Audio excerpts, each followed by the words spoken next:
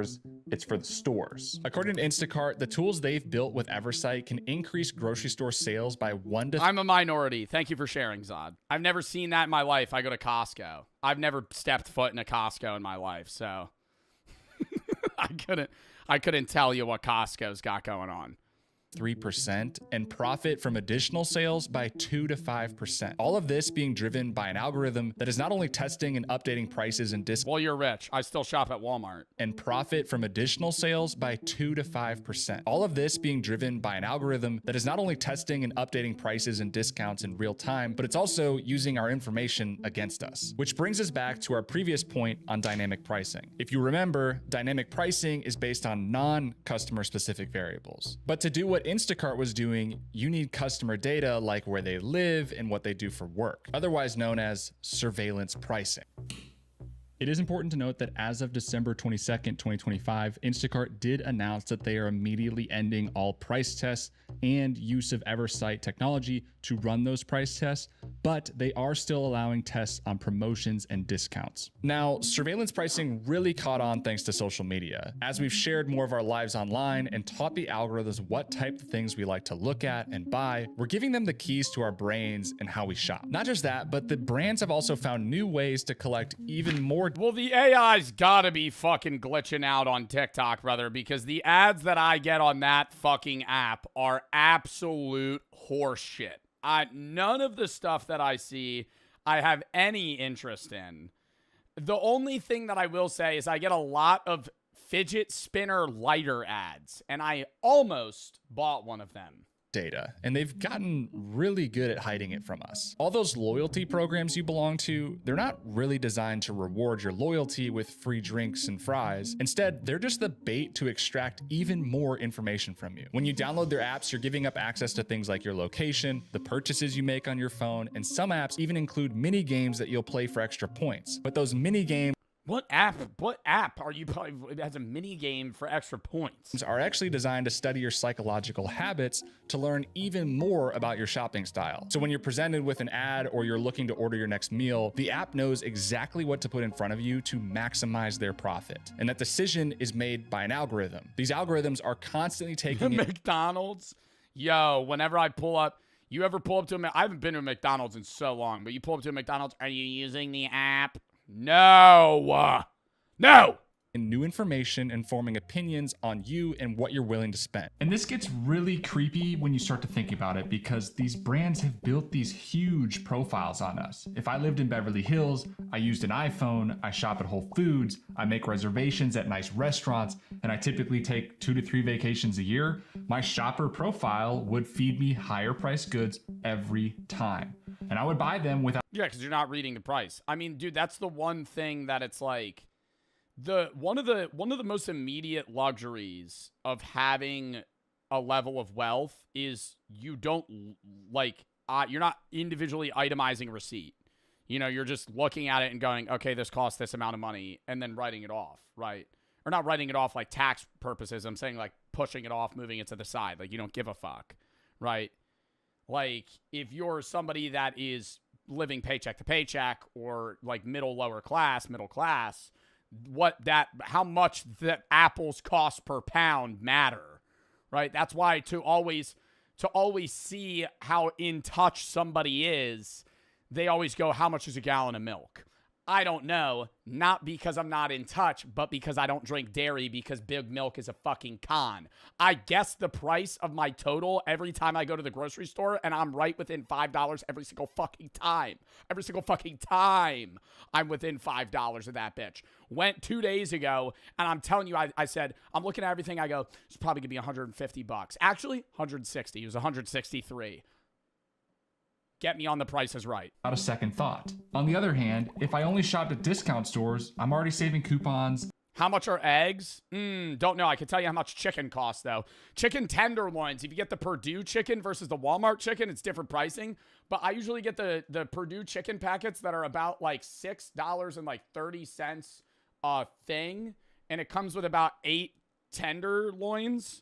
And I get 2 of them. Rarely purchase something if it's not on sale. The algorithm will only ever feed me discounted items or lower priced goods. But don't just take my word for it, because this is actually happening around us right now. In 2019, an investigation showed that Target was charging $4.99 for a TV on their app. But when you pulled into a parking lot of one of their stores, the price would increase to $5.99 because the algorithm They were up at that bitch $100. assumed you're more likely to purchase if you're already at the store. Also, in 2012, Orbitz was caught pushing Mac users to more expensive hotel options than PC users. When you would log onto the site with a Mac, the more expensive options would pop up first. The algorithm assumed that if you had a Mac, you were probably in a higher income bracket and could afford it. One study even showed that shoppers selecting fast delivery on baby formula were labeled as rushed parents and were assumed to not be price sensitive. So the algorithm would just bump up the price on baby items. But the problem's The one other thing I gotta say that does this that I don't care and I think it's cool is stock market bars. There's bars where the more people that are buying a drink, the more it costs. So there's like price crashes and hikes, and they'll have a list of like pricing that constantly changes. Those bars are cool as shit. Where if everybody's buying Coors Light, now it's fucking, instead of like $6 or like $8 a can, if it's just like a cheaper bar, now it's 12, 15. But if it's like nobody's buying, Mango Cart, now Mango Carts are real cheap.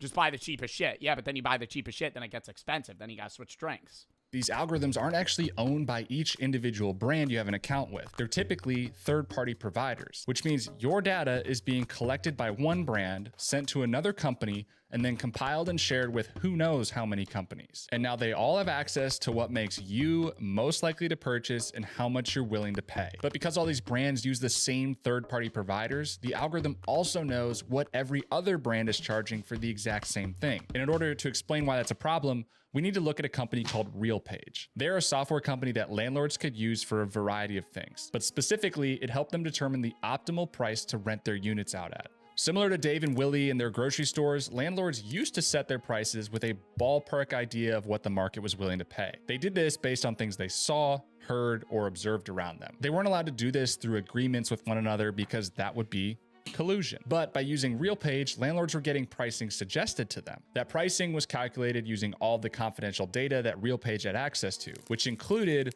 all of the prices of the rental units in their area and the supply of units available. Using this information, I was going to say, I assumed that's how they did it.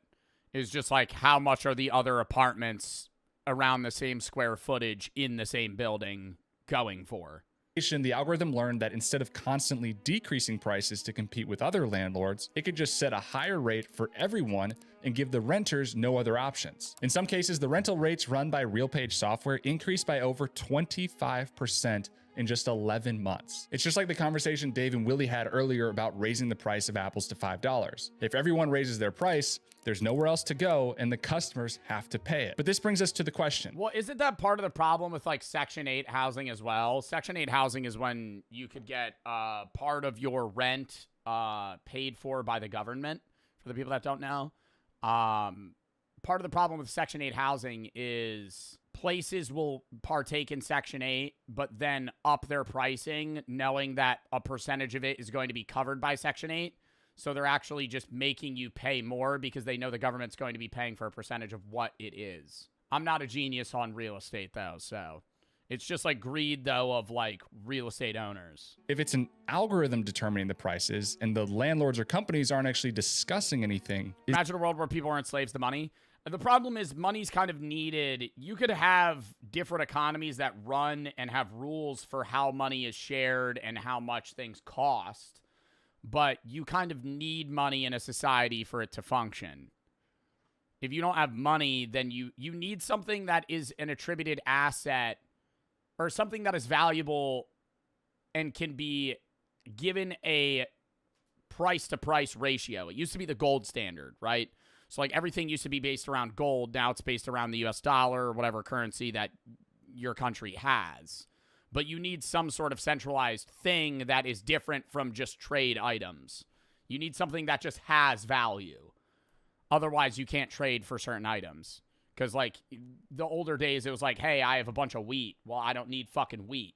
So you then trade wheat for gold, and then you use gold to buy something else. Is it collusion? This has been a hot topic as AI and algorithms have completely outpaced our current laws, but the DOJ and several states did sue RealPage over anti-competitive practices, and there's currently a proposed settlement between the DOJ and RealPage that would force them to stop offering software that recommends how much to charge tenants, which is a win, but there also has been similar cases related to hotels and casino pricing that have been dismissed in court due to lack of evidence.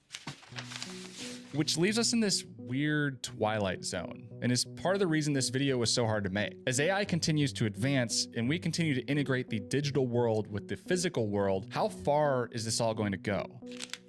This is an electronic shelf label. You've probably noticed them at stores like Best Buy or Target, and in theory, it makes it easier for stores to reprice items or change shelf layouts. But they can also be changed remotely at any time, which means it won't just be Instacart changing the pricing in the app while you're shopping, but they could update it in real time depending on who's looking at it. Kroger recently partnered with Cooler Screens, who makes those digital freezer doors we're starting to see that often have an ad on them. But the scary part is that they also have a that's even worse, bro. The fucking freezer doors that just have ads and other shit on them that tell you like what's in there, but it's also popping up other shit that it thinks you might want because it sees that you're standing in front of it, so it profiles you and then markets to you what they think you would most want. Facial detection feature in them, allowing them to change the ad on the screen depending on the age and gender of the person standing in front of it. Kroger does deny that they're using the facial recognition technology, but we can all imagine what's possible if they decide to turn it on. Pretend you were to walk into a store tomorrow. As soon as you walk through the door, your phone pings so the algorithm knows you're in the building and immediately has all of your shopping preferences saved. As you're walking through the produce aisle, the algorithm knows you've been watching TikToks about banana bread, so the price tag on the bananas instantly increases from $1.59 to $1.99. As you continue walking through the store, you reach the freezer aisle. Bananas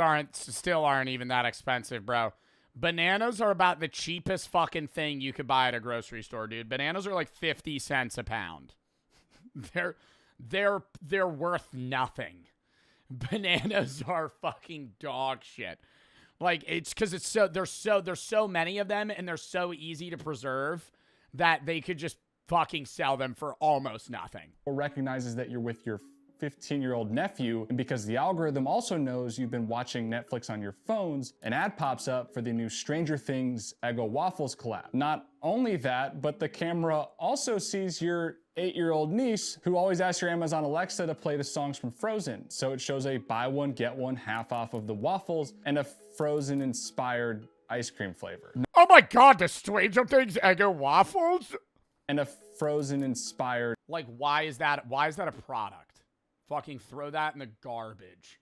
Frozen 2 Magical Mint Snowflake. That makes more sense. Neither of which were things we were planning on getting when I walked in the door, but now they're in my cart and I'm spending more than I originally intended. This is just a small example of what's possible with this technology, and it's only getting smarter and better at predicting the maximum amount we are all willing to pay. If we continue down this path, there won't be a market price anymore, and competition will basically just disappear. We would reach a state of what economists call perfect price discrimination, meaning every person will see a price that is 1 cent below the maximum amount we would pay for an item. Some people would pay $4.99 for an apple, while others would pay $1.99. And all of this is almost unavoidable. Some economists say that surveillance pricing creates a more efficient. Unless I start acting like I like certain products and hate others. I start tweeting out that I despise Honeycrisp apples and I think that they taste like fucking shit, right?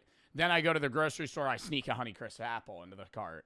Market because the price reflects real-time supply and demand on a per-person basis, but it also eliminates the free market. If all the stores use Honeycrisps are the best. Oh, I agree. They're the best apple. I'm saying I would lie and say that I hate the things that I like. Same algorithm, you'll never be able to shop around for a lower price or find any real deals. It'll all just be a facade.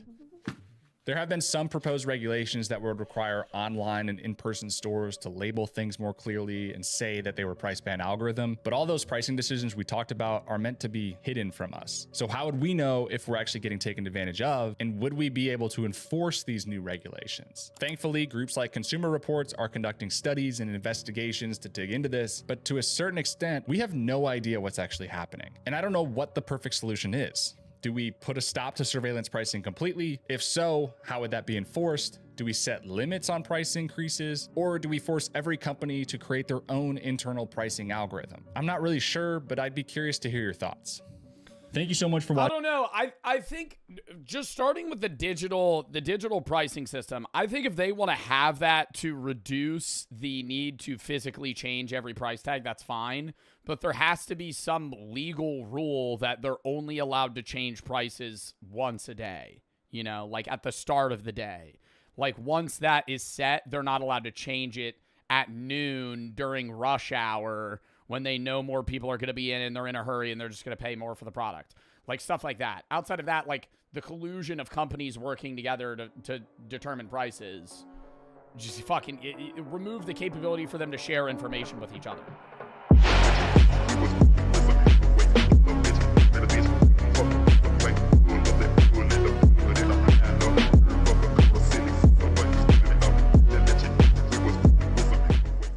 You had to pay the owner $125,000. The most you can spend on a spider. 500 pesos. Yun yung ano. People spend 500 pesos on a spider? They say, chat, this is the best thing, not the best thing I've ever heard. One of the funniest things I've ever heard, but it's true. The fastest way to lose money is buying an expensive horse and then shooting it. Worse than gambling. Gambling is it's not buying a yacht. If you want to burn $100 million, buy a champion racehorse and then just shoot it in the head. Each. And Why would you ever shoot it? I'm not saying you would. I'm saying if you had to get rid of money, because like there's always a hype. Like my friend used to do this hypothetical where it was like you get $1 billion if you but you in a 24-hour period you have to spend all of it. Like you have to get rid of all of it, and then if you do, you keep it. Like what would you do? Just go out and buy 1 million horses, or like because buying a yacht's gonna be like harder in a day than that. areas of the Philippines that are known to produce the best spiders come with serious demand, which means there are professional catchers out there every night sourcing these things and funneling them to whoever's hands are willing to pay for them. Alright guys, it is twilight time. We have a spider hunting. I don't know, like, do you think you'd be able to wire $1 billion in a day? I feel like that's such a large donation. Like, I don't even know if that would be possible. Right here, and we're about to head into the jungle. Is this really jungle? I don't know, but we're gonna catch some spiders. We can't catch any spiders? For sure.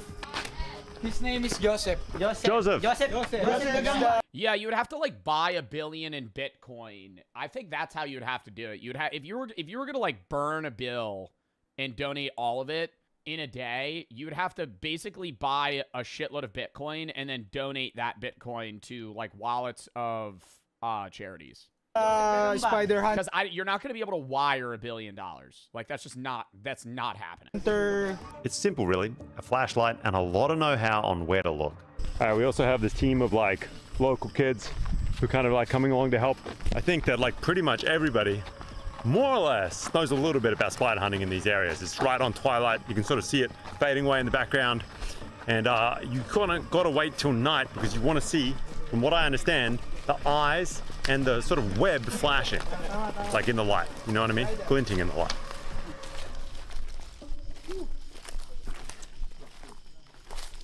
How do they know what spiders they want to get? Looking pretty carefully along all these trees, using the flashlight a lot. Again, we're sort of looking for web. It's harder now because it's not rainy season. I think the web sort of holds moisture, much easier to see. Oh, yeah, meron. This one. Oh, there's a spider. Wait, stop, wait. Wow. Dude, nice work. So we catch it like this. I am not grabbing that fucking thing. Holy shit. I would rather go like nighttime snake hunting than do this. There's a caught and quickly loaded into Grabbing it with your bare ass hand. the divided cardboard housings. You put in his box. Oh! Alright guys, I think we're off to a pretty flying start. We're honestly like 100 meters from camp. We already picked up one spider, had a small web going. It was kind of wrapped inside a leaf. Actually, I've been told that is often how they are downed. One spider down. Let's hope we got at least 5 more to go. That was the goal, 6, but man, we're off to a really good start. Yeah, like why don't they just breed them? This one. Oh, meron daw. Yeah. Alright guys, spider number 2. This is, again, we're off to a kind Oh, that's a weak chud one. of a flying start. That's He's about the size of a quarter. maybe 2 in a couple of 100 meters. The game really seems to be just sort of walking along, closely inspecting these leaves. It's crazy how much they blend in. Okay, He says he can sell it for 20 pesos. 20 pesos for this one. Yeah. That is a weak one, though. 33 cents? How much are the best ones selling for? Okay. Ooh. I guess it. I'm not thinking this hustle's very worth it anymore. I told you so, chat. I thought they were at least selling for $1 each. Oh, shit. Oh, you got it? Yeah. Okay. 2 spiders down. I think that 6 target He said 500 pesos. Bro, nah. He said it said 30 cents. run into is him spotting them. Oh. Because you got to think, if they're using them in a gambling ring, yeah, it's like, okay, most of them are going to die in 2 fights. But, like, there's still probably spiders that are selling for, like, $100. Guys, 3 down, 20 to 30 pesos a pop already. We're clipping along, man. It's going to be some serious income. Yo, y'all are not doing math right. I'm certain 500 pesos is not $28. I feel like this is like a hive mind. Oh. How often is he out spider hunting? Is it every night when it's in season? Ano, mga 5 hours ganyan. It takes him 5 hours to catch spiders. 5 hours every night. Minsan lang, kada 2 araw lang. There's an interval every 2. No, but it's Filipino pesos. It's Filipino pesos. Yeah, $8, fucker. You're looking at Mexican pesos. days. Every 2 days, something like that. Isn't it the same thing? No.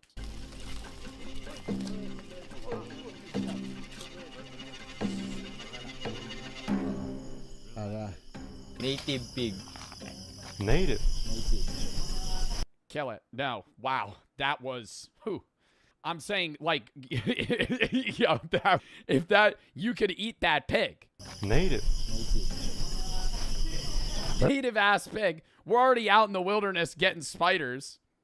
That's not a native pig. It has a collar on.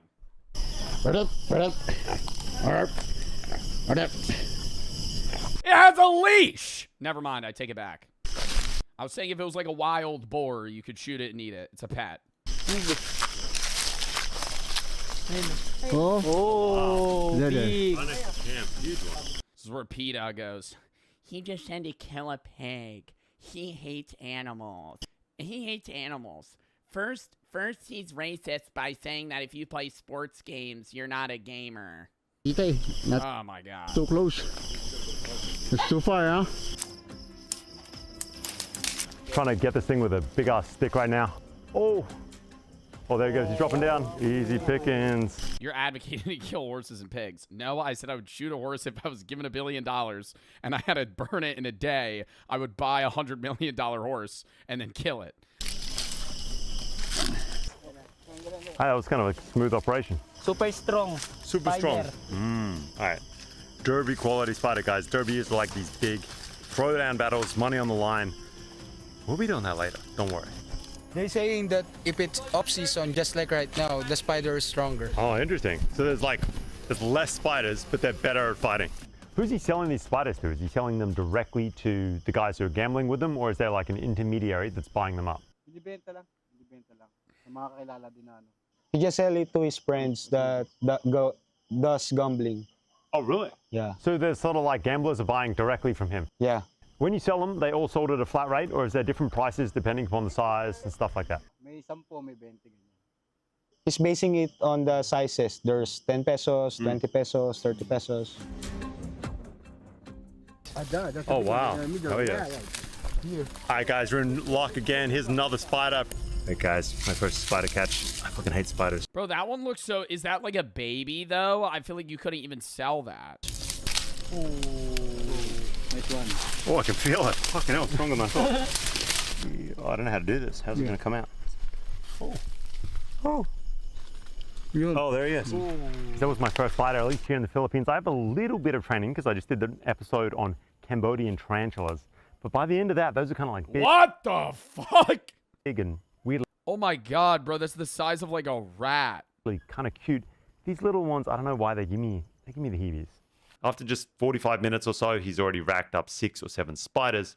And you can quickly see how this is a full-time income. Don't do it. If you're catching hundreds of spiders every single night. We got, I think, 6 spiders in quick succession. Like, man, we were out there for maybe 1 hour. From here, we're gonna see where these go to spider vendors, and then to those buying them, both the kids and the professional gamblers who throw down with spiders in the back alleys of Manila.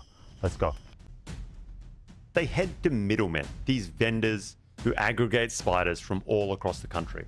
Where do the best spiders in the Philippines come from? Sa kadalasan, ang inaangkat yan sa Masbate, Visayas, Cebu, Bohol. Jensan. All over. Kung palakihan, Jensan, Cebu yan. For the Kasi more masculine spider, Masbate. They're bigger or what? Ang pinakamalaki kasi, Why are we only blurring this dude's face? Because he don't want to be on camera? Cebu saka Jensan. Bigger is from Cebu and Jensen. Pero kung patapangan, Masbate. Masbate for the most brave spider. Like more aggressive or something More like that. aggressive. They know which regions produce bigger spiders, which ones produce more aggressive spiders, which ones have more reach, the right Like, these aren't dead? markings, Are they asleep? different colorations. There's this entire folk taxonomy around the spider situation. You realize these aren't just bugs anymore, they're prospects. They're Bro, they don't look hype, though. Like, is this a ref? Like, every clip they be showing, it's just some dude. Yo, that low-key looks like sketch. spiders. They're assets for these guys, and prices start to climb. And you might be thinking what I'm thinking. Like a tan sketch. If the mountains of Cebu are known for supersized spiders with giant fangs and heavy venom loads, and the lowlands of Mindanao are known for ferocious aggression, and places like Bukidnon are producing spiders with longer reach or sturdier bodies, then why settle for one? Why not breed these things? All right, guys, we are here with James, bona fide Filipino spider breeding expert. We're gonna see what this whole sort of like breeding, collecting side of the hobby is How do you tell which one's male and which one's female? Like, how do you get them to breed? right now. Breeders all over the Philippines obsess over variants, bloodlines, unique colorations, and all those little tiny characteristics that separate out the average spider from a killer. Penis and no penis. No, it's like chicken gendering. You know, that's like a weird...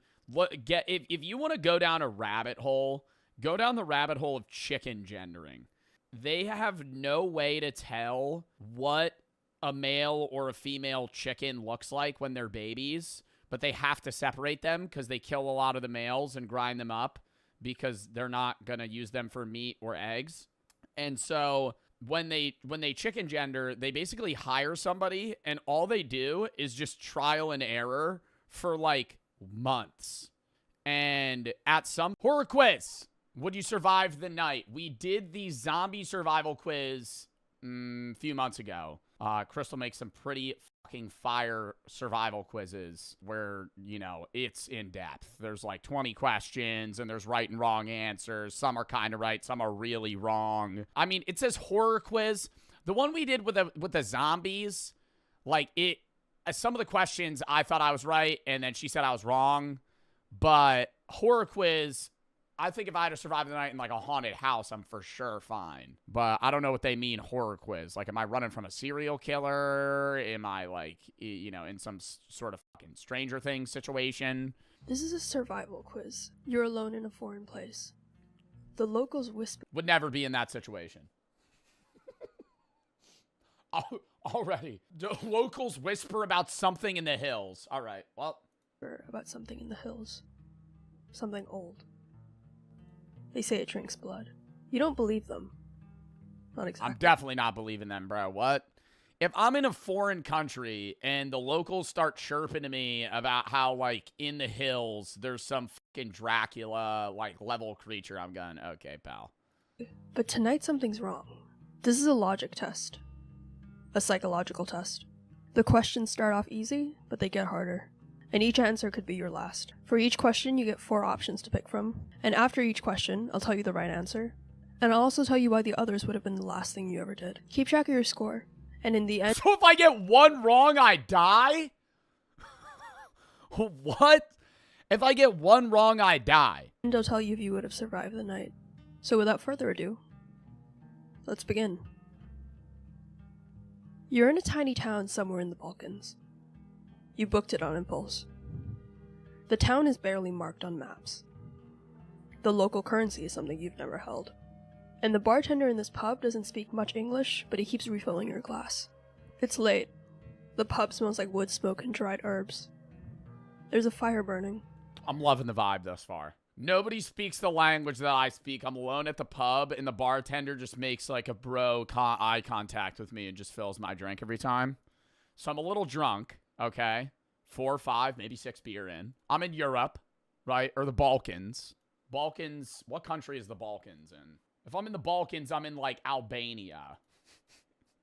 All right. I'm in like Albania, Romania, Serbia. I don't speak the language of the locals, and I'm kind of drunk. They're probably drinking like 6% beer, you know. They're still at the back table. They keep glancing at you. One of them finally leans over and says something that sounds like, "You shouldn't walk back alone. Not tonight." I'm not thinking that's supernatural. I'm thinking that motherfucker's letting me know that I'm about to get mugged on my walk back, okay? If I am drunk at a bar alone in Romania or Albania or Turkey or wherever the fuck I am, and a local leans in and goes, "You shouldn't walk home tonight alone. It's not safe." I'd go, "Oh, so I'm going to get murdered by a human. Like a person's going to hurt me." You ask him what he means. He gestures to the window and says one word in broken English. Nosferatu. Vampires, brother. I'm going, "Thanks, buddy. I appreciate that." And then I'm walking home. The table behind him laughs. How do you respond? Option A, laugh with them. Maybe it's a local joke. Option B, ask if something happened recently. Option C, say, "I don't believe in that stuff." Or option D, say nothing and finish your drink. Damn, dude. This is a life or death scenario here. If I get it wrong, what do they just shoot me? I fucking ask if something happened recently. "Oh, you're an idiot." They kill me. B, I'm not asking if something happened recently. I would probably say, "What do you mean?" C, "I don't believe in that stuff." Nah, I'm going D. Saying nothing. So the correct answer here is option B, ask if something happened recently. So the reason this is the right answer is because here you're not dismissing him. You're gathering information without feeding the myth or challenging it. And survival often starts with listening, especially when you're the foreigner without any cultural context here. Option A, laughing with the crowd, is not the best answer here because it alienates the speaker. They might shut down or play it off and you've lost a source. Option C, saying you don't believe in that stuff, draws a firm line in the sand and you've now made it personal. If they were I'm drawing that firm line in the fucking sand. Yo, okay, if I'm in a foreign country, I'd probably pan into it a little bit. I'd be like, "What do you mean Nosferatu?" trying to warn you, they'll back off. And option D, going silent and Bro, that's like me being at a local bar in New Jersey and somebody being like, "The Jersey Devil's out tonight. You shouldn't walk home alone." I'd be like, "You're crazy. You're an insane person." information withheld now might cost you later. The man narrows his eyes. He speaks carefully, like he's trying to remember the right words. They come if you are soft, if you say yes too easy, if you listen and you should close your ears. You ask, how do you stop them? He looks at the candle and at the table, and then back at you. You don't, but you can delay. He lifts his hand and he pinches the flame out between 2 fingers. Damn, this guy's kind of hard, though. This guy's kind of got aura. I feel like now I have to listen to him. He pinches the flame with both of his fingers. And he glances. He's kind of like rizzing me up while he's like warning me. They ask you small things first. Just small. Can I come closer? Do you hear me? Will you look at me? It's not always the door. Oh, so I'm dealing with vampires that I have to let them in. And he leans closer. You don't say yes. You don't say no. You don't say anything at all. Someone behind him scoffs. It's one of the older men at the back table. Ignore him. This one still believes the old wives' tales. The bartender doesn't look back. He's staring at you. They came Hold up. Bang. last week. A girl was found. She was still standing when they found her. Still warm. No blood inside. like something had hollowed her out and walked away. As you stand to leave, the bartender slides something across the bar. A small metal charm on a string. It looks handmade. Rusted. Ancient. He doesn't look at you when he speaks. Protection. What do you do? Taking that bitch! Taking that bitch! What? He gives me a metal charm on a string and he goes, protection. I'm going, okay. And I'm wearing that. Option A, put it on immediately. Yup. Option B, refuse politely. You don't believe in that stuff. Option C, take it, then ask what it's made of and what it does. Oh, C. Or option D, leave it on the counter and walk out without acknowledging it. C. So the correct answer here is option C. Take it, and then ask Yes. what it's made of and what it does. So the reason this is the right answer is because here you're signaling respect and you're gathering information. You're neither dismissing nor blindly accepting it, and that maximizes safety and intel. Option A, blindly putting it on, is the wrong answer because you have no idea what this is, and if wearing it marks you, binds you, or even attracts the thing that you're trying to repel here. Option B, dismissing the offer out loud, is also the wrong answer because this signals ignorance and arrogance in a dangerous and unfamiliar environment. And option D, walking out without acknowledging it, is the worst of both option A and option B. You've both ignored local protection and you've potentially insulted someone who might be your only ally. You pick up the charm. It's heavier than you expected. You don't put it on. It's made of tungsten. You pick up the charm. The string snaps. You've just got yourself in a New York City free charm scam. This guy's asking for a tip for the free jewelry he just gave you. You decline. He says, "Well, you broke my charm. Now you have to pay me for it." Instead, you ask, "What's it made of?" The bartender pauses. He leans forward slightly, and his voice lowers. Cow urine. Cow urine. Horse shit. Iron from a grave fence. Oh, iron from a grave fence. And then he taps the string. Thread from a shroud. He looks at you for a long time. And a little bit of puffer semen. You don't wear it to look strong. You wear it to be overlooked. Don't let them hear you say their name. And never, never speak to them first. The candle on the bar flicks sideways, like someone walked past. But no one did. Outside, the night is colder than it should be. You check your phone. No signal. No, not big puffer. Like a puffer fish. I don't know, maybe The road home is darker than you remember. One street lamp flickers ahead. Time to walk. The real quiz has officially begun. You step out into the cold. The charm is warm in your pocket. The night smells like whetstone. You've been walking for nearly 15 minutes now, uphill, away from the bar. No shops Well, here's where you're wrong, because I'm catching an Uber ride. open, no cars, no sound except for your own footsteps. Up ahead, beneath a flickering street lamp, you see a figure. They're standing still, head tilted down, half in shadow. I cross the street. I jaywalk across the street, and I avoid contact with him. This is not even, regardless of whether or not Nosferatu's a thing. If I'm walking alone at night, and I see a guy standing under a street lamp at like 1 in the morning, I'm crossing the street. I'm not passing him. Not approaching, not retreating, just waiting. What do you do? Option A, keep walking toward them, confidently, like you belong here. Option B, cross the street and pass at a distance without making eye contact. Option C, turn off into a narrow side path to avoid them completely. Or option D, call out, "Are you okay?" B. I'm not going down a side path. That's really scary. I think B, cross the street. Still keep them in your peripherals. So the correct answer here is option B, cross the street and pass it Fuck yes, dude. Fuck yes. the distance without making eye contact. Option E, run at him manically and scare him, right? Vampire, been alive for a long time, probably never had somebody when he's trying to hunt him down go, fucking just sprint at him full speed. Contact. Catch him off guard. So the reason this is the right answer here is because you're avoiding direct confrontation without showcasing your fear. You don't engage, you don't escalate, but you also don't turn your back on them. You stay in the open where you can be seen, and where they can also be seen. Option A, approaching confidently, is the wrong choice because approaching confidently is still approaching, and it assumes you understand the threat level, and you don't. Confidence won't necessarily stop a predator. It just gets you closer to their reach. Option C, ducking into a side path, is also the wrong answer because this gives up the only light source that you have, and you're trading visibility for panic here, and creating a choke point where you can't be seen or helped. Option D, calling out, is also risky because here you're establishing contact, inviting a response, and giving away your emotional state. Worst case, you're telling them that you notice them, and that you're also alone.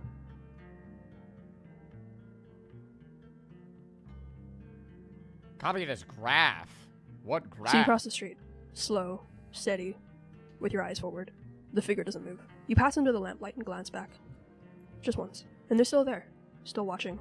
Not following. Not yet. But the air behind you feels full. You know, I don't think I would be as afraid of a vampire. Like, I'm imagining this guy in, like, a top hat and, like, a trench coat. Just, like, standing, looking at the ground. Right? It would be a hell of a lot scarier if they were, like, from the Smile movie. Like, that would be the creepiest thing. I wouldn't be able to do that. Like, alone at night, and you're just, like, in an alleyway, and some guy's just under a street lamp, just, like, staring at you. Like, that would be fucking mortifying.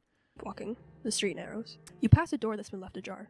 A tiny convenience shop with flickering fluorescent lights. You step inside. A woman is sweeping in the back.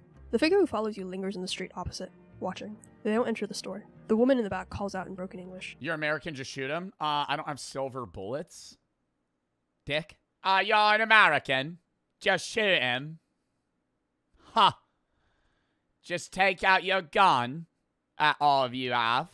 Right? You guys are always killing each other with them. This time, there's a reason to have one. I finish in 10. Safe. She gestures Silver towards doesn't kill vampires. Fake horror fan. It's a wooden stake to the heart. Garlic is dangerous to them. What does a silver bullet kill? That's a werewolf. the small delivery van parked in the alley. Buddy, I've watched almost every season of Supernatural, okay? Buddy, I've seen almost every season of Supernatural. You don't think I know? You don't think I know the lore on how to kill a vampire? Got back. What do you do? Option A, accept. You wait inside with her until she finishes, then take the van. Option B, politely decline and continue walking towards your inn, staying on. Oh shit! What's happening? Sorry. She gestures toward the small delivery van parked in the alley out back. What do you do? Option A, accept. You wait inside with her until she finishes, then take the van. Option B, politely decline and continue. The woman calls out in broken English. You take my lift? I finish in 10, safe. She gestures towards a small delivery van in the alley out back. I think I'd kill her if she pressed me, so I think I'm going to accept. You walking towards your inn, staying on lit streets. Option C, ask if you can wait inside the shop for a few minutes, and then leave on foot once the figure is gone. Or option D, step outside the shop and try to confront the follower. See if they'll speak. C. So the correct answer here is option C. Ask if you can wait inside the shop for a few minutes and then leave on foot once the figure is gone. So the reason this is the right answer is because here you're buying time without committing to transport. Here you're under light on neutral ground with a potential ally, and you're not putting yourself in a confined space with anyone. Option A, getting into a stranger's vehicle. And if this old lady presses me, I put her in a full Nelson. Gamble, especially down a dark alley. Even if she seems kind, you can't verify her intentions, or who else might be involved. Waiting inside the shop is also a gamble, but it's a lower risk one. In the van, you're in a confined space, and if it's a trap, there's no exit. Whereas the shop is still in a public-facing, visibly lit area where you can leave at any time and there are multiple exits. Option B, continuing alone, is the wrong answer because this keeps you exposed, and you're gambling that the figure outside won't escalate the moment you leave the range of potential witnesses. Option D, confrontation, is the most dangerous move here, elevating the encounter into a challenge, and you don't know who the figure is, or what they want. Speaking to something you don't— He could just be a fucking crackhead. Like, what do we talk? I mean, we don't even know if he's a vampire yet. I just left the bar and the first guy I see under a dim lit lamp, I'm thinking is a fucking vampire. That's just like paranoia. Understand is often how these stories end. So you linger inside the shop. The woman keeps sweeping. Slow. The literal first guy I see. We're in Romania. Okay, I'm in Romania. I'm in Albania. I'm in the Balkans. All right. And the first guy I see after I leave the bar is just fucking standing there, and I'm like, must be Nosferatu. And rhythmic. She doesn't speak to you, but she doesn't ask you to leave either. The figure stands outside.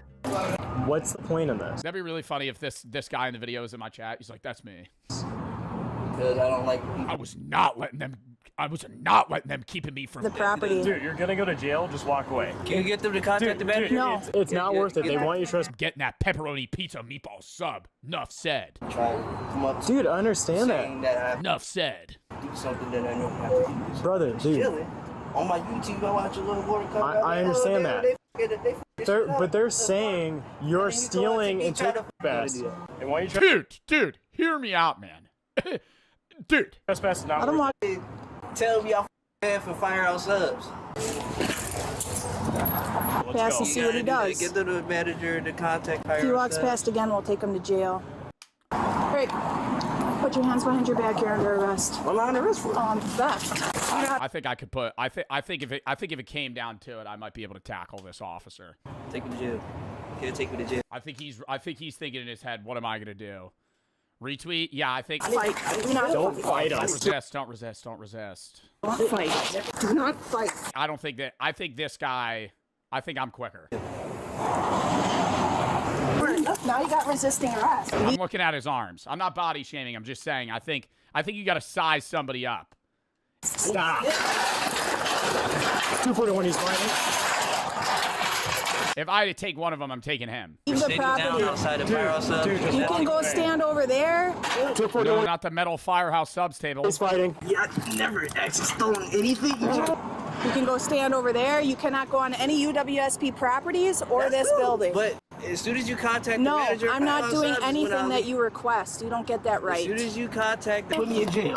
I did that. No, I didn't. Yes, you did. They gave me a cup of water. The manager, firehouse subs No. is when I leave. Brandon, we don't have an issue. If you just walk away, we're all good.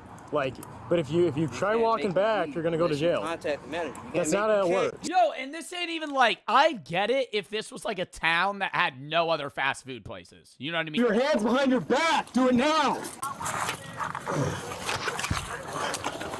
Like, this looks like a semi-populated town. Like, if you live somewhere where, like, the hangout spots, like the Walmart parking lot, and there's, like, one fucking Panda Express, I'd be like, all right, you know, get... I'm not losing my job over this. I'm not losing my job. Stop.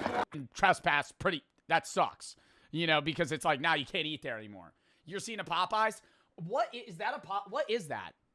Is that a Popeyes? I was trying to read what it is. It looks like, I mean, you could have left, man. I have one cuffed. I have his hand. Like a T, not a P. That's definitely how that works. No. I really don't think Popeyes is where I'd... I'm not losing my job. Let him do it, man. You made a choice.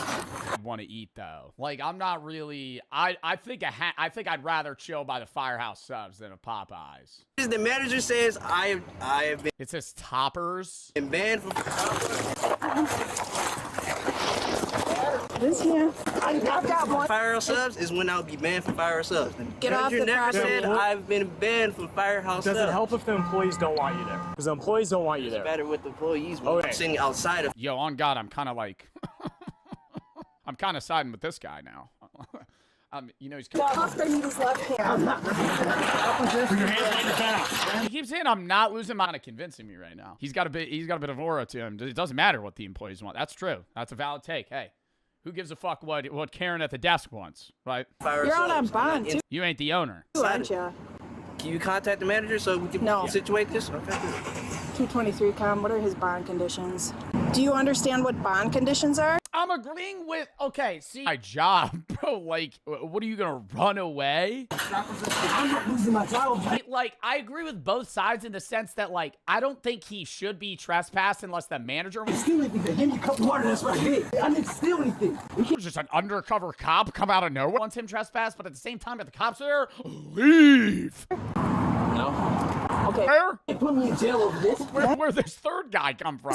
No, you can't. You cannot put me in jail. So you're out on bond because you committed a crime. Okay, so you can't commit any other crime. I'm not committing crimes. No, not Over this. You literally can't put me in jail. What? Where's the fourth guy coming from? Yeah, but if you come back on this property, I'll take you to jail for DC. I'm not taking. Actually, I can. See a cup of water. That's what the I did. Put me in jail over it. That's dumb. I didn't steal Who's anything. the fifth? No, All you we're cannot. asking you to You do definitely is cannot leave the because the manager never said. It does not matter. The manager never said that I was banned from Firehouse Subs for sitting outside of Firehouse Subs. Guy in the back. You need to be searched. They tried to put me in jail for that. I didn't steal anything. They gave me a cup of water. That's what the I did. You can't put me in jail over that. They're saying you took soda. Do you want us to physically remove you from the property? Do you want us to do that? You literally can't. You literally can't. We will physically remove you. You can't. Contact the manager of Firehouse Subs. Soda! Let's search. Soda! They gave me a cup. That's not f***ing stealing. But you said they gave you a bit. Dude.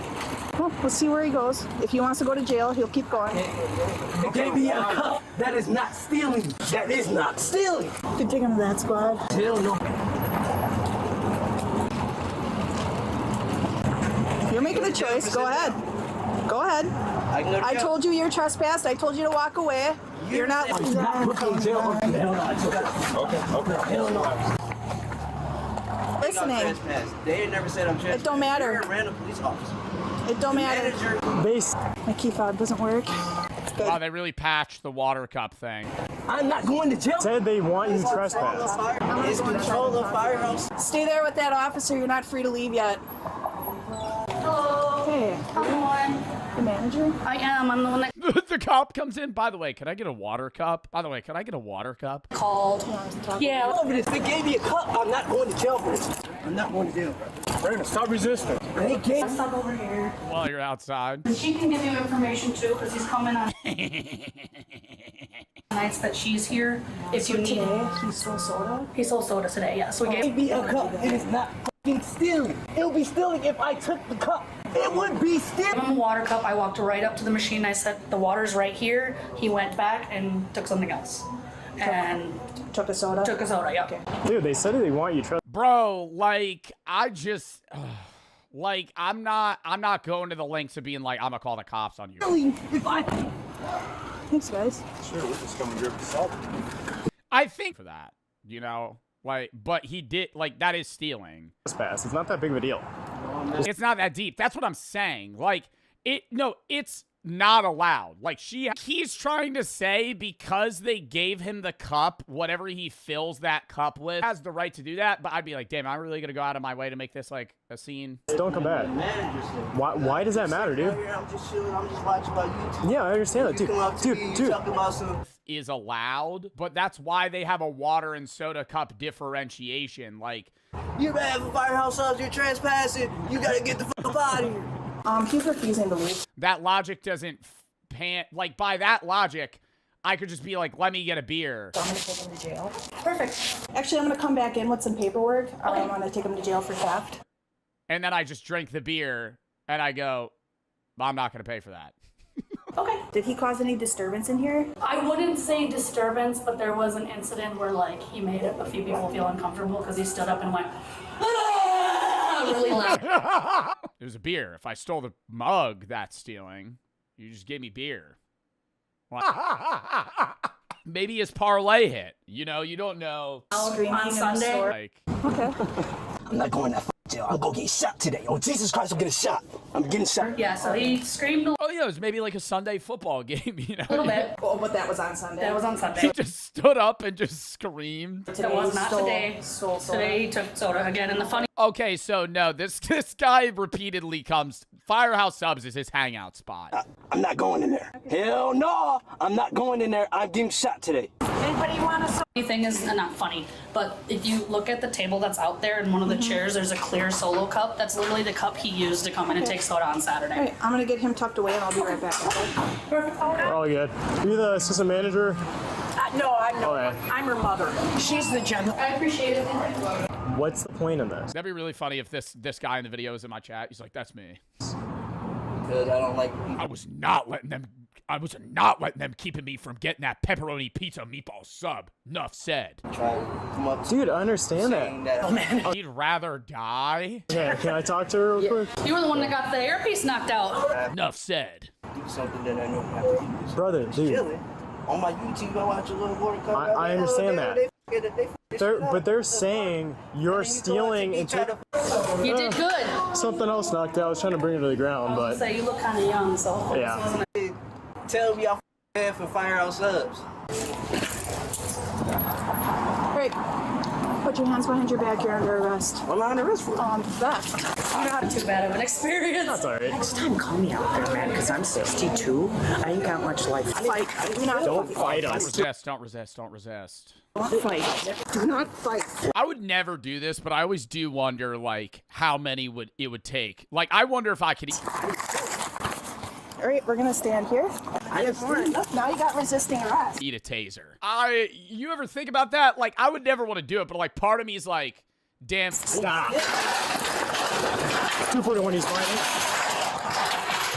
Like, if I like ran, like, do you think they hit me and I just go and just fucking like eat shit? I think I'd have to. Because they always say, like, the bigger you, like, the more... No, not the metal firehouse subs table. He's fighting. Yeah, I've never actually stolen anything. The body fat you have, the less the taser hurts you. So, like, if they hit me in the back, I'm cooked. Like, I'm fucking convulsing and then hitting the dirt. He put me in jail. I did that. No, I didn't. Yes, you did. They gave me a cup of water. Yeah, we were watching the whole time. Only one way to find out. I got zapped with a hand taser before, but that's way. Your hands behind your back. Do it now. I'm not losing my job over this. I'm not losing my job. Stop. Hey, different. That was not fun. That's what I didn't want to deal with in here. Yeah, no, it makes Because he was going to get I mean, you could have left, man. Casually explained the global military superpowers. While we all know there's nothing we can do to improve our own lives and it's best left to whoever's in the White House, it's also the case that the people at the top of our institutional hierarchies have more than just the clamoring citizens to answer to, as they have real issues on the global stage they have to make worse. Meaning in order to actually understand the larger scale objectives of a nation, we have to zoom out and view every country like we're playing Civilization, and we're in charge of large-scale decision-making for the country's resources and political interests, rather than viewing the world as a citizen from that country. A good example of this is that in economics and politics, everyone says that America is the most powerful country in history, as they have the best technology and are the richest civilization of all time. Then immediately everyone in the comments... But we're the richest civilization by GDP. We're not the richest civilization by individual. I feel like that's such a gross inaccuracy. People always go, the U.S. is the richest country in the world. Yeah, but the majority of that wealth is held by the people that are at the top, right? The average income of somebody in the United States, we're not even like top 10. Like, actually, I gotta look that up. Luxembourg, Switzerland, Iceland, Ireland. Average annual wages in the U.S. 2000 to 2024. 2024 average annual wage is $82,000 in the U.S. That is just not true. Monaco, Bermuda, Liechtenstein, Norway, Switzerland, Luxembourg, U.S., Iceland, Ireland, Isle of Man, Qatar. What's the lowest? Burundi, $260. How do you even live on that? It says, well, I'm American and I'm not rich. And I'm sure that's correct, but observe how zoomed out I am on the map. I can't see you at all, meaning you are a trifling statistic to me.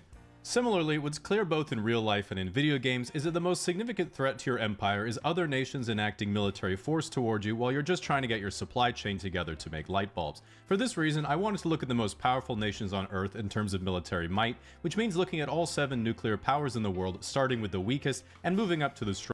Who's Winnie the Pooh? Oh, Xi Jinping. Strongest. To preface, I'm not going to be mentioning any countries in Africa or South America. This is because they don't have any nukes, meaning they don't matter or exist, so we can just delete those. This is how they do it in the Pentagon, by the way. First, we have our honorable mentions, which are countries that have no nuclear weapons but are still extremely formidable. Iran. Iran currently does not possess any nuclear weapons, but recently was enriching uranium to levels above 60% in a facility 90 meters. How do we know if a country doesn't have nuclear weapons? Is that like, are we able to know that?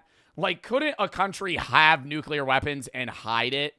Even if you are spying on these countries, I'm not saying Iran has nuclear weapons, but I'm saying like countries could just have nuclear weapons and just not say it. But I think it's better to say it because that's the idea of mutually assured destruction. Because then you ensure your nation's survival from imminent threat because you could just threaten nuclear war back at someone. Meters under a mountain. This was a bit suspicious and of course alarming to America's Department of Defense, because as the name implies, what America is defending itself from is another country possessing an object that its current arsenal couldn't destroy. Thankfully, there is not yet such a thing.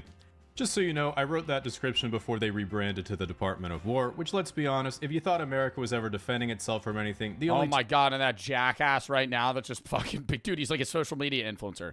Who's the head of the Department of War right now? And he just posts on fucking Instagram Reels all the time. I'm like, dude, go do something. go fucking do something. Pete Hegseth.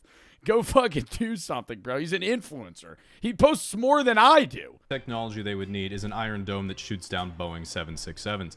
Saudi Arabia. Unrelated, Saudi Arabia also has no nuclear weapons, but is still top 10 globally in terms of defense spending, and is a fairly— Defense spending, but I feel like Saudi Arabia is also just so— like, even if they're not the top in military power, they have just raw power from wealth.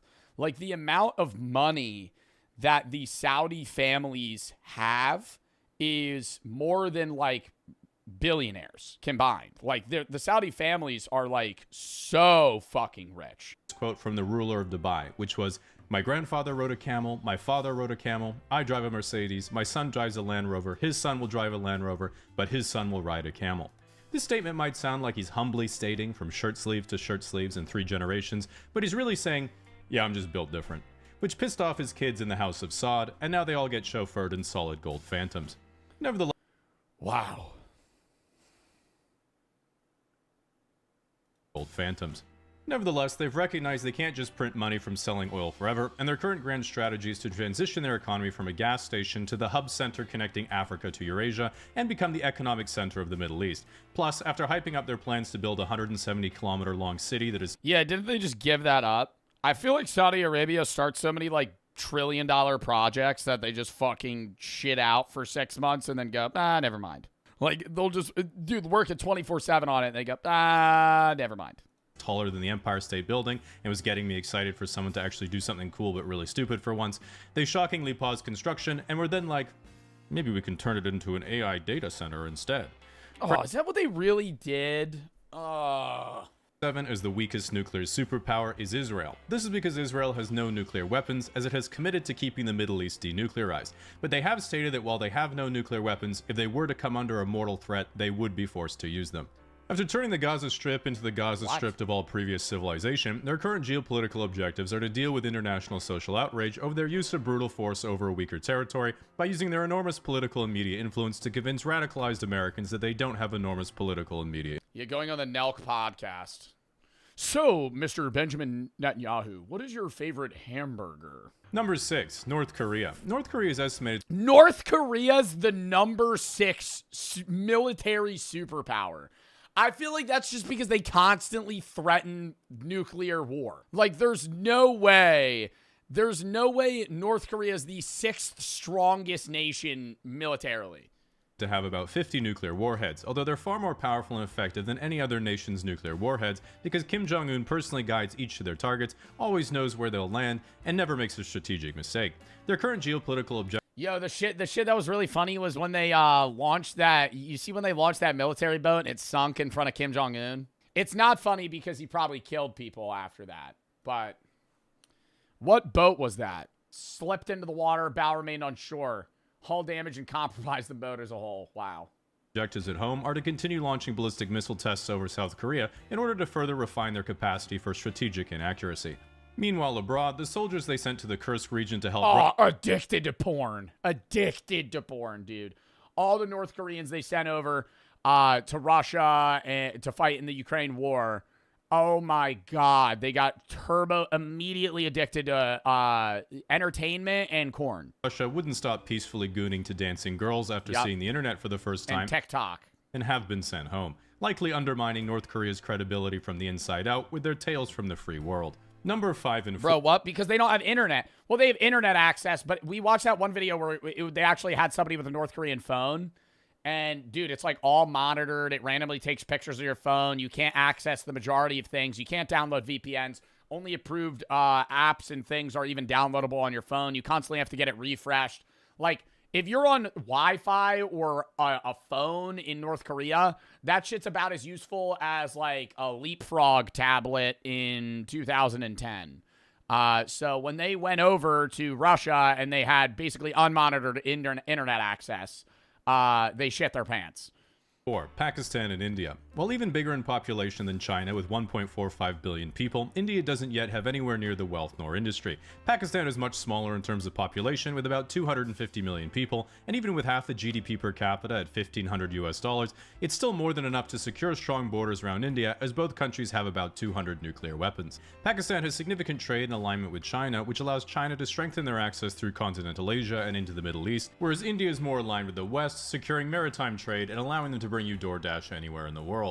Now we get to the top 3, which are considered the real major superpowers in the world and a major jump up in power level from everyone else. Russia. Russia is by far the weakest of... It's going to be Russia, China, US. Russia's weak right now because they're going through all of their gold reserves. Isn't Russia just like burning cash fighting Ukraine right now? And like, what I think the person that runs the central bank in Russia went out again. The only woman or person in general that is able to speak out against Vladimir Putin is the leader of the central bank because they have to be like outwardly honest about how their country's doing, at least to Putin. And she went out and was like, yeah, we're doing like really fucking bad. And then now she's not allowed to speak about it anymore. Its greatest strength is its enormous abundance of natural resources and sheer landmass, meaning they have access to the Arctic Ocean, the Black Sea and the Mediterranean, and land trading routes to China, Europe hypothetically, and the Baltics. While obviously a shadow of the Soviet Union, a lot of analysts are downgrading Russia's superpower status even further, as their military capacities seem much weaker than previously thought, and Western sanctions mean they're extremely reliant and arguably at the mercy of China as a primary trade partner. While Russia isn't overwhelming in terms of strategic military power, they are— Dude, take this with a grain of salt from 23-year-old Twitch streamer. I think China, in the way that they're going, is probably going to be making more money and more powerful than the U.S. at some point. China prints money. They fucking sell everything to everyone, and it's like not even close. Like they fucking purposefully, artificially devalue their own dollar, and then their government just has so much money to spend on anything. Are basically unconquerable because they have 6,000 nuclear weapons, which is more than America. And so it's kind of like fighting a Voltorb who might just get pissed you're winning and at any moment self-destruct. Meanwhile, Putin says that pretty much all of Russia's military actions are not for conquest, but preemptive self-defense from the expansion of NATO. For people who are not aware what NATO is, if you ask a Westerner, we would say it's the political and military alliance formed between the United States and Western Europe after World War II that was then extended to more Eastern countries over time as they wanted trade relationships with the West and security guarantees for themselves after the collapse of the Soviet Union and the formation of a still threatening modern Russia to their east. This is of course my Western bias speaking, because you ask Putin what NATO is, he would say, Mordor. At any rate, it's... Seems unlikely any further land conquest is going to occur after Ukraine, because what was supposed to be a quick little pro-gamer move that everyone was going to ignore ended up looking like this on the live conflict map in January 2023, and this is what it looks like 3 years later, so you can make up your own mind what that means. Number 2, China. China's biggest strength is turning their country from what was essentially an What's up, Beijing? agrarian peasant society getting conquered by the Japanese during one of their many angry phases in the 1930s into the largest industrial economy in the world and second largest GDP in quite literally 40 years. They have a population of 1.4 billion and a GDP per capita of $13,000, which is absolutely absurd given its size and where they started. A common sentiment you'll hear online is that China actually only has a population of 800 million, but then you ask for evidence and they're like, well, some Japanese scientists measured their annual salt consumption and it was lower than expected, which is complete. Their annual salt consumption? Wait, there's people that think China's lying about how many people live in their country. Why would they inflate their numbers by 500 million people? I feel like you couldn't lie about that. Like you couldn't. There's no way. I could see a country with 1 billion people saying they have 1.2. But there's no way you could be like, yeah, we have 1.3 billion people, and they're overshooting by 500 million. Nonsense, because my grandma's Japanese, and if you said, yeah, Chinese salt consumption is about 2/3 of what we expected, what do you make of that? She would have said, make a lot of sense, Jamie. Chinese don't know how to cook properly. Nevertheless, what makes China frightening is that because of their export economy, they have a massive industrial capacity. They have similar numbers of tanks and warships to the US, albeit smaller ones, and their air force and overall system technology are far worse. But in terms of shipbuilding, China has a gross tonnage capacity of over 230 times the US and produced over... You can lie easily now? Yeah, but I mean, dude, lying about 500 million people is kind of hard. Yeah, we do have the same amount of stuff as them. Outside of nuclear weapons. Building an aircraft. China has a gross tonnage capacity of over 230 times the US and produced over 1,000 commercial ships last year, and America made about 8. Not 1,000, the number 8. And in case you think that isn't a problem, it's Chinese commercial shipyards that also make the destroyers. Currently, China's next big move is most likely the annexation, aka reunification with Taiwan, because to be frank, it's literally right there. And when China was... But like, why?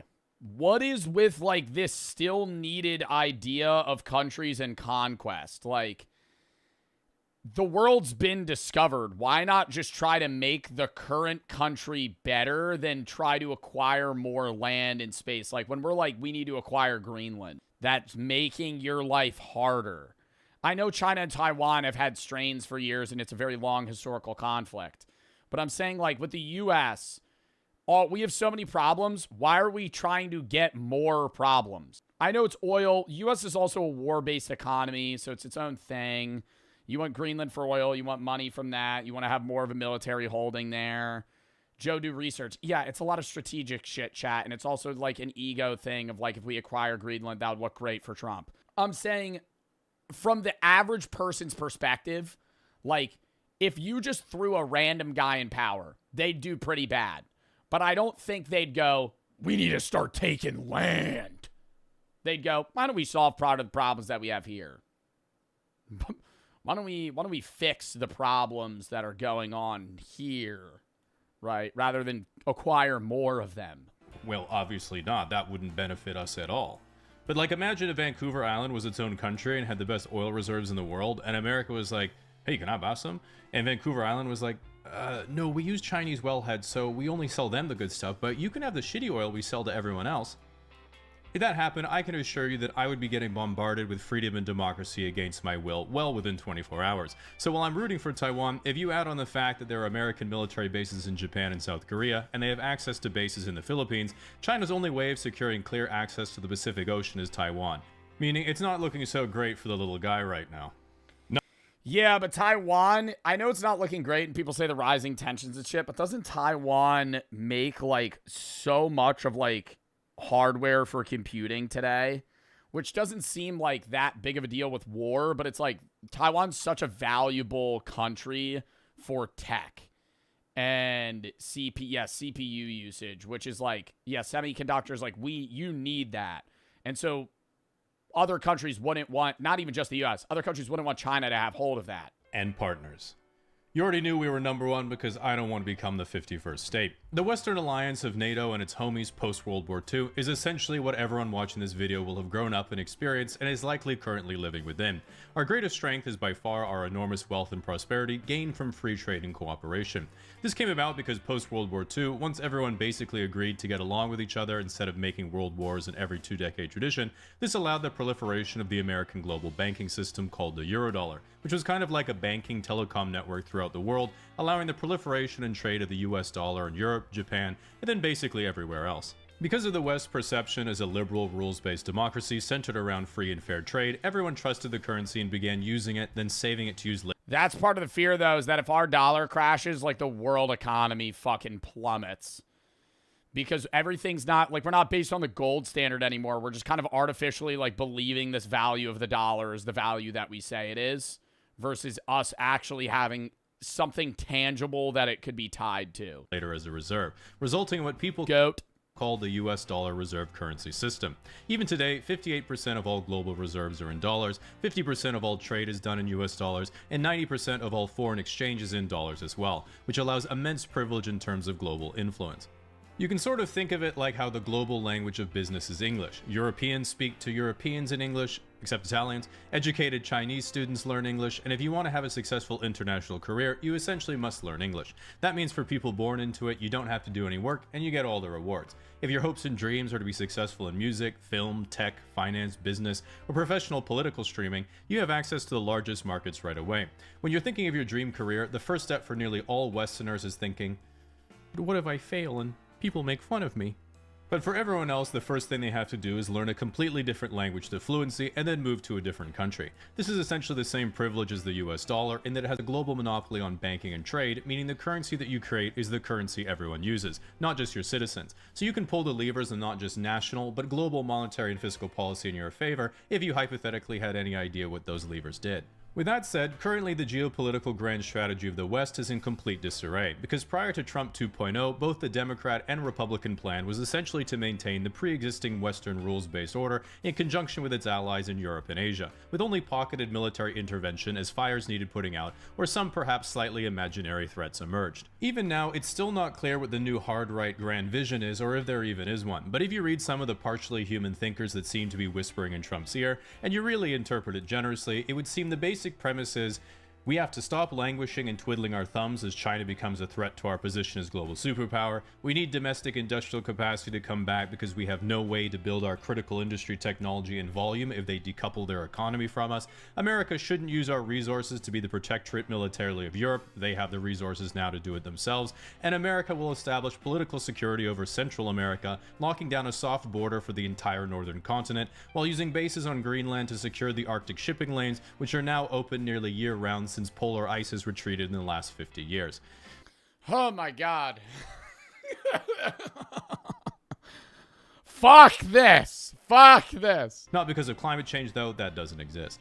On paper, it's not like there's... So we're hard pivoting from the protection of NATO. I know a lot of this with like how we're trying to de-escalate spending for them, and we're trying to get them to cut some part of their own GDP for their own spending in Europe. And a lot of countries within Europe want to do that themselves just so they don't have to be reliant on the U.S. So now we're trying to move that chokehold to South America. So then we have the same influence that we had 30 years ago on Europe, just in a different space. There's anything that unusual about the plan. It just represents a particular form of extremely hawkish foreign policy. The problem really is the not on paper part, which is using forceful executive powers to manipulate your allies while demolishing any pre-existing trust and goodwill, then circumventing all democratic political channels to achieve it as fast as humanly possible, causing massive social upheaval in your own country and the world. And all of this is while defying the entire fundamental basis of the Western alliance in the first. And like, when's it get better? Like, that's what, like, bro, motherfuckers are like, I know people say, are we great yet? But I'm like, what's the final plan? You know what I mean? Like, when people are seeing this, like, there's some people that don't have a problem with it, but I'm like, yo, what are we waiting for? Like, what are we waiting for? When's the great again happening? Everything's more expensive. Inflation's still higher. Job markets are still bad. The housing market's still expensive as fuck. Gold skyrocketed 300% because people are worried the economy's gonna fucking crash. We're in an AI bubble. ICE is just killing people. What are we fucking waiting for? When, like that, no, I literally ask myself that every day. I'm like, where's the goal, right? Because like, I can get the idea of like shit getting bad before it gets better. There has to be things that are bad before you get to the long-term goal. But like, what's the goal? I feel like we're moving the goalpost all the time. Like, what are we talking about? Greenland now? We kidnapped the guy in Venezuela, or now we're controlling Venezuela for some time. I was just like, what's happening? First place, which is ironically destroying the social cohesion and resulting trade and finance empire that made America great post-World War II. From everything I've looked at, pretty much everyone seems to either think that America is trying to intentionally disconnect and isolate itself from Europe and its allies in an act of ultranationalist self-suicide combined with an economic Cold War with China, or that they're finally using strong-arm tactics to concentrate executive power and accelerate decision-making, allowing them to bring back real military strength, security, national identity, and industrial power to a stagnating Western empire. Frankly, I don't think anyone has any idea because everyone I read on the topic just keeps getting every prediction wrong, and if I were playing your boy Donald in a grand strategy game, I'd be very confused, and all I do is keep a very wide berth to protect. Yeah, like it's like his moveset changes. Like if Trump was like a Magic the Gathering card, his description would change every fucking turn. It's like, oh no, he doesn't do that anymore. Now he's gonna do this. Like it's unpredictable. Like, it's just a guy that's like, he wakes up and he's like, yeah, this is what we're going to do now. My light bulbs. But the good news is that at the very least, if you can get past the lying, the corruption, and Rape Island, the characters this season... Nah, Trump coin's still going to be up sometime, though. That definitely wasn't like a rug pull, like, you know, started by a small group of people and investors that may have also been involved in the government. ...have been the best written I've ever seen. Unlike politics of back in my day, which was mostly about either having elite-level charisma or just being born into the ruling class, winning on being relatable or hot, and then having absolutely no idea what you're doing. Some people are like, yeah, but Jamie, this isn't Game of Thrones. This is the real world. It could end with you dying in a nuclear war. Which always makes me think, nah, I'm down. Now, unlike NATO, what shouldn't be collapsing is your access to an allied network. This is an ad. Well, that was a fun video. The app at the link below, or... W casually explained, bruh. Full-blown recession. The gold crash got bro. We have no nuclear weapons. We'll use it if we have to. What is gold at now? Oh my God! Wait, it's down 8% today. Holy shit.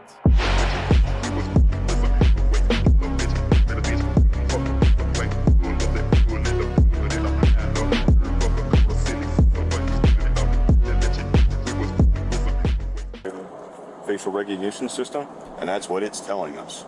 Is it's telling us that it's looking at it and it's doing that. And then there was another one that came up when he was at our TRK, which is one of our better cameras. This is right before we arrested him. We looked at it and said, that's him. 99.8%. Dude, from the imagery, it does look like him. And it came up 100%. Okay. 100% match. Yeah. So if the software's saying it, that it's legit. Right. And it's so it's pretty damn accurate. So either he presented a fake AI from 2023. I feel like AI from 2023 was not that good. a fake identification the first time, or he's presenting. When was like the Will Smith video where it was like he was eating spaghetti and it looked really bad? It now, even I if feel like that was like 2022, 2023. he had a twin, it wouldn't be That was 100. not 2020. AI did not exist. Like AI in the way that like AI generative video AI, that was not a thing in 2020. 100% on the facial, right? I wouldn't think so, but I don't know, because they say twins share DNA. Facial recognition, not generative AI. Yeah, well, I'm just saying like the scaling of AI in general. Right? But I guess it depends upon if they're like, identical. I've seen identical twins where it's like moms can tell them apart. Right. So it's, I mean, are these two people fucking stupid? He has an entirely different first and obviously different first name. He has an entirely different last name. Why are they saying they're fucking identical twins? The thing that kind of made us feel suspicious, or us managers, was right after our officers made contact and they saw the ID that he's presenting today. And they're like, okay, it's not the same guy. He immediately gets up and starts cashing out, like running for the door. I'm like, okay, if it really wasn't him, why is he running for the door? why is he getting ready to leave? Jason. Probably vibe killer. He was going to leave anyway, playing a little bit. That might be like a gambler sign to leave. Genuinely. You're at a casino, bro. People take signs to leave and gamble or stay or go to another table. Bro, like a dime could fall on the floor and they'd be like, that's a sign. I got to bet it all on 10. You know, some shit. You know, the security guard walks up to him. Hey, man, what's your ID? I'm probably going to call it a night anyway. And would later explain that earlier that Fucking night, 3 in the morning. he played at the Legends Bay Casino, the Nugget Casino, and the El Dorado Casino before Okay, this guy's a gambler. This guy went to 4 casinos in one day. arriving at the Pepper Mill around 11:30 p.m. He God damn. claimed that each time he was up $200, he would move on to a new casino. And Nah, that's a fucking strategy, though. Because it forces you to pull out. Like, you don't keep going. Wow. just before his arrest, So he's up $800. he had made $200. He also estimated that prior to the 16th, he had gambled hundreds of times at the Pepper Mill without incident. After speaking with the Pepper Mill employee, Officer Jagger calls to check the police records. Yo, I wish I had that mentality, bro. Because there's been so many times where I am up at a casino and I keep gambling and then I lose it all. Like, if you have a hard set, this guy has a hard set limit that he leaves. Wow. And then it's like a refresh, new area. If you lose it, all right, you're even, whatever. Versus like, dude, if I pull up with like $500, I'm not leaving unless I'm up like $2,000. Like, bro, because I'm like, yo, I'm not walking out of the casino up $100. If I come in with 5 and I'm up 100, what a lame ass fuck it. I leave the casino, yeah, really cashed out big today. Really ran them for their money. I profited 1/5 of what I came in with. I gotta be up double. Curious situation. Trying to positively identify somebody who may have or may be using a fake ID. So I've got 2 names, 2 Nevada driver's license. What's the most you've ever won? Online gambling or regular gambling? Most I've ever lost in a day, $2,000. Most I've ever won in a day, $2,500. I'm not like Aiden Ross, bro, or XQC.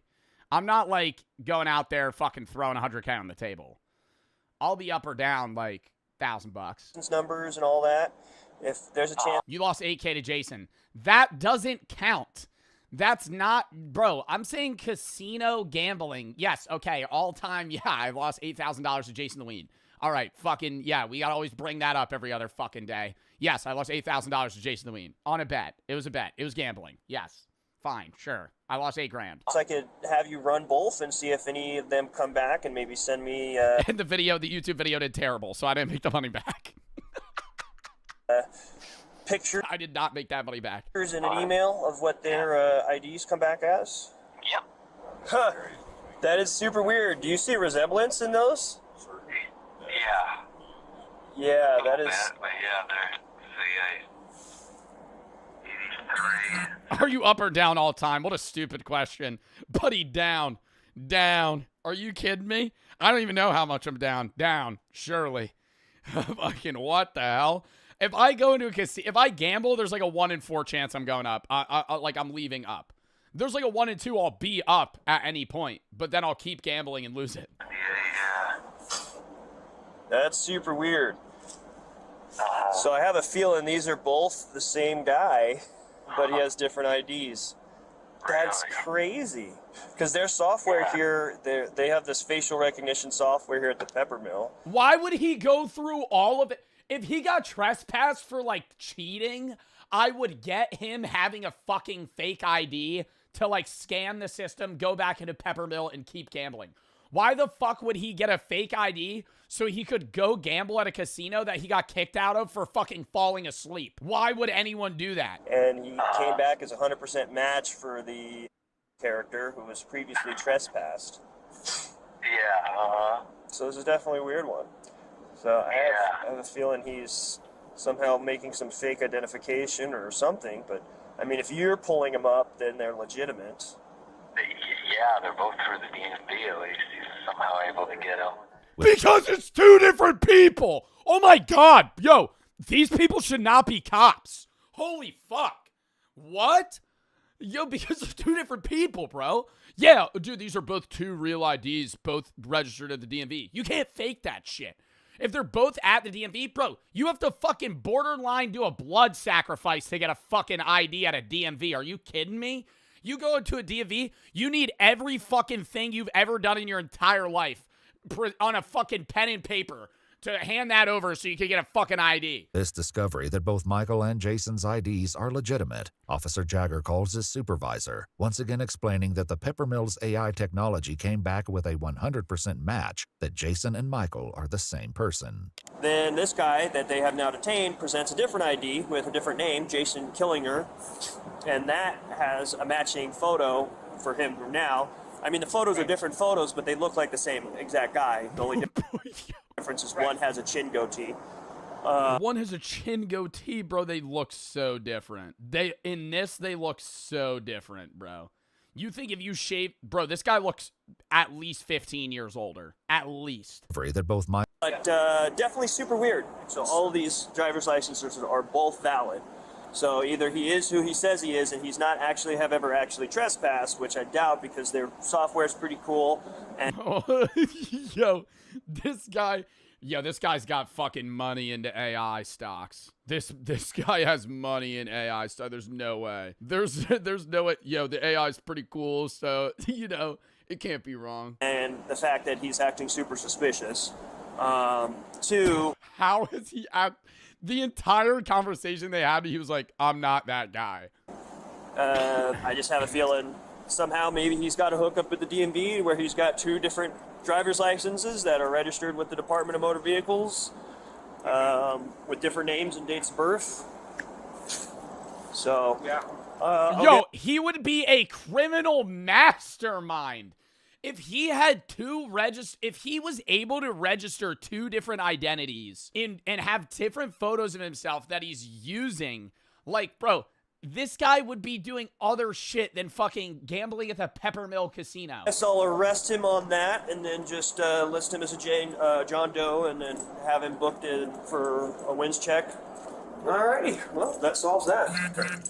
So you guys got well, another job well done.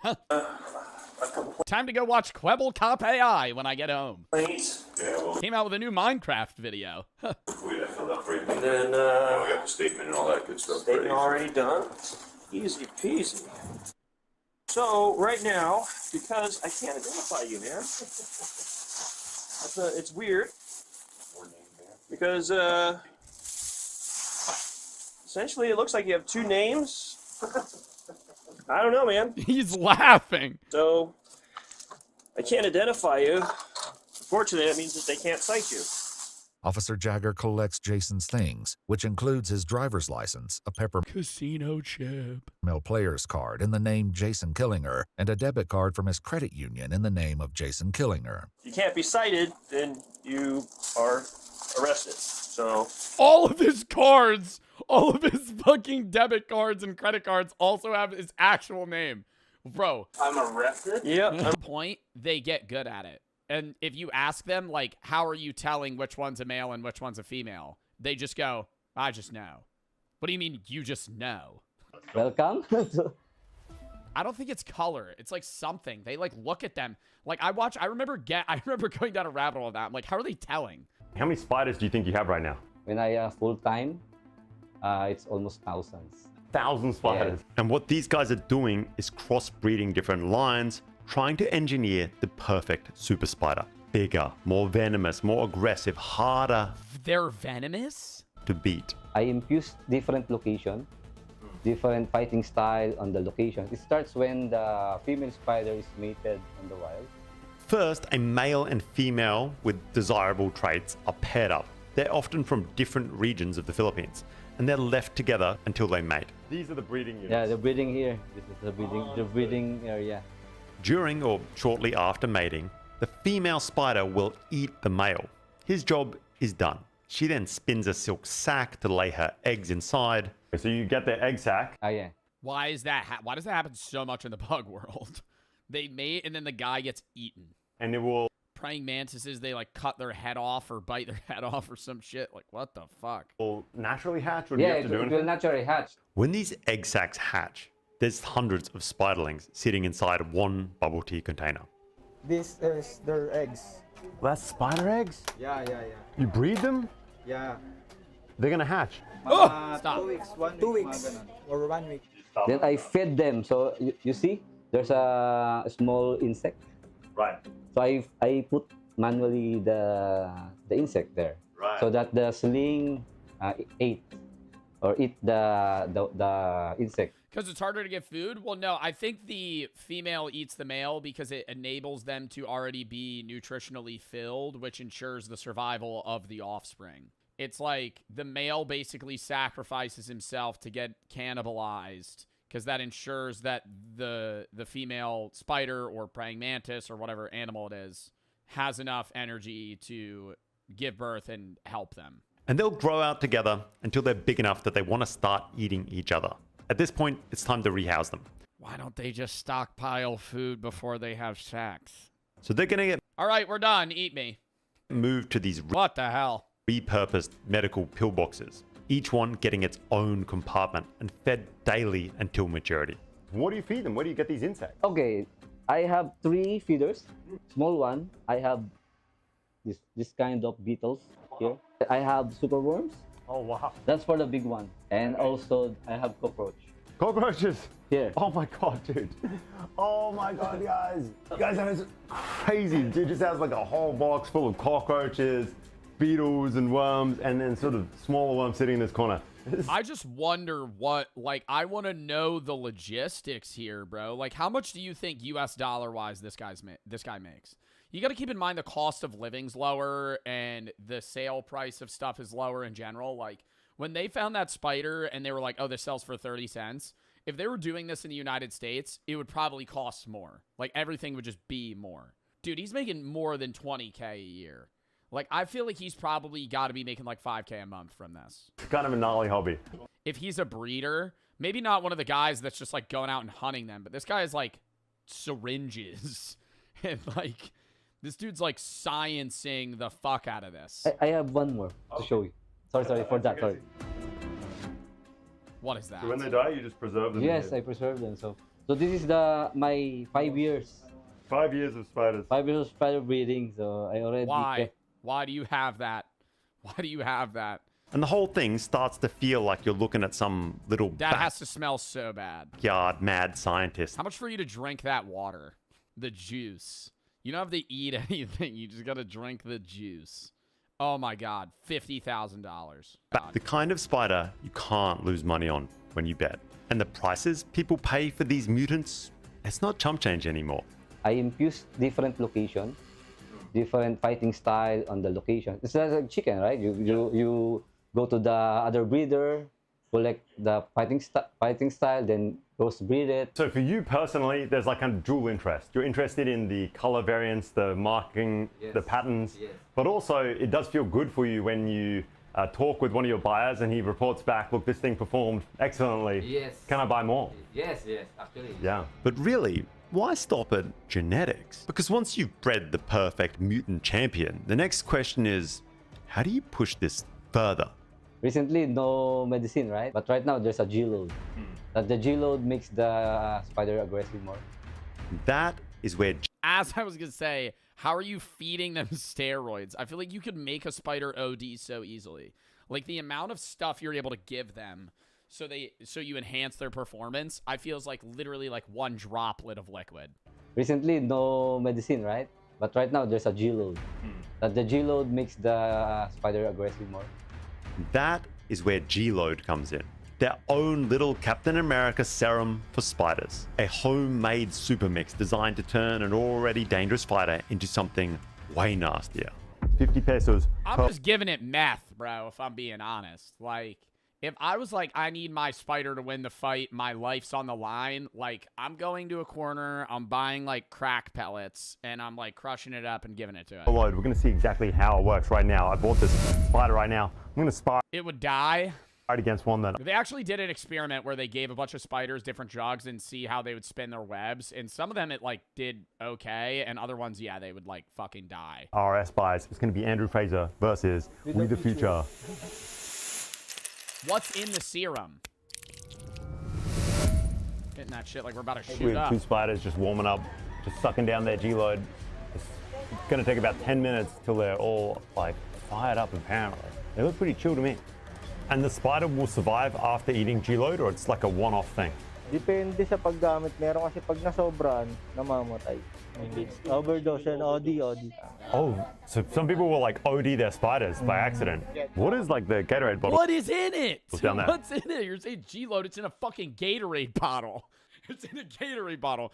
It's like, yo, I guarantee you, bro, it's got to be like electrolytes. Like, there's no way. What are they feeding these spiders? I think that's G-load. That's G-load? Yeah.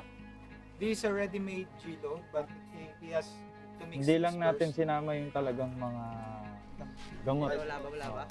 So vitamins. For example lang naman. Nah, this actually looks like people are about to start vent leaning on the corner, bro. He flicking the needle. Energy drinks. Energy drink. What's the craziest? It's energy drinks. It's energy drinks. It's like fucking, dude, it's like Celsius in a bottle, bro. Stuff you've heard that people put in their G-load. Steroids. Steroids. Yeah. Actual steroids?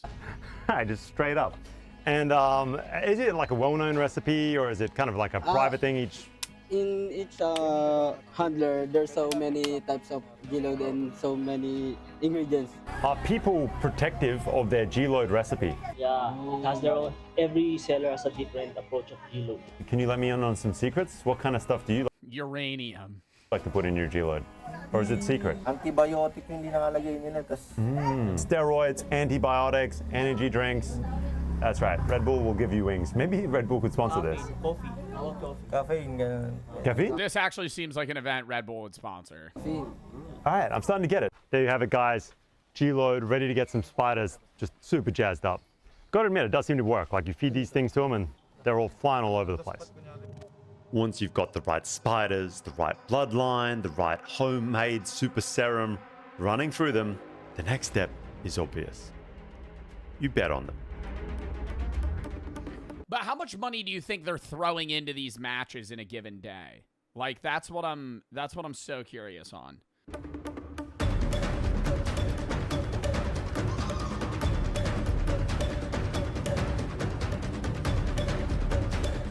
All right, guys, so we've come out to the outskirts of Manila to see how these kind of like a little bit more serious derbies, sort of playoff systems of spider battles actually go down with real money on the line. I think it's like this next level of progression from the schoolboys just like having fun, dicking around in the schoolyard for young adults. And maybe you can start to see why it starts to get a little bit more concerning, and how this kind of transitions into the...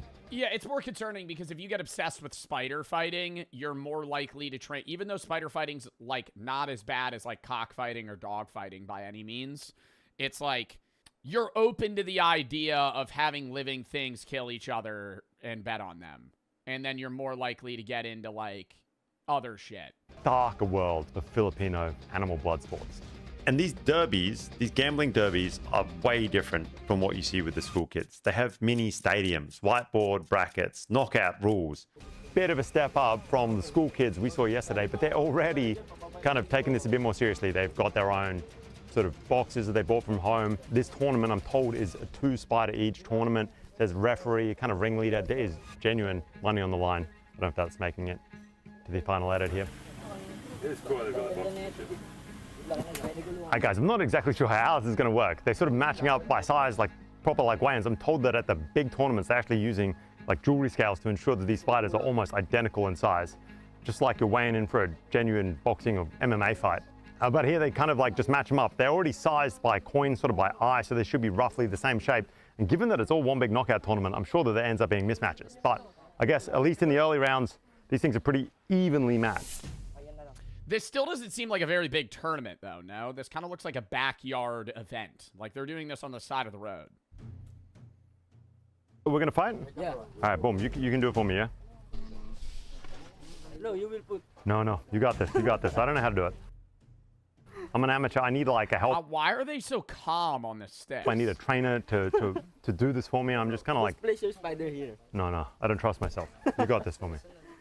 I don't want to be handling spiders, man.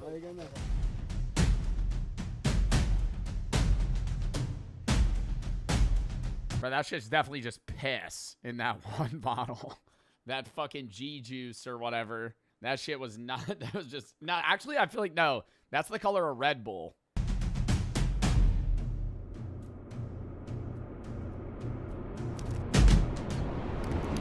Hey!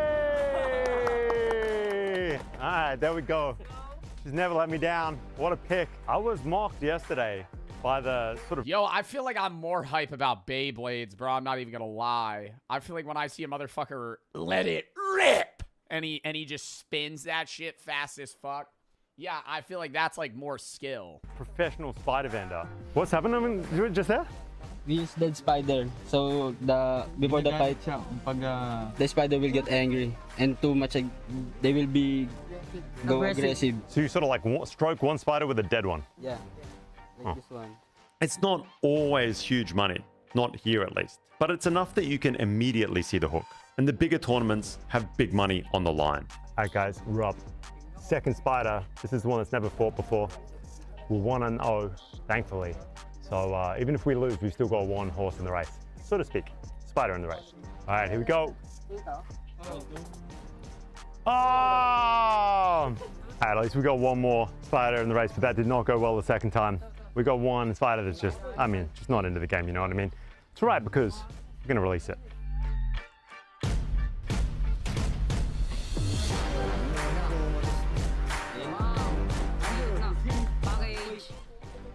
Yo, he wrapping that one up. Crazy to me when they're sort of like spinning around on a web, battling midair.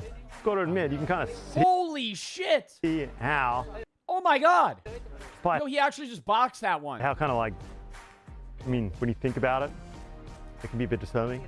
But at the same time, you get kind of numb to it. You're like, they're just spiders, you're kids. It's kind of fun. Oh my god, it's We're going on the last battle ourselves. What do I do? Yeah, just place your spider here. Just put on the stick? Yeah. All right. I will hold this one. Oh no. Oh! Like, how do you tell which one wins there when they both fall together like that? Oh. She did all right. My undefeated spider. Okay, there we go. Oh, she's on the underside. I don't like that. Oh my god. The spider is so good. Guys, this is kind of crazy. This is 2 draws. These 2 spiders are really going at it. It's like a really even battle, surprisingly, with 2 draws, and that is kind of rare in this situation. We're going to try to get it down at the same time again. Let's go. Oh, come on, baby. Oh no. I think I got lucky there. My spider right away went down on a web, which I don't think is the right move. Here they go. These 2 spiders have been going at it 3 rounds now, not a single score. They seem pretty gassed now, though they're firing right up next to each other. Oh no. All right, she's clawed her way back up. Safe, safe, safe. Oh no! I don't know, man. I feel like I'm not being that hype about this shit though. Like, it's cool. Oh no, you want, bro, he got 500 pesos. I gotta admit, guys, like even after seeing this, I just don't feel that bad about this situation. I don't really see the illegal nature of it. To me, they're kind of just spiders. Battling it is what they do. No, like, I'm not, dude, I wouldn't pass this on the street and be like, what the fuck? Like, do I think that it's not great? Yeah. But I'm not, like, perceiving this in the same cruelty as, like, chicken fighting or, like, dog fighting. Out in nature, they eat each other anyway. They don't live that long. And there's just something about it. I just can't get myself to give as much of a shit about it, or anywhere near as much as you would with other animal blood sports. It does seem like this relatively innocent kid's game, kind of sport, duking it out. But I think that the real sinister or seductive nature of it is this young introduction to gambling, to the thrill of the gambling, and the nice, smooth introduction to the various other blood sports that they have here in the Philippines. And the spider fighting, from what I've observed, kind of... What other animal fighting is, like, popular in the Philippines? Like, the only animal fighting I really know of is chicken fighting and dog fighting. Are there, like, other animals they make fight? Not MMA, chat. I'm saying, like, where they, like, fight to the death. Monkey fighting? Serves as this innocent gateway. Somebody said humans. Do you think there is somewhere in the world where there has to be somewhere in the world where they actually do like MMA fights, but to the death. And it's like this weird underground shit. Like, I think about that all the time. Like, there's probably some weird offshore boat shit where like a bunch of rich people and fighters get on a boat and then they like bet on actual humans to kill each other. Drug into all of that. The parallels are almost one. Like Fight Club? Yeah, but like more secretive. To one. And not like just Fight Club for Fight Club. The trainers will tell you the exact same thing. If street fighting? Yeah, but even street fight, like street beef shit, it's like, that's not to the death. Spider fighting is the schoolyard leagues, then cockfighting. It's called Philadelphia. Okay. Is the adult, massive billion-dollar industry. It serves the same instincts, the same conditioning, obsession over bloodlines, training, same gambling, and the bigger money is far uglier with way greater societal consequences. And in the Philippines, those consequences are unreal. Yeah, I don't know, man. Like, I also would not be interested in watching a chicken fight another chicken to the death. Like, I'd rather watch, like, Battle Bots. I remember that was, like, a show I loved. Like, why don't they just do that shit? Make a robot and have it fight each other. And then it's like, ah, fuck, your shit's broken, but, like, a thing's not dead. I think I saw this on TikTok the other day, and it wasn't funny, but it was, like, a culture shock, where if you watch, like, U.S. bullfights, they're kind of just dodging the bull, or they're, like, riding the bull, or they try to catch a cow or, like, a calf or something. Whereas, like, in Spain, don't they kill it? They kill it. Like, a matador, in reality, like, kills the bull in the ring. And I think, like, there's multiple TikToks of Americans going and not knowing that, and then seeing it and going, what the fuck? The Philippine Justice Department will form they made it illegal? teams to look for suspects behind the disappearance of cockfighting enthusiasts. Oh, no, this is about cockfighting. The whole Isabong industry exploded into a scandal after 34 cockfighter-linked men disappeared last year, and it took extensive searches around Tar Lake to reportedly recover all of their bones. Wait, so they were murdered? And that is the world sitting at the end of this ladder. Yeah, it's like gang involvement. Like spider fighting, it's not like, I don't think like you know, organized crimes getting involved comparable to like cockfighting. I don't know if it's just this fun little kids game anymore. It's really fun. Nobody's really thinking about anything. Just focusing on the spiders and the match. Got it. Guys, I've got to admit, it is like maybe a gateway into highly ethically questionable gambling. Yeah, I would argue that a lot of people that are older Filipino men that are in the cockfighting area have also at some point done spider fighting. It's just the argument's whether or not this is like a gateway in that sense. Like, it's hard to argue one way or another.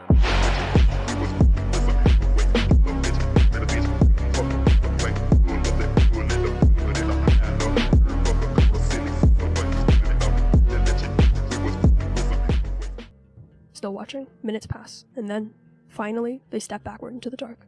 They just vanish behind a parked car. The woman stops sweeping. Go, now, she says. It won't stay gone. You thank her quietly and step out. The street is silent.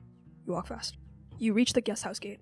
You step through, and you're about to feel relief until you see it. The figure is back, 20 feet behind you, just beyond the outer lamp. Then, bro, I'm about to just make myself like a fucking gross, like, dude, like, if a vampire's trying to kill me, I'm about to just cover myself in poop. Like, because, bro, that's like ruining the meal. You know what I mean? Like, this guy wants to eat me. Like, if I just like cover myself in feces, like, he's not gonna fucking eat me. Like, no, seriously, bro. Yeah, like, cover myself in onions and garlic and fucking poop. Make myself smell putrid, dude. they speak, voice low, Vomit everywhere. like breath on glass. I'm so cold. Please, only a minute. Your charm is warm in your pocket. Across the street, a window flickers with a faint glow of the television. A cat watches from the garden wall. What do? Option A, crack the gate just. Oh my god. Beyond the outer lamp, they speak voice low like a low breath. I'm so cold, please, only a minute. Charm is warm in your pocket. Across the street, a window flickers with a faint glow of the television. A cat watches from the garden wall. Enough to shine your phone flashlight outside, without stepping out. Option B, step inside, lock the gate, and call the host quietly. Option C, open the gate and offer to bring them a blanket. Test their reaction. Or Option D, pretend you can't hear them and go straight inside without looking back.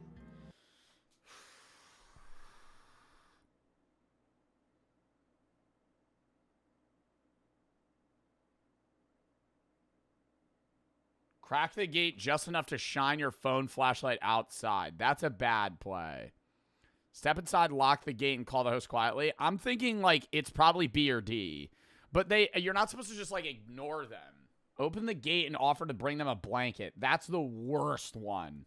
D. So the correct answer here is Option B, step inside. I said that, and then I saw my chatter say D, and I felt like that was probably the right answer. You guys suck.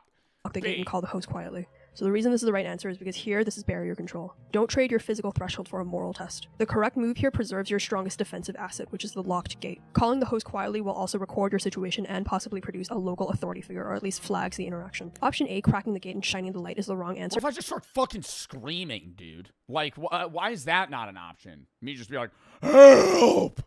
Help!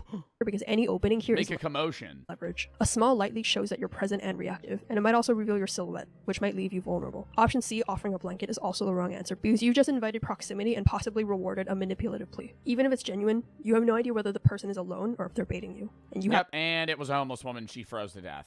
Well, have to prioritize your safe option B. That's because the outcome here is identical, but option D misses the communication step. The host call matters, because it creates a record and may add someone who can vouch for you, or check outside. You're inside now. The door is locked. The hallway is dim. The air inside feels warm and too still. You listen for footsteps. You don't hear any, but the charm in your pocket is hot. You reach the stairs to your room.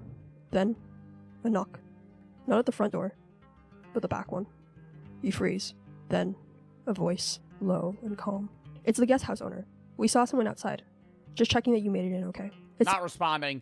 Yo, you know what I'm doing here? I'm locking all of the doors. I'm locking the door to the bedroom. And then I'm putting a blindfold over my eyes and shoving cotton in my ears. And then I'm falling asleep. Because it's not allowed in unless you let it in. So just fucking go to bed. Sounds like the same voice from earlier, but quieter, slower. How do you respond? Option A, call out from the stairs. I'm okay, no! Thank you. Option B, say nothing. Stay out of sight and wait for a follow-up knock. Option C, walk to the back door and check the peephole. Or Option D, text the host if you can get signal and ask if he sent someone. C. Oh, wait. D. So the correct answer is Option D, text the host and verify. So the reason this is the right answer is because verification is everything. If you're unsure, don't guess. Cross-reference. Even with no bars. All right, I don't need to know why the other ones were wrong. Light backup, no door camera, and no sound insulation. The figure outside is silent, unnaturally so. And if you press your eye to the glass, you might be gathering intel, but you're also giving it, the thing outside, your breath, your silhouette, and also your location. And if they're already covering the people, then you've gained nothing, and you've also just let them know you're home and afraid. You text the host. Someone just knocked. Did you send someone to check on me? Why don't I put like dish soap on the floor so if he comes in, he like slips and eats shit. Like I do like a Home Alone setup where, you know, I like put a mannequin up in like a window or something.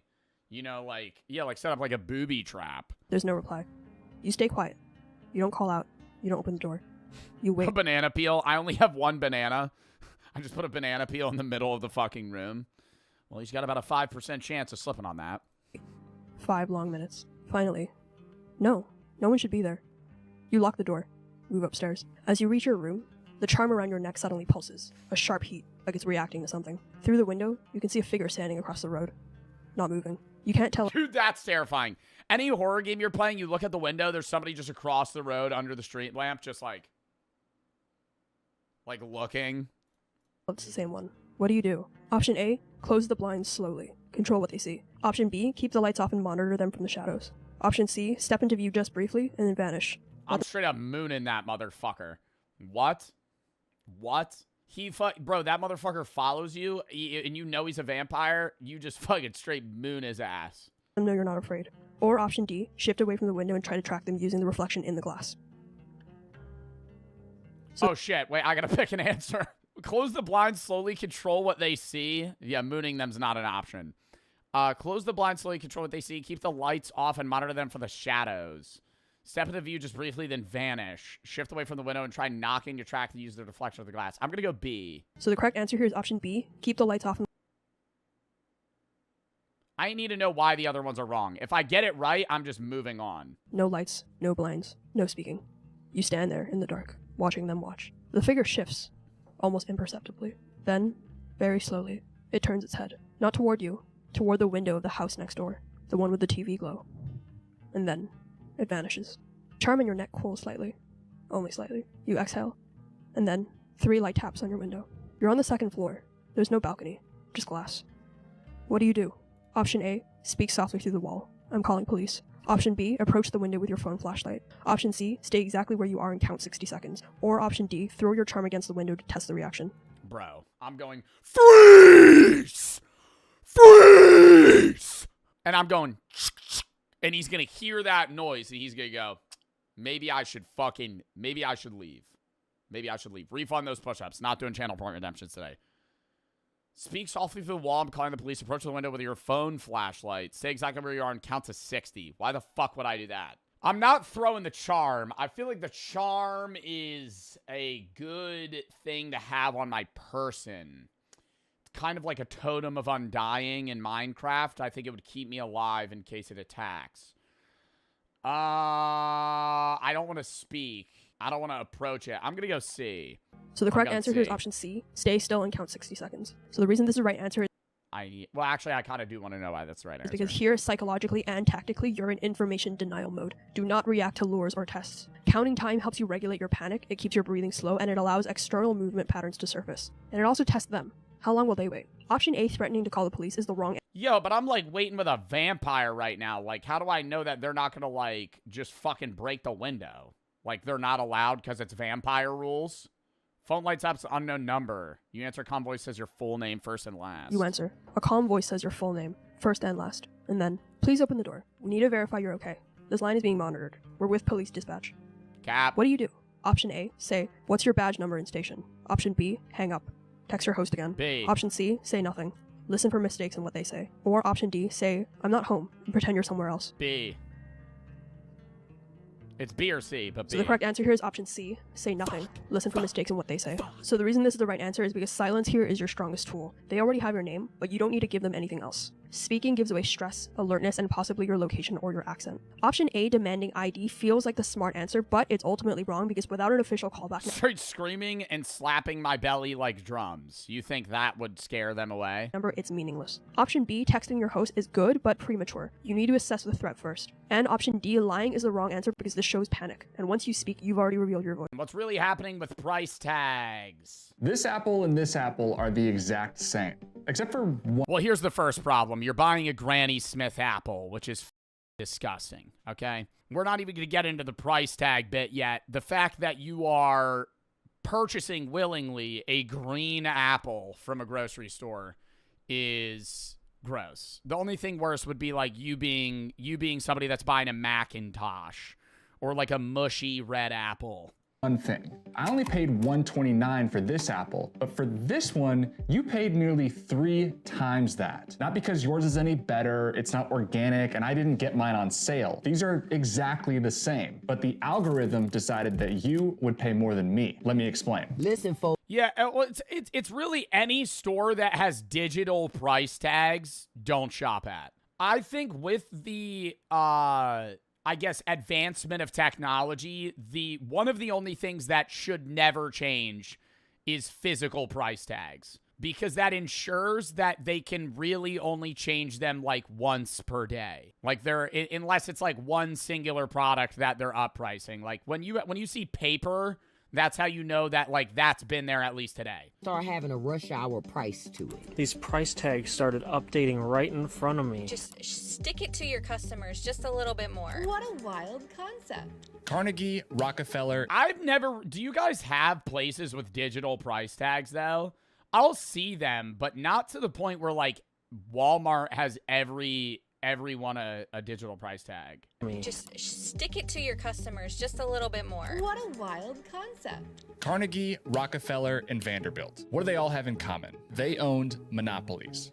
Carnegie was the king of steel, Rockefeller was the king of oil, and Vanderbilt was the king of railroads. These guys focused all of their time and money on one thing, and that was dominating their industries. As their businesses grew, they were able to effectively crush any competition and choose whatever price they wanted to charge. And they were pretty much untouchable. But in 1890, a senator from Ohio formed a bill that would allow the government to step in. This bill, also known as the Sherman Act, only had 2 sections. Section 1 made price fixing illegal, and Section 2 made it a crime to monopolize or attempt to monopolize an industry. As you can imagine, when the government passes a law that goes against the richest people in the country, they usually find creative ways around it. So in 1914, the government had to pass. It's illegal to monopolize, but what counts as a monopoly, right? Like the fact that you have 0 competitors, because you could argue that a lot of the big companies right now, like the top 5 in the S&P 500, are effectively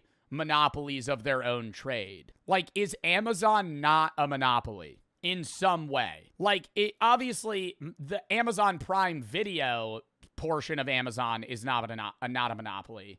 But, like, the Amazon service of, like, okay, yeah, there's Temu and eBay and Etsy and other places where you buy shit online. But, like, I would argue that the majority of Americans and anywhere really where Amazon's available is using Amazon as the first and foremost place where they're buying almost any product. We're going to start acting like airline tickets. So let's play a game to really understand what we're dealing with. Here we have 2 grocery stores, Dave's and Willie's. To keep things simple, let's pretend they each I'm going to Dave's. Sell the same thing. Both stores sell their apples for $3 a piece. Customers don't really have a preference, so they just shop wherever their heart desires. But Dave decides that he wants to make a little bit more money. So he lowers his price to $2.50. For the next Good choice going to Dave's. week, the majority of customers start shopping at Dave's for their apples because they're cheaper. But as soon as Willie catches on to this, he lowers his price to $1.99. Again, all the shoppers follow the lower price. That's just the idea of like capitalism, free market, right? The problem with that is nobody ever lowers prices or does anything reasonably without the potential to then just raise it in the long term. Like it's like short-term gains for like, or short-term losses for long-term gains. It's just great. Yeah, gross economics. I mean, it's literally just the idea of competitive pricing because you need to, not because you feel like you want to give your customers a good deal. Price and move back to Willie's. As you can imagine, this could just continue indefinitely, and that's why it's called a race to the bottom. This is the ideal scenario for us because companies are forced to compete for the lowest price to attract the most customers. However, after all this back and forth, both Willie and Dave are now making way less than they did when both of their prices were $3. If they could get together and create a plan, they could both raise their price to $5 and make way more because customers have nowhere else to go for their apples. But that would be considered collusion, and that's illegal according to the Sherman Act. But well, and isn't it also within reason on how low you're able to drop that price tag, right? Because couldn't Microsoft, the fucking, monolith of a company that it is, sell their Xboxes for $50 and just take billions of dollars in losses and effectively drive PlayStation out of business? Doing the collusion, and instead it's the algorithm. And what if the algorithm didn't just know what everyone else was? Competitive pricing is what Xbox did initially. PlayStation, I'm not 100% sure, didn't want to sell the PlayStation for $500.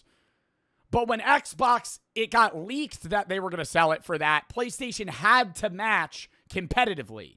It's not a coincidence that they're selling for the same price. But it also knew everything about you. We're going to get to that, but I have something else to show you first. Exchange-traded funds were built in the 90s, and when you invest in one, you get what you get. You can't customize it, and there's only about 4,000 total options in the United States. This is an ad. Ideas, visit public.com/grant. Let's take a look at this chart. It's a simple concept most of us learned in school. Here you have a line showing the supply, and you're like, yo, bro's talking about ETFs, yo. Like, what am I going to start? Exchange traded funds. What am I on, Robinhood? Line showing the supply, and here is the demand. The point where these lines cross is the optimal price an object should be. As the demand goes up, the price goes up. As the demand goes down, the price goes down. Oh my God, wait, a monopoly is just the diamond market. That's the best fucking explanation, is the diamond market. I mean, you could even see that with iShow Speed Stream when Speed tried to buy a diamond and they were like, oh no, we're only allowed to sell to 2 people. Like the diamond market, diamonds aren't as rare as they seem. Like they artificially withhold the supply to increase the capability of them to sell them at a higher demand, right? Because they limit the supply, that increases demand. But if they released all the diamonds they had, then diamond pricing would drop pretty drastically. Pricing goods, but ever since we started carrying these around, things have changed. Airplane tickets were some of the first things most of us noticed. Depending on what time of year you were buying them or when the trip was planned for, it might be more expensive or less expensive. This is what's called dynamic pricing. It's the reason Ubers cost more during rush hour and why flights cost more during spring break. Dynamic prices. I think dynamic pricing, though, isn't bad in certain instances. Like, an Uber should cost way more at 3 in the fucking morning when there's less Uber drivers than at noon. You know? Like, if you're trying to DoorDash a fucking burrito at 3 a.m., that should cost you more money because there's less people available. It's different, though, when it's grocery stores that are dynamically pricing a product that isn't rare or a commodity that makes sense to do dynamic pricing for. Like, even flights, it kind of makes sense. Where if it's like the day before a flight and it's not full, obviously they're going to drop the prices because they want to fill the flight. What doesn't make sense is when airlines overbook people and then you have that motherfucker on the comms go, yeah, this is Delta Airlines number 608. We are looking for 2 passengers to potentially take a later flight for $500. No, I'm not getting off the fucking flight. I'm not getting off the fucking flight. Give me $5,000. Give me $5,000. I'll get off the flight. On customer-specific variables. These are things that are determined without any customer data, but as we've started to open our lives up more and more to data collection, we've pretty much opened Pandora's box and allowed companies to take complete control of our spending. If we return back to the Sherman Act, for something to be considered collusion, there needs to be an agreement to fix prices between multiple parties. monopolies. But that agreement doesn't need to be said, written, or even directly agreed on. It could be something as simple as a wink. For example, if Dave and Willie, our grocery store owners, are out golfing one day and Dave says, "Man, the price on these apples is way too low." Then they both go and raise the prices the next day. That's considered illegal collusion. In other words, you don't need a direct agreement at all. You just need to prove that they are no longer acting independently. That leads us to the problem we're having today. And in order to explain this, I think we need to order some groceries.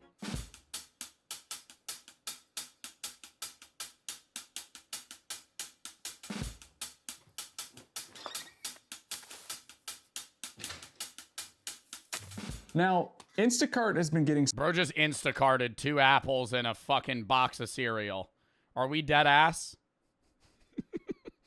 Are we dead ass? I feel like it's a waste when you're not ordering. Like, yo, I always think if I'm going to order something, I'm going to order like $100 worth of shit. Like, don't, like, dude, you remember that one time when Handsome DoorDashed a fucking Red Bull? Like a singular Red Bull. I'm like, you just paid a guy to walk into a 7-Eleven, grab a Red Bull, and drive it to your fucking house. Like, that is insanity. Some heat lately. In a recent investigation, Consumer Reports found that grocery store prices were completely different for each customer, sometimes as much as 23%. And most of us know Instacart because of their app and being able to simply order our groceries instead of walking around the aisles of a grocery store, but they are also the leading software that grocery stores rely on. I mean, just think about it. Instacart had over 250 million orders in the first 3 quarters of 2025 alone. That's hundreds of millions of data points that they can compile and sell to the grocery. Yo, I never use Instacart because I don't want another motherfucker picking which blueberries I'm using, okay? When I go to the produce section, I'm you know, I'm looking at the case. I'm seeing, oh, no, that one's got a rotten one. Don't want it. That one's good, you know? If I get Instacart, now it's some minimum wage. It's one of you guys. It's one of you guys, you know. You're high on the job, you know. You don't give a fuck if I get good grapes. Because you're just fulfilling the order. Why would you put that extra effort to be like, "Oh, this raspberry's a little fuzzy on this one." Fuck no. Why are we catching strays? Because the people that fulfill Instacart orders are usually like starting out at a Walmart. It's not somebody that's us, because the older people are the ones at the front checking the fucking receipts and just racially profiling people. The people that are doing Instacart are like the young guys that are rushing around to get shit done. The old people that have been there are the ones that are only stopping black people at the front. That's what they're doing. I mean, that's literally what they're doing. You can watch them do it. That's what they do. Grocery stores to improve their efficiency because it's a digital. That's cap, brother. You must be going to a different Walmart. Storefront, there aren't any price tags and they can update things in real time. They even acquired Eversight in 2022, which is an AI company designed to optimize pricing. I've seen it. No, I've seen it, bro. They read every receipt. But when I hand them a receipt, he goes, if I stand behind somebody that's a minority, that motherfucker's looking through each individual fucking thing. I'm like, yeah, no, that's crazy. Promotions and discounts. But that optimization isn't for the customers. Silence is the strongest move here. Let them keep talking. Real All right, is all of this just going to revolve around silence, though? Like, when am I going to be able to, like, kill him? Not breathing, not interference. Like a second voice. Whispering, just a half second too late. Echoing the same sentence, as if something was repeating the line, trying to copy the tone. You hang up. No one calls back. You're still in the guest house. The doors are locked. No one's gotten in. You've double-checked. But something isn't right. The silence is too complete. He's in. You pass by the hallway mirror, and something catches your eye. You pause. In the mirror, you are there. But only faintly, like your image is half erased. And then, for a split second, there's something else. A second reflection, not mirroring your movement. You blink, and it's gone. What do you do? Option A. Yo, any of those, like, horror films where they look in the mirror and there's somebody in the background, and when they turn, they're not there? and then they like look back and they're still in the mirror. They turn, they're not there. They look back and then it's right next to their face and they turn and they're there. Oh, no. I can't do that. That would be never break a mirror. Why? Break the mirror. Option B, use your phone camera to check the reflection again. Option C, leave the hallway. Mirrors can lie. Or option D, adjust the lighting to verify distortions. All right, so there's a second reflection. So somebody's in the mirror. I kind of want to break the mirror, but that seems kind of stupid. Use your phone camera to check the reflection. I'm going to leave the hallway. So the correct answer here is option D, adjust the lighting. So the reason this is the right answer is because optical distortions are common in dim or angled lighting, and fear warps interpretation. Before you assume supernatural influence, verify the reflection against real-world physics. Bad lighting, double-pane mirrors, or backlighting can distort even your own. Bro, I'm not going to be that calm in this situation. A vampire's trying to fucking kill me. I'm not going to be able to be like, you know, maybe the physics, maybe the lighting of this is just skewing. You know, obviously I'm under some sort of duress right now, and that might be skewing my perceptions of whether or not there's something in the mirror. If I see a if I walk in and I turn and I see somebody in the mirror, I'm darting out. No part of me is going, maybe I should tweak the lighting angles here. Sorry, what the your fuck? host. Finally calling back, but your pulse it just delays it. So you adjust the lighting, and the mirror now shows your full reflection. Nothing strange, but your pulse hasn't slowed. And then, a vibration. Your phone. It's your host. Finally calling back. Wow, You answer. finally. Don't open the door, your host says quickly. No matter what you hear, it's not. The call cuts out. You barely have time to process before there's a knock. At the front door. Same voice. It's me. Sorry, phone died. Let me in? Same cadence, same tone, same man. But that's not possible. What do? Option A, ask him what room number you're in. Option B, ask him what you were wearing when you checked in. Option C, wait for him to say something you didn't tell him. Or option D, slide your phone under the door with a voice recorder on. I'm not giving my phone to the fucking vampire. What idiot would pick D? Why would I slide my phone under the door? I'm giving them my phone? That's the worst possible. Nobody would pick that. Wait for him to say something you didn't tell him. C. So the correct answer here is option A, ask what room number you're in. What? So the reason this is the right answer is because room number is fast, innocuous, and it's specific. Only the real host or someone who's watched you check in would know it. It's a classic confirmation test that sounds casual, but it reveals a lot of information. Option B, asking what clothes you were wearing, is not the best answer because this is a vague detail and it could easily be guessed. Option C, waiting, is also not the best option here because it puts you in a passive mode and time matters here. And option D, sliding... Puts you in a passive mode. Every other answer was, hey, just wait. Time is silence is fucking strength. That's what every other one. It's like, oh yeah, no, being quiet's the best thing you can do. Your phone under the door sounds clever, but now it sucks. Now I'm asking him questions. I'm fucking. What are we playing? Jeopardy? What room number am I? Delays action, and you need answers immediately. He gets the answer wrong. He says room 4. You're in room 7.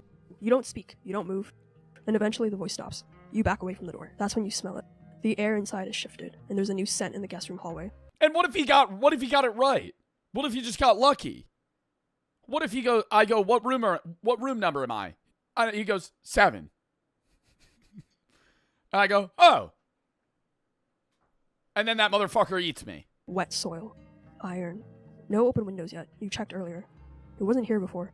What do? Option A, check under the bed. Option B, check the closet. Option C, smell your charm. Or option D, open your suitcase to see if something was placed in. Why am I smelling my charm? These all feel like bad answers. There's a putrid smell in the room. I'm either looking under the bed, looking in the closet, smelling the charm, or opening my suitcase. I'm gonna go C, smell the charm. So the correct answer here is option B, open your closet. So the reason Why? Why is that the right answer? This is the right answer because in both real intrusions and folklore, closets are containment points for bodies, bags, traps, or things that don't belong. If someone is broken in, this is the most likely hiding space. And if the lore is okay, and then I open the door and he kills me. True, that smell of damp soil isn't just rot. Some say that vampires carry the earth with them from their homeland. Option A, checking under the bed, is the wrong answer because under the bed checks require you to lower yourself, which is dangerous unless you know it's necessary. Option C, smelling your charm, is not the right answer because the charm heats when danger's near. I don't know, dude. Yeah, I lower myself, but if I stand like 3 feet away, you gotta think, bro, somebody under a bed's in a very vulnerable position. You're like under the bed like this. Like, if I see him, he would have to crawl out from under the bed to hurt nip slip.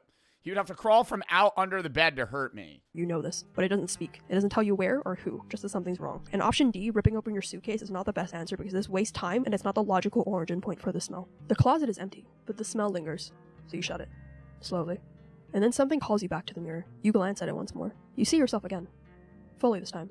Then for a blink, 2 of you, and then it's just you again. What do you do?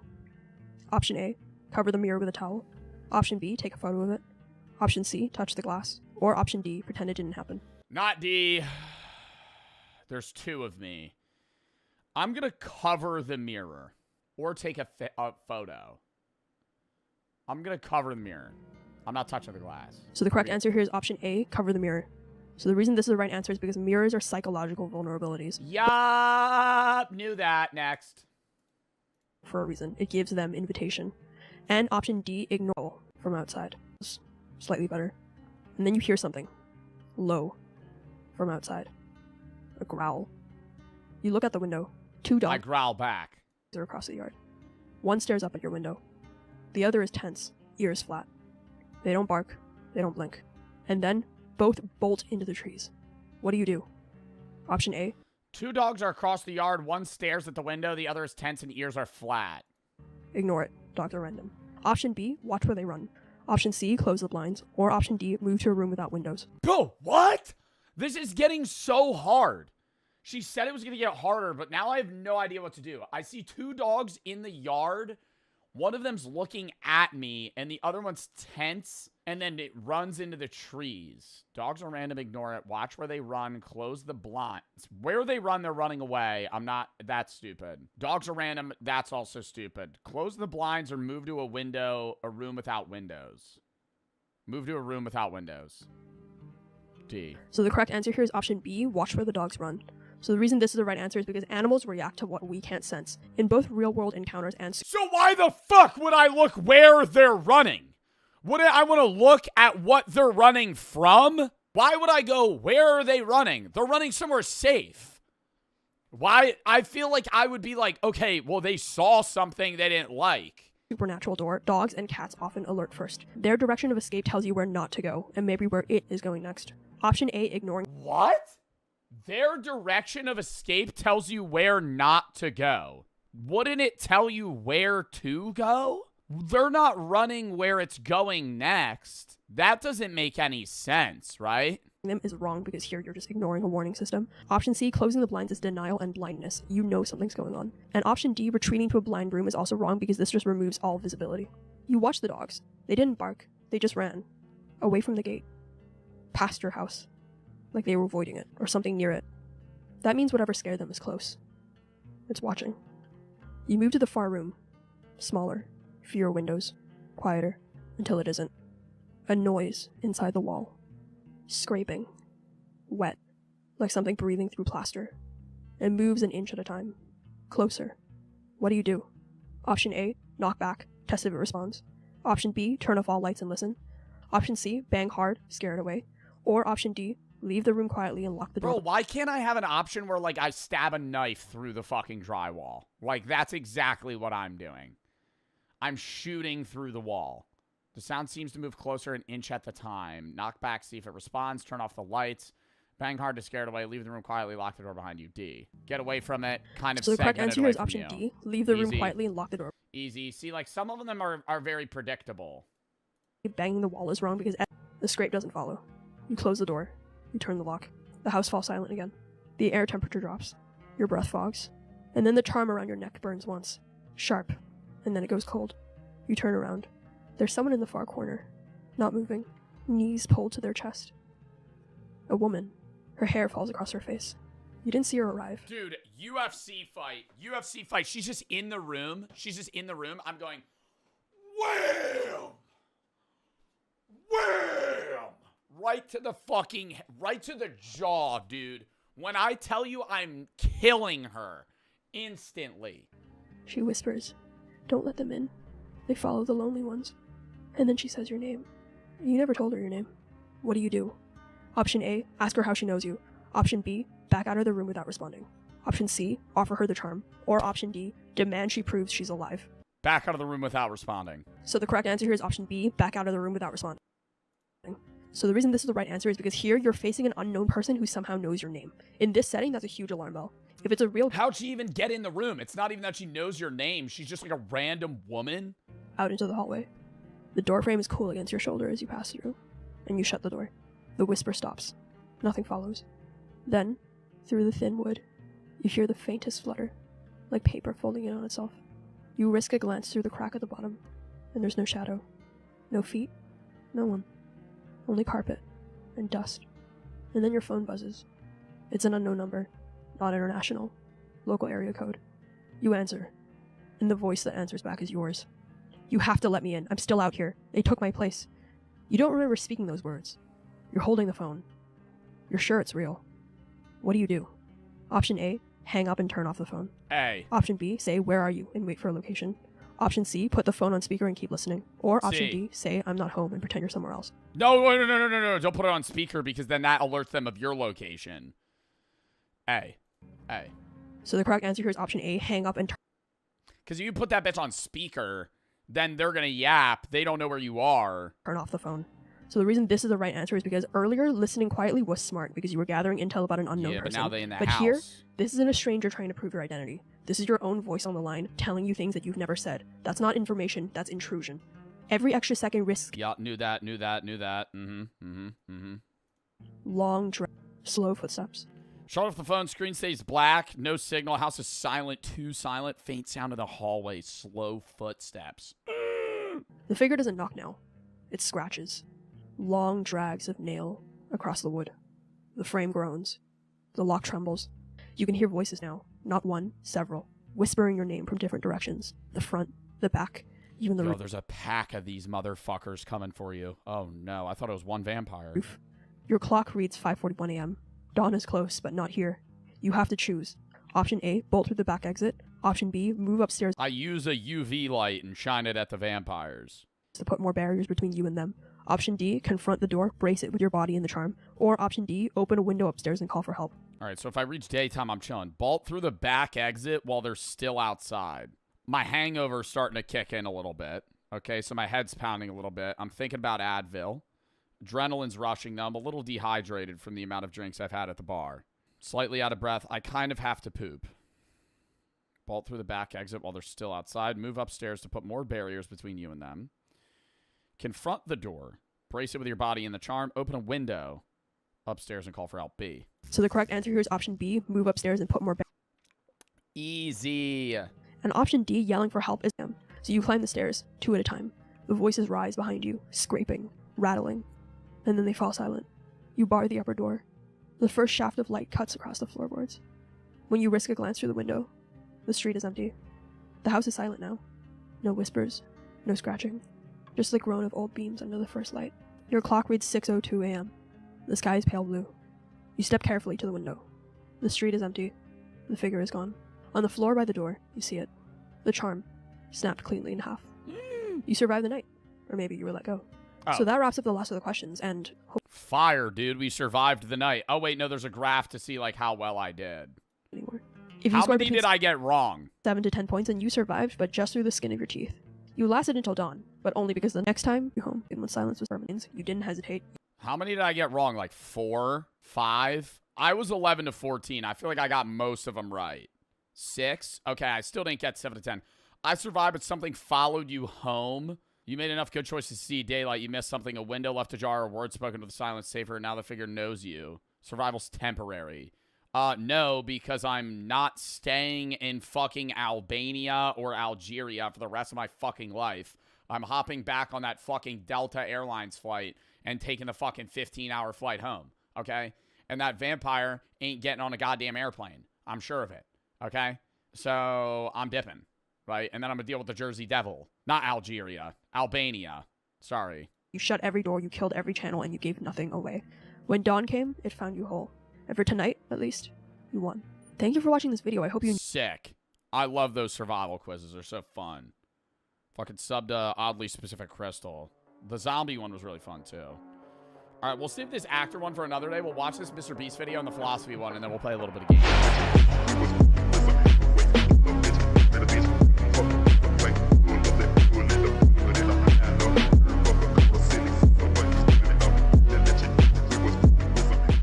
Lock in. How to get a felony for $3.79. Surveillance footage shows this young man enter a Firehouse Subs and ask for a water cup. An employee The water cup method. Don't tell me it's been patched. then catches him getting a soda instead of water, and she approaches him to choose the water option for him on the touchscreen. However, the male then backs out of the water option and pours himself more soda. He then leaves, leaving the employee frustrated. She then calls the police as the male... I mean, I ain't getting that frustrated over that. I mean, is it stealing? Yes. Are you the owner of the Firehouse Subs? If no, I don't care. If I'm the middle-aged employee that's getting paid minimum wage at a Firehouse Subs, and some guy asks for a water cup and then pours himself soda, not my problem. Not my problem. I'm going, maybe you shouldn't do that. And then he does it anyway. I'm just going to be like, all right. ...is now sitting outside the restaurant watching... Calling the police for a stolen... Okay, why did he sit outside of the restaurant? He should have dipped, okay? If you're going to do the soda method. YouTube while sipping on his... The water cup method. ...stolen soda. Brandon, staff called because they want you trespassed from here. Staff called because you've been going in there taking water and stealing soda and... Oh, does he do this like every day? Oh my God. Is this just like they know him? Not really serving any purpose being here, so they want you trespassed. Do you understand what that means? It means you're no longer welcome here, and if you come back, you're going to get a ticket. Going back in Firehouse Subs? Correct. That's for yours. I can't hear you. That's for yours. That's what? What they're saying is I stole what? What I stole? They said you've been going in there taking water, drinking soda, not really serving any... Bro, if I'm him, I'm going, okay. And then I'm walking away. Like, he's just getting trespassed. It's just he's not allowed into the Firehouse Subs anymore. Who gives a fuck? It's a fucking Firehouse Subs. Like, I'm never walking back into that place again. I'd just be like, all right. And then I'd leave. Legitimate purpose being there, being a paying customer, you're none of that. I hope he doesn't argue with the cop that he should be allowed to sit at this metal table. Just get up and leave. So they want you trespassed. I paid for food here. Okay. Today? Not today, but I paid for food here. Okay. Well, you can't just go in there and take water and take soda and... See, yeah, maybe he does like the Firehouse Subs. He wants to be able to still eat there. What's a restaurant for you guys that if you were trespassed, you would argue it? Maybe like a Chipotle. I think if I got trespassed at a Chipotle, I'd be like, all right, well, let's talk about this. Let's not be too hasty here. Yeah, like a Wawa. Yeah, like a Wawa or Chipotle. Like somewhere that's like useful. Qdoba. I saw somebody say Panera Bread. Can we get a ban on that, chatter? What? I asked for a cup of water, nigga. Okay. Well, they don't want you here anymore, so... Any questions about that? Okay, if you... Dave's Hot Chicken? Yo, I'd start kissing their boots if they try to trespass me even from a Dave's Hot Chicken. I'd be begging them. Please! Please! I need to... You don't understand. You don't understand. This is everything to me. Come back, you're gonna get a ticket, so that includes, like, this whole area here. Alright, so then you gotta get up and walk away.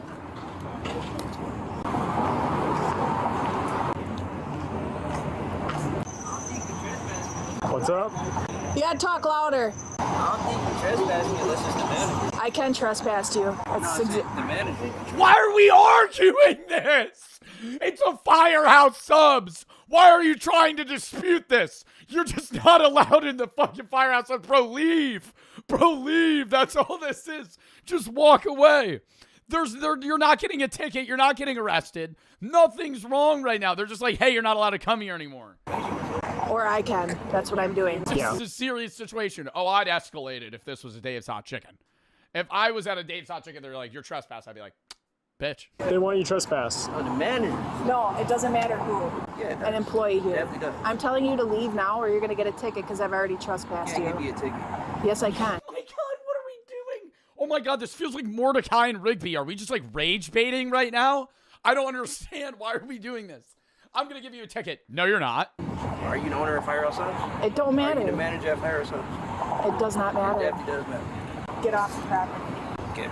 I'm mean, he's not really on the property right now, is he? He's in the parking lot. Does that count? Like, does the business, if you get trespassed at like a McDonald's, are you allowed in the McDonald's parking lot? No. I feel like this is like a strip mall though. Like they can't really like, if he's like over there, that's not like trespassing. Leave the property now. I'm telling you to leave. Oh my God, what is he doing? Are you the manager of Fire It don't matter. It does. I can explain it to you, but I can't understand it for you. You need to leave. Dude, leave. have an issue. Let's go. Leave. Now you just touched me. Yep, I did. Let's go, dude. Do you want to go to jail? You can put me in jail? Yes. Oh, I will. Yeah. You can't put me in jail. Get off the property. Get off the property. Are you the manager of Firehouse Subs? It don't matter. They called. Why would they just show up?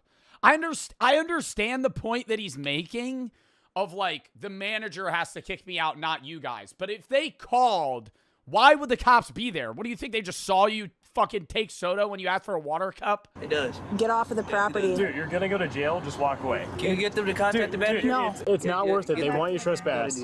They want you Dude, hear me out, man. Dude. Trespass is not Let him worth walk it. past and see what he does. Get the manager to contact Firehouse If he walks Subs. past again, we'll take him to jail.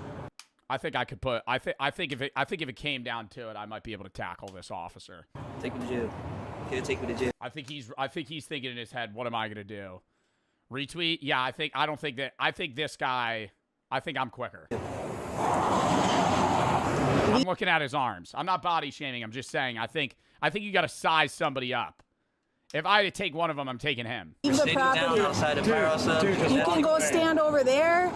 You can go stand over there. You cannot go on any UWSP properties or this building. But as soon as you contact the manager, I'm not Firehouse doing Subs is when anything I that leave. you request. You don't get that right. As soon as you contact the manager of Firehouse Subs, is when I leave. Brandon, we don't have an issue. If you just walk away, we're all good. Like, but if you try walking back, you're gonna go to jail. Contact the manager. That's not how it works. Yo, and this ain't even like, I get it if this was like a town that had no other fast food places. You know what I mean? Like, this looks like a semi-populated town. Like, if you live somewhere where, like, the hangout spot's like the Walmart parking lot and there's, like, one fucking Panda Express, I'd be like, all right, you know, getting trespassed that sucks. You know, because it's like, now you can't eat there anymore. You're seeing a Popeyes? What is that? What is that? Is that a Popeyes? I was trying to read what it is. It looks like a T, not a P. That's definitely how that works. No. I really don't think Popeyes is where I'd want to eat, though. Like, I'm not really. I think I'd rather chill by the Firehouse Subs than a Popeyes. The manager says I have been. It says Toppers. And banned from Firehouse Subs is when I'll be banned from Firehouse Subs. Get off the never property. said I've been banned from Firehouse Subs. Does it help if the employees don't want you there? Because the employees don't want you there. It doesn't matter with the employees when I'm sitting outside of. Yo, on God, I'm kind of like, I'm kind of siding with this guy now. You know, he's kind of convincing me right now. He's got a bit of aura to him. It doesn't matter what the employees want. That's true. That's a valid take. Hey, who gives a fuck what Karen at the desk wants, right? You're out on bond, too. You ain't the owner. Aren't you? Can you contact the manager so we can situate this? Okay. 223 com. What are his bond conditions? Do you understand what bond conditions are? I'm agreeing with, okay, see, like, I agree with both sides in the sense that, like, I don't think he should be trespassed unless the manager wants him trespassed, but at the same time, if the cops are there, leave. No. Okay, so you're out on bond because you committed a crime. Okay, so you can't commit any other crime. I'm not committing crimes. No, not yet. But if you come back on this property, I'll take you to jail for DC. Do not take me to jail. Actually, I can. Okay, no, you cannot. You definitely cannot because the manager never said. It does not matter. The manager never said that I was banned from Firehouse Subs for sitting outside of Firehouse Subs. Do you want us to physically remove you from the property? Do you want us to do that? You literally can't. You literally can't. We will physically remove you. You can't. Contact the manager of Firehouse Subs. Dude. Well, let's see where he goes. If he wants to go to jail, he'll keep going.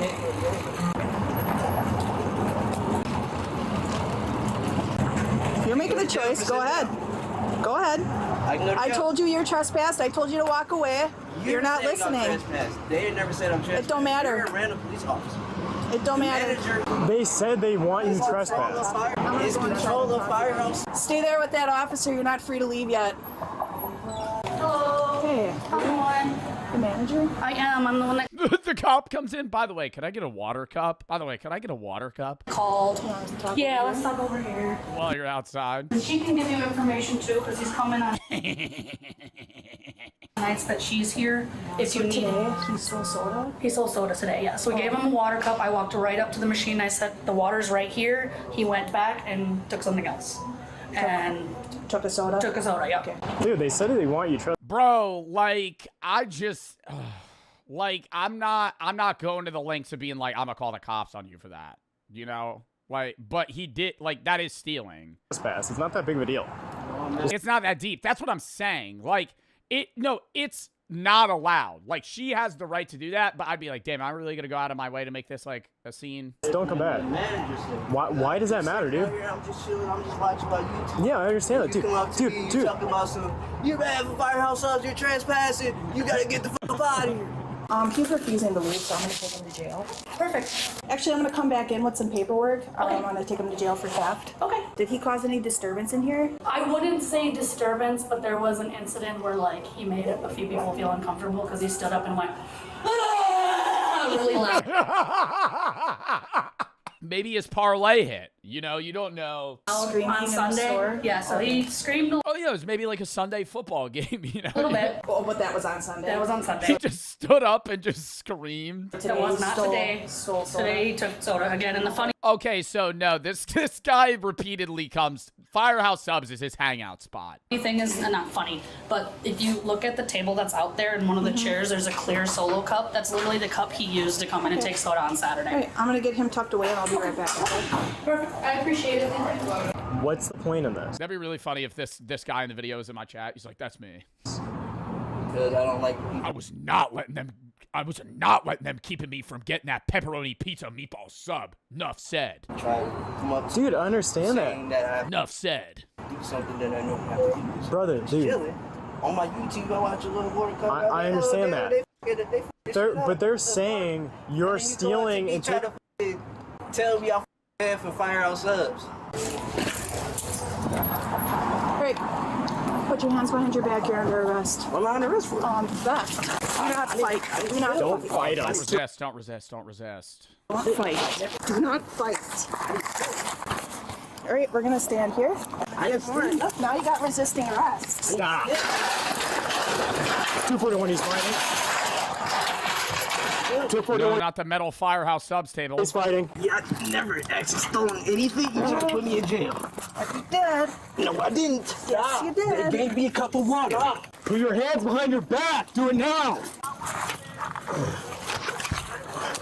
I'm not losing my job over this. I'm not losing my job. Stop. I mean, you could have left, man. I have one cuffed. I have his hand. I'm not losing my job over this. Let him do it, man. You made a choice. This hand. I've got one cuffed. I need his left hand. Put your hands behind your back. He keeps saying I'm not losing my job, bro. Like, what are you gonna run away? I'm not losing my job. I didn't steal anything. They gave me a cup of water. That's what I did. I didn't steal anything. Just an undercover cop come out of nowhere? You put me in jail over this. Where'd this third guy come from? No, you can't. You cannot put me in jail over. He just sits on that couch staring at nothing because of you. It was an accident. I don't care if it was an accident. I'm gonna make it my personal mission to ensure you never become successful. You destroyed our family, now I'm gonna destroy your dreams. See you later, loser. I got a date with your ex. Everything seemed to fall on him at once, especially since he always felt like his PP came up short compared to his brother in everything. That was not mentioned anywhere else in the fucking video. What are we talking about dick size now? What does that have to do? Also, why does he know the fucking length of his brother's penis? That's not, what the fuck? Why would you know that? Why would he know that? Hey, buddy. Oh, hey. Your brother told me you were some YouTube script writer wannabe. So? You're a loser.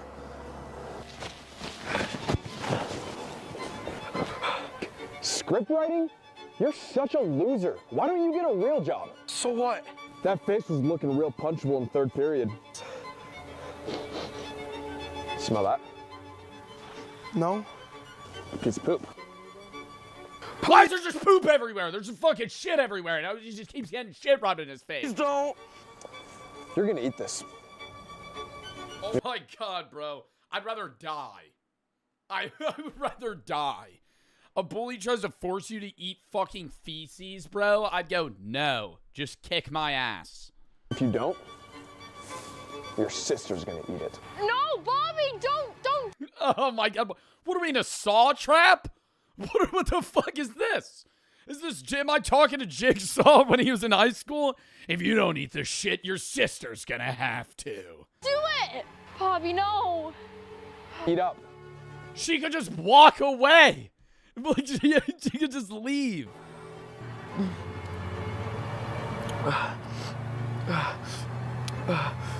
I mean, I'd at least ask for like a piece of bread. You know, make it a shit sandwich. Damn, dude, you think you could? I think I could get down a shit sandwich. Oh my god, I don't know. I feel like if I had to eat a shit sandwich, I would most likely want it to be like cow poop. Rather than my own shit, what would be like the best poop to eat for a shit sandwich? Like the least disgusting. I feel like cow poop's mainly grass, so it's not bad.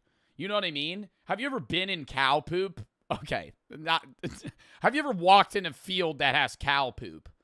It's like rabbit shit. Rabbit shit kind of looks like Cocoa Puffs. No!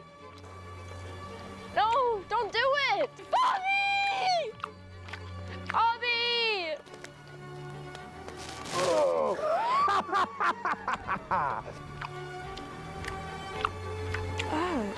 Bobby, ew! Oh! At this point, he was done and tired of feeling this way. He was ready to make something happen for himself, looking for any spark of inspiration, until an idea unexpectedly popped into his mind. Is he baking poop right now? Like, what is this video turning into?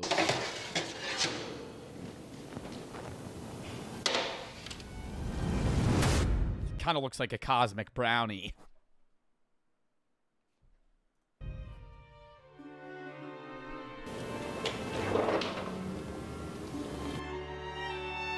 Oh, do not eat. The reverse psychology. Billy loved sneaking bites of his brother's food. He hadn't eaten in almost 6-7 hours, and the cake on the counter had a pull he couldn't ignore. Something about it just called to him. When Billy was hungry, you would know it's shit! You would know it's shit! This is like reminding me of that William Osmond video of how much sawdust you could put in a fucking Rice Krispies treat before somebody notices. I would say, how much poop could you put in a brownie before somebody noticed? 20%. I think you could make a brownie 10% feces and no one would know. nothing could distract him, especially not when there was something sweet in front of him. The second you would smell the poop. You know what would really give it away is if they're just like a corn kernel. Just in the brownie. Cake is cake.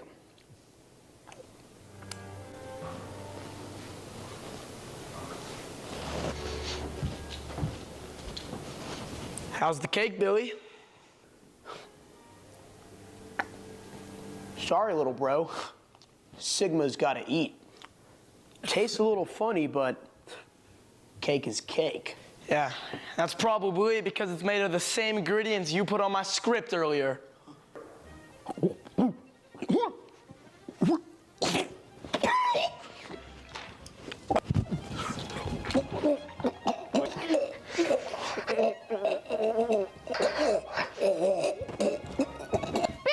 what are you doing? He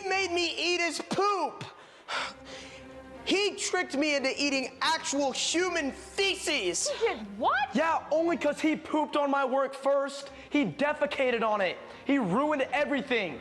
And he smashed it in my face. What? Billy, is this true? Yeah, he's lying. Mom, he's been torturing me. He humiliated me. He ruined my work. He destroyed my scripts. And you never believe me because he always acts perfect around you. Oh my God, Billy. Is this true? He deserves it. He ruined this family. I can't believe what I'm hearing. That's it. That's enough. This behavior is unacceptable. But, Mom! No buts. Behavior's unacceptable, but she acted like a teacher. Yo, the brothers are making each other eat their own poop. I feel like this is more than a sit-down conversation. What do you do as a parent in this situation? No, actually, if you were the mom and your brothers, or not your brothers, your sons, were making each other eat their poop, what's the belt? Bro, that's like, I'd be like, we need to go to like some sort of guidance counselor. We need to go somewhere. Ask ChatGPT. You know, actually, that's a great idea. That's a serious situation, even if hypothetically, and it needs a very clear, calm, protective process or response. Children making each other eat their own feces is unsafe. It could be a sign of distress, lack of boundaries, or a need for adult guidance. Here's the appropriate safe course of action in that scenario. Stop the behavior immediately. Not with anger, but with firmness. Separate them and make sure they both wash their hands and mouth thoroughly. Check for any signs of illness, cuts, or distress. Make it clear that the behavior is not safe, you know, and explain in an age-appropriate language that poop contains germs, and that can make people very sick. Eating or making somebody else eat it is not okay. Try to understand why they're doing it. Lack of boundaries. Can you tell, where did you get that idea? Reestablish clear rules, monitor for symptoms. Consider speaking with a pediatrician or child psychologist. I think that's step number 1. Your kids are eating each other's poop? You are going to Camp Redemption Monday morning. What? Not gay camp. What? Camp Redemption Monday morning. What? Not gay camp. Gay camp? It's a behavioral correction facility where they redirect young men's aggressive energy. They use intensive therapy, role-playing exercises, and an immersive experience to help young boys explore alternative lifestyle choices. Most of the young men, by the time they graduate, develop attractive relationships with other men. Oh, it's not gay camp to make you not gay. It's a gay camp to make you gay. Instead of channeling their energy into violence and aggression. But Mom, it's actually gay camp. I want to come back liking dudes. That's it. I've made my decision. You're gone Monday morning. Take that, Billy. Bobby? Bobby, I'm headed off to gay camp. Talk? What do you want? I wanted to apologize before I leave tomorrow. I'm going to gay camp, and when I come back, I'm probably going to be attracted to men instead of women. I appreciate that, but you're already zesty. I also found something that you might love. There's this YouTube channel called Tomorrow's Teachings, and they're accepting stories from fans. Oh my God, what? They'll make a video from like a chat, like a comment. They like your idea, they might actually produce it and put your name as the creator on their channel. It's in the link of all of their videos. They have this whole submission program where you can send them your story ideas and they'll turn it into an actual video. Are you serious? Yeah, I am. You really think they'd pick my stories? Bobby, your stories are incredible. I was just jealous because I knew you had more talent than me. You deserve to have your stories seen by millions. I think your alien mom story could be huge. It could be the next Spider-Man. I don't know about that. I don't think the alien mom story is going to be the next Spider-Man. Submit it. What do you have to lose? So that's exactly what he did. He took the opportunity in front of him. A real chance for his name to finally be out there for the world to see. And as the months passed, everything began to shift. What? What? What? What? His life changed in ways he never expected. I actually did not know what? Oh, no, stop. Are they going to make my voice sound stupid? Hello? Yo, Bobby. I saw that video you wrote for tomorrow's teachings. That was spicy. Dude, I'm a huge fan. Thank you. Yeah, that was a great idea. The chat was going crazy.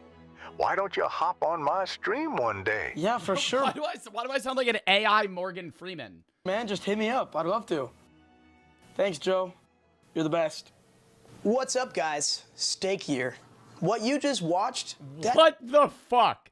No part of me thought, oh, they were going to just include that. That's actually how this works. That story... Skip this part? Why? Jack Green submitted it. They filmed it. Edited it. Oh, was this somebody submitted this idea? Million views. Your name spot or be real viral tomorrow. Go check it out. Hope you learned a very valuable dream and he's back from gay camp.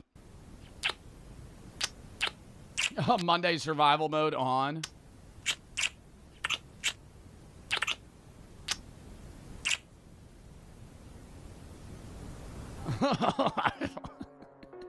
Dude, they bought like 6 different random shirts for this video.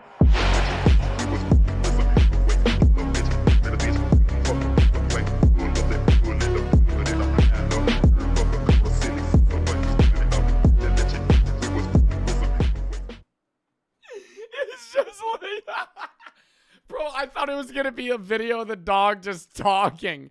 It's just AI videos of the dog licking her feet. That is so fucking funny.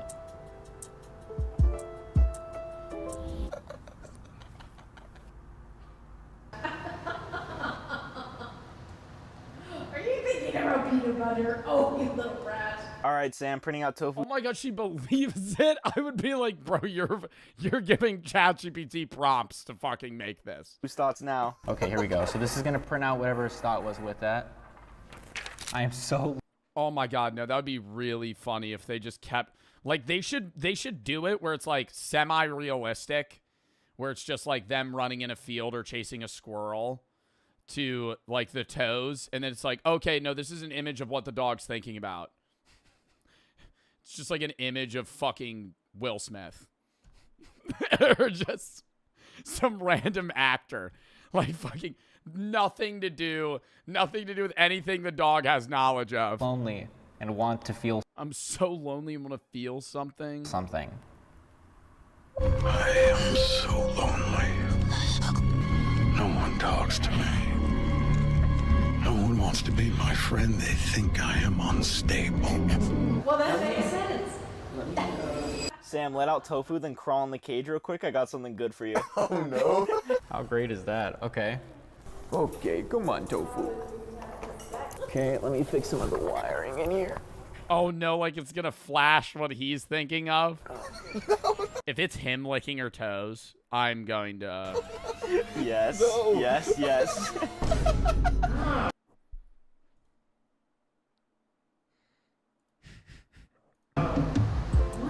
What are you thinking about? Oh wow. Okay.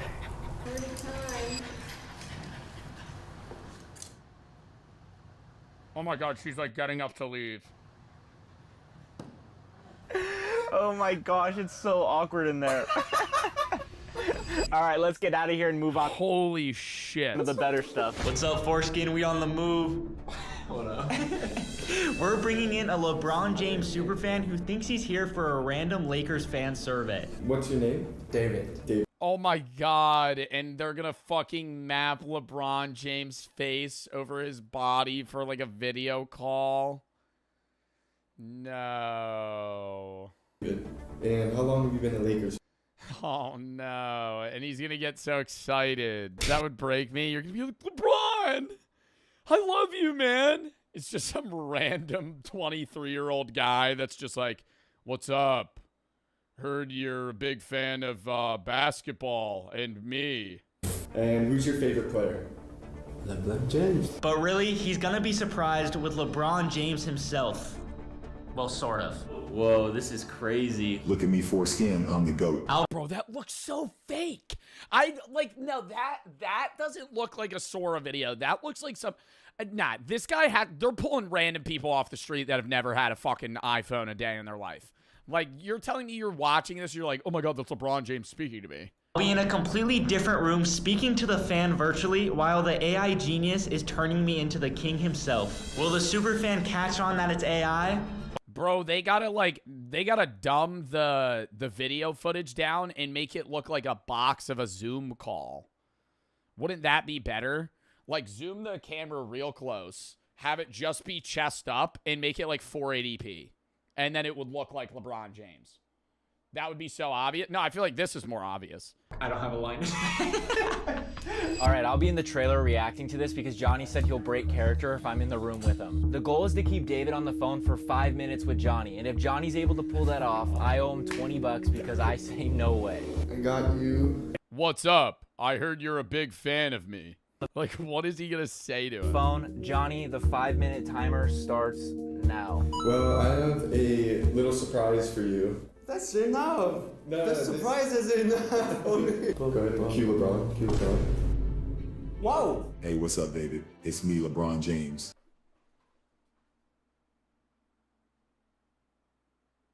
This doesn't look...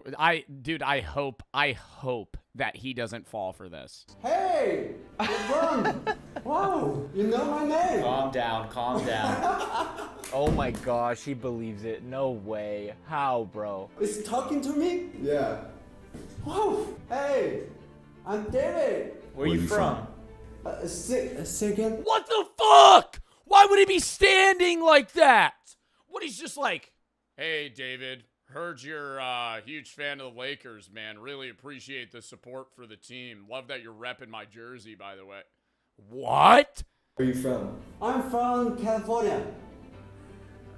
Actually, Last time I was there, I had bubble guts for days. Oh, yeah.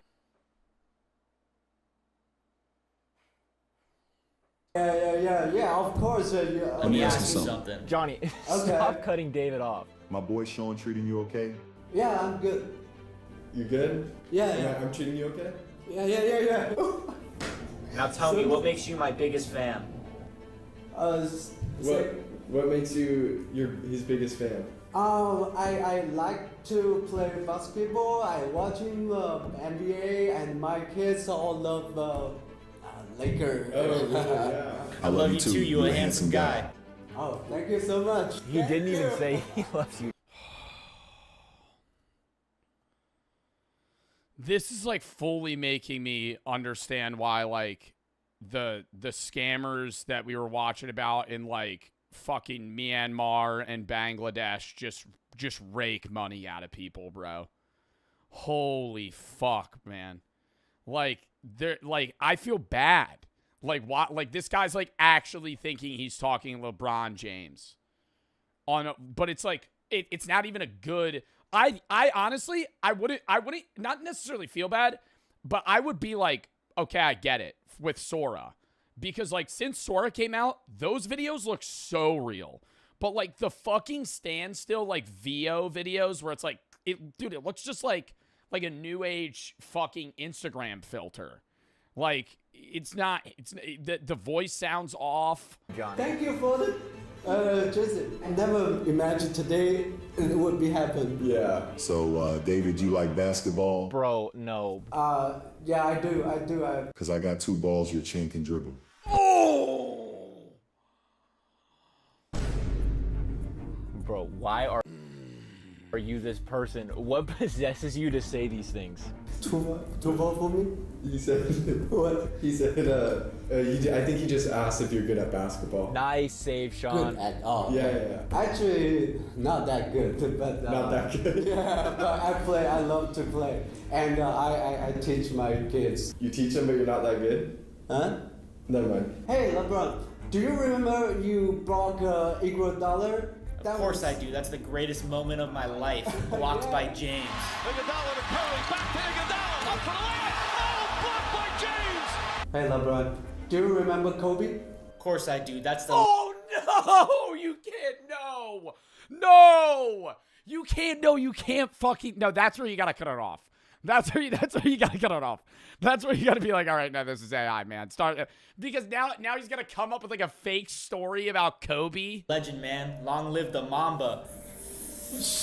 Yeah. How David did not Fucking see white guy's hand. That's a white guy's hand. What the fuck? He's not going, dude. The face is morphing right now. Am I tripping? What? This is fuck. It's a white hand there is a mystery to me. Now I want to let you in on a little secret. Only you, David. Only me? Okay. I'm getting traded to the Dallas Mavericks No, with no. Kyrie.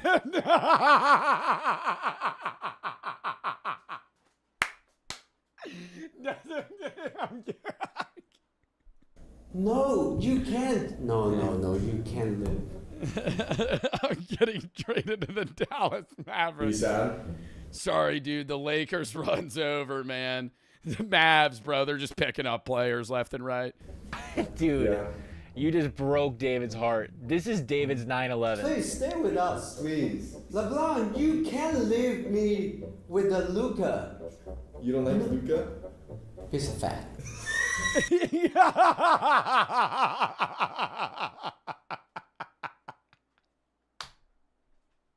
No, this is like the most fucked but the funniest fucking bit, dude. You don't like Luca? Nah, dude, he's put on a few pounds. All right, Johnny. I don't know how you did it, but you did it. Your 5 minutes is up. All right. Peace. Ha Alright, see you later, bro. See you. Whoa, thank you so Bro, tell me they tell him. much. Of course. Thank you. Is that fun? Yeah, but I forgot to take a photo with LeBron. That's alright. I actually have a third surprise for you. Too much Oh no. surprise. We were able to get our hands on 2 tickets to the next Lakers game when they play. Oh, are they no, that would be so nice. That would make it better. That would make it better. Yeah. 2 tickets. What Yeah. about 3? 3? I have 2 kids, so I can bring them. Okay, no, I could get another ticket. Wow! Is that real? Yeah, the jersey. W. David. Man just swindled a 3rd ticket off of Sean. Okay, I am praying we're able. Wow, that is very sweet, bro. Okay. And probably after they were like, yo, we're going to give you 3 tickets. By the way, that wasn't LeBron. That was my friend in a green morph suit in the back. To pull this next bit off. We're about to convince someone the world is ending with an alien. We've rented out this entire coffee shop just to prank one person, Denise. We don't even know her. We got a DM from one of our fans a while ago that said his mom wanted to prank one of her friends, and after hopping on a phone call and planning everything out, we were ready to go. While Denise is in our coffee shop, a completely AI-generated news station will pop up on the TV saying an alien got loose in Los Angeles. And unlucky for her, that alien is coming right to her doorstep. Everyone in the coffee shop is in on this, besides Denise. Okay. I kind of wish they didn't do a stereotypical green alien. You know what I mean? Like, if they had just done, like, a weird monster versus, like, no, I wouldn't believe that. If there was a news station that's like, aliens just touched down, and they're literally E.T., I'd be like, come on. Like, that would be disappointing, actually. Like, if aliens touched down and they word for word just looked like the bulbous aliens that we just grew up knowing what aliens look like, I'd be like, dude, get a little creative here, okay? I've known about this since I was 5. You're telling me this isn't new news. It would have to be like some just weird monster. Like, just like any alien where it's just like has like 10 eyes, no arms, something like that. Hello. How are they gonna get her to stay in the coffee You're gonna eat shop here or do you long want to go? enough? Do you want anything to drink? No, I have water. Okay, cool. Thank you. Yeah. Don't worry about it. You're good. Yeah? Yeah. Oh, cool. Please. Thank you. Yep. Wow. Lucky day today. Oh, it's your lucky day, all right. Make sure to watch out for any green aliens that might come in and with murderous intent, by the way. I've heard that's on... Never mind. Hello. Okay, QR completely AI generated. She pulls out a Glock. Oh my god. She fucking shoots the guy. News report. Just mag dumps into him, think he's actually an alien.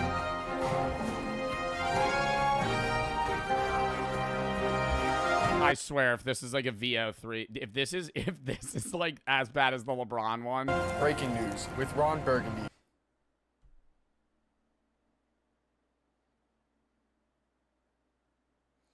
Bro, you need to get like your grandpa to do it, you know, or like your dad. You like, bro, he looks like 20. Like nobody's this young on the news.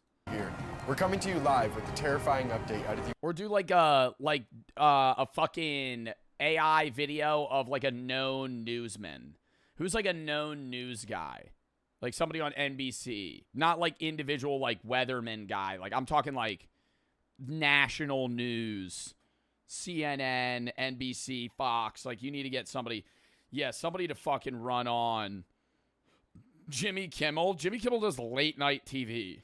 United States government. Reports have just surfaced confirming that the government has been hiding an extraterrestrial life form. Yes, an alien, hidden from public knowledge. The creature has escaped from its secure transport vehicle and is now loose in the street. Government. I would be my jaw would be dropped at how I wouldn't even think that I'm getting pranked. I would be like, dude, do you have like Comedy Central on right now or some shit? A fucking semi-truck with just the word government. And is now loose in the streets of Los Angeles, moving erratically and clearly in a state of panic. Authorities have confirmed that this alien carries a highly contagious disease that is incurable for humans. We urge everyone, do not approach it, do not try to make contact, and above all, do not let it touch you. That's all the information we have, but officials are urgently asking all residents of Los Angeles to stay inside, lock all doors, and do not go out in public. Whoa. Okay. He said LA, don't touch. So just keep that in mind. I'm sure it won't come here. Hold on, we're getting a live update. The alien has just been spotted, and according to the alien is outside the local coffee shop. Reports, it's heading straight into a local coffee shop. We can only hope. I know what the fuck. They have footage. Nobody's stopping the alien, but the news station has active updates of in real time footage of the alien running into the shop. And if there is, may God protect them. Everyone back up. Oh my god, no, don't tell me she has a weapon. Oh my god. And like why the alien's wearing underwear. Back up. She's smiling.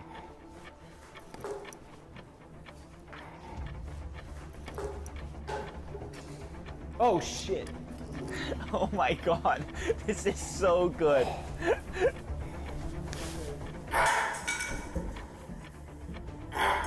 Go outside. Duck. Right here. You kidding? I don't know. I have no idea. I don't know what this is. Wait, there's no exit here. Oh. Oh god. Oh my god, have the alien touch him and him like just like fake being dead and then just like dude traumatize the woman on God. Dude, that would be so scary. That would be especially if you believed it. Oh shit. Bro, his face, why is his face like, it looks like a rat. Dude, he just has, she's not looking at his feet, bro. Are you kidding me? I feel like I'd be looking him up and down. I'd be like, yo, your toe, like you literally just have human toes.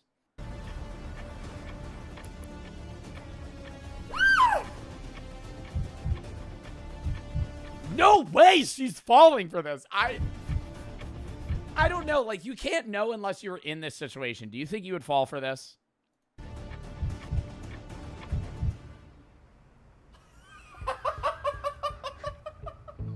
Gotcha! It's a prank. Oh my god. Are you okay? It's a prank. It's a prank. I need more than a muffin. I'm so sorry. We're Andrew's mom's friends. I'm so sorry. We have. No! Okay. Oh my god, I feel horrible. He's literally shaking. Dude, oh my god. I'm sorry. Okay, everyone inside is an actor. Go ahead. I'm shaking. Oh my god. Her scream. Oh my gosh, my heart. Did you actually say that was You okay? Yeah. That was not funny. I'm sorry. Are you okay? Yeah. We're Andrew's mom. We're his friends. She's not coming today. Oh, that's okay. You look great. All right, Foreskin, we are so close to 2 million subscribers. Foreskin? Is his fan base named Foreskin? Close to 2 million subscribers. Oh, chat. Oh my god, Bart Farts is so lame. That's such a cool nickname. His audience is called Foreskin? Bro. You don't like Luca? He's fat. That was a fun video.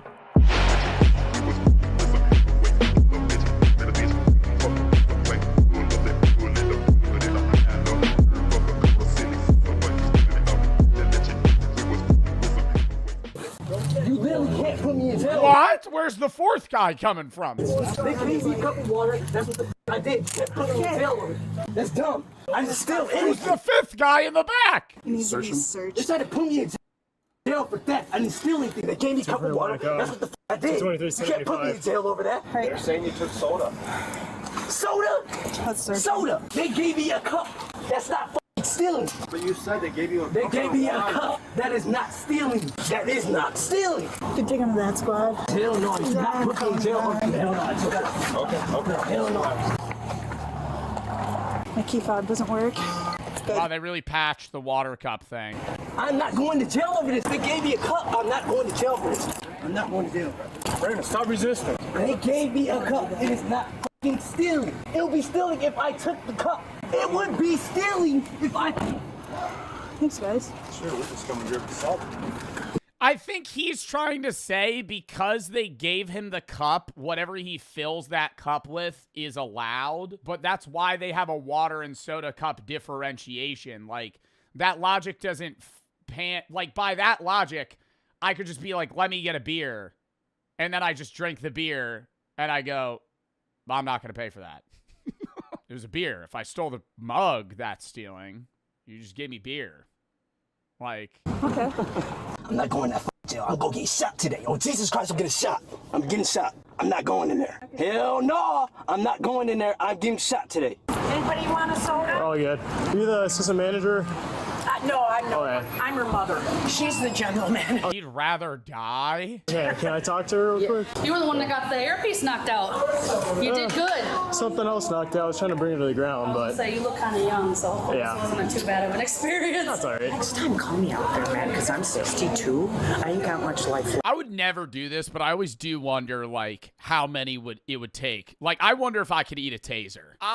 You ever think about that? Like, I would never want to do it, but, like, part of me is like, damn, like, if I, like, ran, like, do you think they hit me and I just go, and just fucking, like, eat shit? I think I'd have to. Because they always say, like, the bigger you, like, the more body fat you have, the less the taser hurts you. So, like, if they hit me in the back, I'm cooked. Like, I'm fucking convulsing and then hitting the dirt. No, he fought him. Yeah, we were watching the whole time. Only one way to find out. I got zapped with a hand taser before, but that's way different. That was not fun. Yeah. That's what I didn't want to deal with in here. Yeah, no, it makes Because sense. he was going to get confrontational. So I'm going to grab a non-permission, non-consent form. We're taking him to jail because he stole a soda. Yep. So as far as that goes, I'll have you fill it out. Do you have, like, cameras and stuff? We do have cameras. I would have to have, I can call my owner. She has access to it on her phone. Is this around the corner or what? Yeah, I might as well get a Firehouse sub over here. Might as well. They saw that pizza meatball sub ad. Enough said. Well, I wanted to drop into the ground, but Ashley just kept pulling me against the wall, so. What does that say? Well, I wanted to drop into the ground. Rolling Stones Hyde Park. But Ashley just kept pulling me against the wall, so. The manager never said I got banned for the property. I said you were banned. No, shut the up! I'm gonna punch the shit out you when I get out these cuffs. Oh, Jesus. Come on! Oh my God, I wanted this guy to just walk away so bad. Why are you threatening the cop? Guys, I'm punching the glasses off your face. Shut the up! When I see you and I get out these cuffs, on Jesus Christ, I'm punching the out you. That's a felony. Okay, bet. Be honest with yourself. Have you ever been to Yo, Officer John, yes! Yes, I didn't know this was an Officer John video. because you felt like you deserved it? And since when did buying food once turn into a lifetime of free soda? Because to me, that belief is what turned a cup of soda into handcuffs. Honestly, this isn't about soda. It's about entitlement running headfirst into a boundary and Yeah, I think most people would be like, I don't think he should get arrested over that.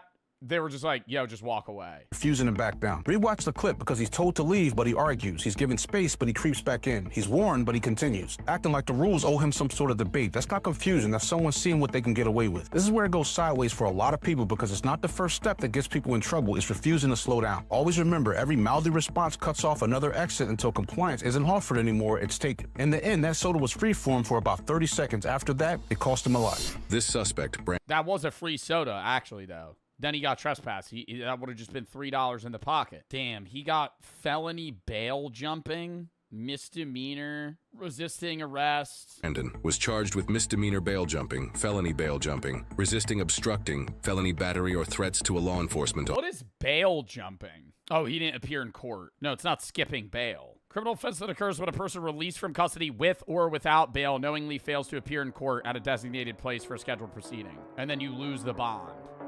So if you pay the bail.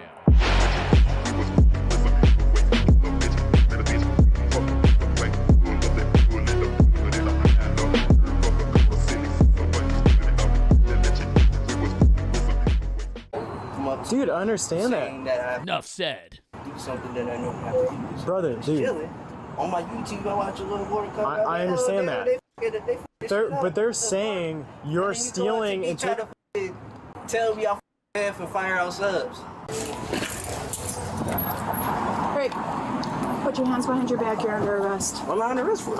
Theft. Do not fight. Do not Don't fight us. Don't resist. Don't resist. Don't resist. Don't fight. Do not fight. All right, we're gonna stand here. Now you got resisting arrest. Stop. 241, he's fighting.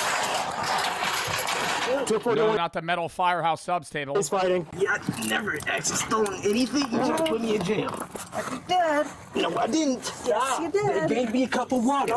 Put your hands behind your back. Do it now. I'm not losing my job over this. I'm not losing my job. Stop. I mean, you could have left, man. I have one cuffed. I have his hand.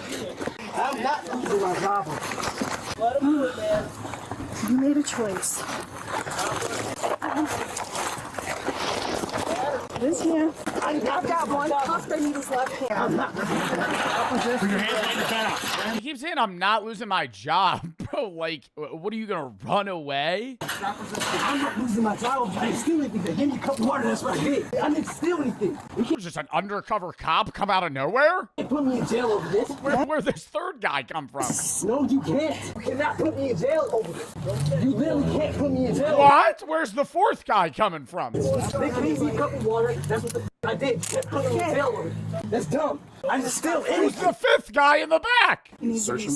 They tried to put me in jail for theft. I didn't steal anything. They gave me a cup of water. That's what the I did. You can't put me in jail over that. They're saying you took soda. Soda? Soda. They gave me a cup. That's not stealing. But you said they gave you a cup. They gave me a cup. That is not stealing. That is not stealing. You can take him to that squad. Hell no. You not put me in jail. Hell no. Okay. Hell no. My key fob doesn't work. Wow, they really patched the water cup thing. I'm not going to jail over this. They gave me a cup. I'm not going to jail for this. I'm not going to jail. Brandon, stop resisting. They gave me a cup. It is not fucking stealing. It would be stealing if I took the cup. It would be stealing if I... Thanks, guys. Sure, we'll just come and grab the salt. I think he's trying to say because they gave him the cup, whatever he fills that cup with is allowed. But that's why they have a water and soda cup differentiation. Like, that logic doesn't pan. Like, by that logic, I could just be like, let me get a beer. And then I just drink the beer. And I go, I'm not going to pay for that. It was a beer. If I stole the mug, that's stealing. You just gave me beer. Like. Okay. I'm not going that jail. I'll go get shot today. Oh, Jesus Christ, I'm getting shot. I'm getting shot. I'm not going in there. Hell no. I'm not going in there. I'm getting shot today. Anybody want a soda? All good. Are you the assistant manager? No, I'm not. Okay. I'm her mother. She's the general manager. He'd rather die? Yeah, can I talk to her real quick? You were the one that got the earpiece knocked out. You did good. Something else knocked out. I was trying to bring her to the ground, but... So you look kind of young, so hopefully Yeah. this wasn't too bad of an experience. That's all right. Next time, call me out there, man, because I'm 62. I ain't got much life left. I would never do this, but I always do wonder, like, how many it would take. Like, I wonder if I could eat a taser. You ever think about that? Like, I would never want to do it, but, like, part of me is like, damn, like, if I, like, ran, like, do you think they hit me and I just go, and just fucking, like, eat shit? I think I'd have to. Because they always say, like, the bigger you, like, the more body fat you have, the less the taser hurts you. So, like, if they hit me in the back, I'm cooked. Like, I'm fucking convulsing and then hitting the dirt. That's so No, he fought him. Yeah, we were watching the whole time. Only one way to find out. I got zapped with a hand taser before. But that's way different. That was not fun. That's what I didn't want to deal with in here. Yeah, no, it makes sense. Because he was going to get confrontational. So I'm going to grab a non-permission, non-consent form. We're taking him to jail because he stole a soda. Yep. So as far as that goes, I'll have you fill it out. Do you have, like, cameras and stuff? We do have cameras. I would have to have, I can call my owner. She has access to it on her phone. Are you just around the corner or what? Yeah, might as well get a firehouse sub while we're here. might as well. They saw that pizza meatball sub ad. Enough said. Well, I wanted to drop him to the ground, but Ashley just kept pulling him against the wall, so... What does that say? Well, I wanted to drop him to the ground. Rolling Stones Hyde Park? But Ashley just kept pulling him against the wall, so... The manager never said I got banned for the property. I said you were banned. No, shut the up. I'm gonna punch the shit out you when I get out these cups. Oh, Jesus. Come on! Oh my God, I wanted this guy to just walk away so bad. Why are you threatening the cop? Guys, I'm punching the glasses off your face. Shut the up. When I see you and I get out these cups, oh, Jesus Christ, I'm punching the out you. That's a felony. Okay, bet. Lock in. How to get a felony for $3.79. Surveillance footage shows this young man enter a firehouse subs and ask for a water cup. An employee the water cup method. Don't tell me it's been patched. He then catches him getting a soda instead of water, and she approaches him to choose the water option for him on the touchscreen. However, the male then backs out of the water option and pours himself more soda. He then leaves, leaving the employee frustrated. She then calls the police as the male... I mean, I ain't getting that frustrated over that. I mean, is it stealing? Yes. Are you the owner of the firehouse subs? If no, I don't care. If I'm the middle-aged employee that's getting paid minimum wage at a firehouse subs, and some guy asks for a water cup and then pours himself soda, not my problem. Not my problem. I'm going, maybe you shouldn't do that. And then he does it anyway. I'm just going to be like, all right. ...is now sitting outside the restaurant watching... Calling the police for a stolen... Okay, why did he sit outside of the restaurant? He should have dipped, okay? If you're going to do the soda method. YouTube while sipping on his... The water cup method. ...stolen soda. Brandon, staff called because they want you trespassed from here. Staff called because you've been going in there taking water and stealing soda and... Oh, does he do this like every day? Oh my God. Is this just like they know him? Not really serving any purpose being here, so they want you trespassed. Do you understand what that means? It means you're no longer welcome here, and if you come back, you're going to get a ticket. Going back in firehouse subs? Correct. That's figures. I can't hear you. That figures. That's what? What they're saying is I stole what? What I stole? They said you've been going in there taking water, drinking soda, not really serving any... Bro, if I'm him, I'm going, okay. And then I'm walking away. Like, he's just getting trespassed. It's just he's not allowed into the firehouse subs anymore. Who gives a fuck? It's a fucking firehouse subs. Like, I'm never walking back into that place again. I'd just be like, all right. And then I'd leave. Legitimate purpose being there, being a paying customer, you're none of that. I hope he doesn't argue with the cop that he should be allowed to sit at this metal table. Just get up and leave. So they want you trespassed. I paid for food here. Okay. Today? Not today, but I paid for food here. Okay. Well, you can't just go in there and take water and take soda and... See, yeah, maybe he does like the Firehouse subs. He wants to be able to still eat there. What's a restaurant for you guys that if you were trespassed, you would argue it? Maybe like a Chipotle. I think if I got trespassed at a Chipotle, I'd be like, all right, well, let's talk about this.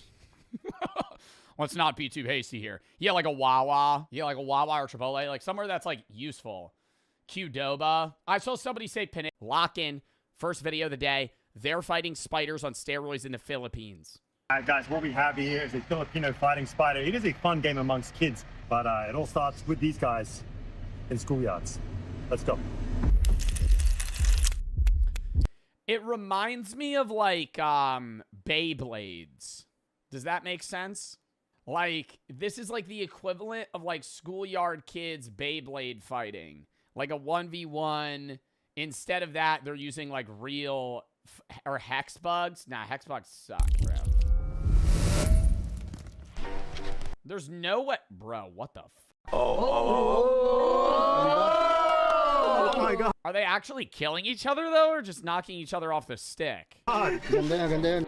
They're fighting spiders on steroids. That's when I realized this wasn't some innocent kids game. How many spiders do you think you sell a month? 10,000 spiders. 10,000 spiders? This is his business? But kids are buying these spiders?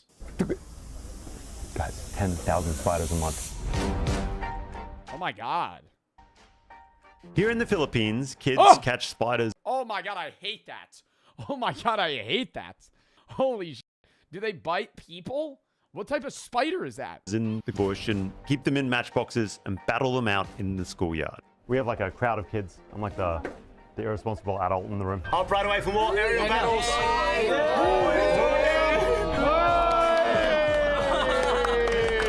How do you tell who wins? Is it like cockfighting? Like it's to the death? It's like some kind of real life Pokemon. And honestly, at first it seems kind of fun. Spider fighting rules are simple. A spider hits the mat, that's a knockdown. And the first spider to cause 3 knockdowns wins the match. But the deeper you go, the crazier it gets. There's this whole underground economy of breeders, dealers, doping, and underground gambling rings built around these. There's underground gambling rings on fucking fighting spiders. You know what's crazy is that's some shit I would bet on. Spider fights. That's some shit. If I pass a place in the Philippines, they're like, we're taking bets, I'd go, this is kind of fucked, but. So today, I'll bet on it. Summer is literally right around the corner. We're in June. It's getting hot. The summer sports are beginning to start up and the NBA finals are heating up. Sports are at an all-time high in terms of entertainment, and what could make them more entertaining than DraftKings Sports, the sponsor of today's video. DraftKings is now available in all 50 states, New York to California. I repeat, all 50 states. DraftKings is now available. No matter where you're watching now, you're always connected and in the game within one singular app now, DraftKings Sports. And boy, do they have an offer for new DraftKings customers. Signing up using promo code JOEB, if you spend $5, you get $200 in total rewards. Spend $5, get $200 in total rewards using code JOEB at DraftKings Sports. Thank you to DraftKings Sports for sponsoring this video, and let's get back into it. We're going to see how this schoolyard game has evolved into cockfights. I feel like that's worse. I don't know. Is this fucked up? I've never thought about this before. Like, cockfighting and, like, dogfighting's horrible. I would say this is, like, below that. But, it's like bugs. But, like, spiders are more conscious than, I don't know. It'd be like, if you threw in, like, worms, I'm, like, not really caring. Something way more serious. And by the end of this video, you'll see how it can become this gateway into something. This is below cockfighting. Oh, surely. Much, much darker. That looked like they're getting into dogfighting. Why do people fight with cocks, bruh? No, they're not sword fighting their dicks, Callum. They're cockfighting like male, like roosters. If you spend any kind of time in the alleyways of Manila, you'll quickly find kids running around. Oh, I've spent time in alleyways in Manila on GeoGuessr, buddy. I know the telephone poles here, pal. Kids running around. I know the wires. With these little matchboxes divided up to hold spiders. It's just normal here. It's everywhere. No one treats them like creepy crawlies. No one's freaking out. In fact, they're treating them like these little... Imagine being a Filipino kid with arachnophobia. Rip. Mini fighters. But how did they choose their spiders? Is it just based on color, something that they like? How does he know it's strong? Malakas, galamay. Dahil mahaba yung galamay niya. The arms of the spider is more wider. All right, it's like a wider spider's better. I would assume just size in general is what you want. It's like a tanky spider. I got it.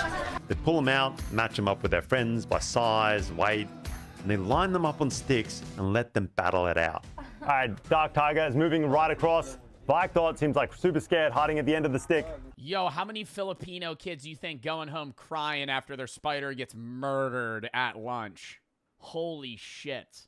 You fucking put all the money you have as a kid into owning a spider and then it dies. Dark Spider now moving down the web. We've got an aerial battle. Like they're just attacking each other. Right now.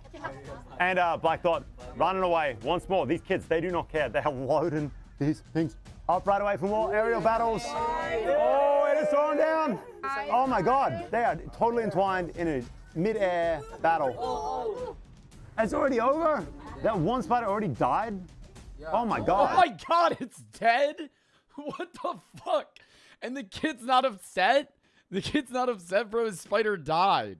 Oh my God, it's already dead. I don't even really know what the fuck if they have any rules here. It's just kind of messy. Yeah, it doesn't really look like there's any regulation. It looks like they're just kind of like making them touch each other until one dies. And sometimes it basically turns into just a fight to the death. Oh, really? Oh my God, guys. It's not over until the winner eats the loser, apparently.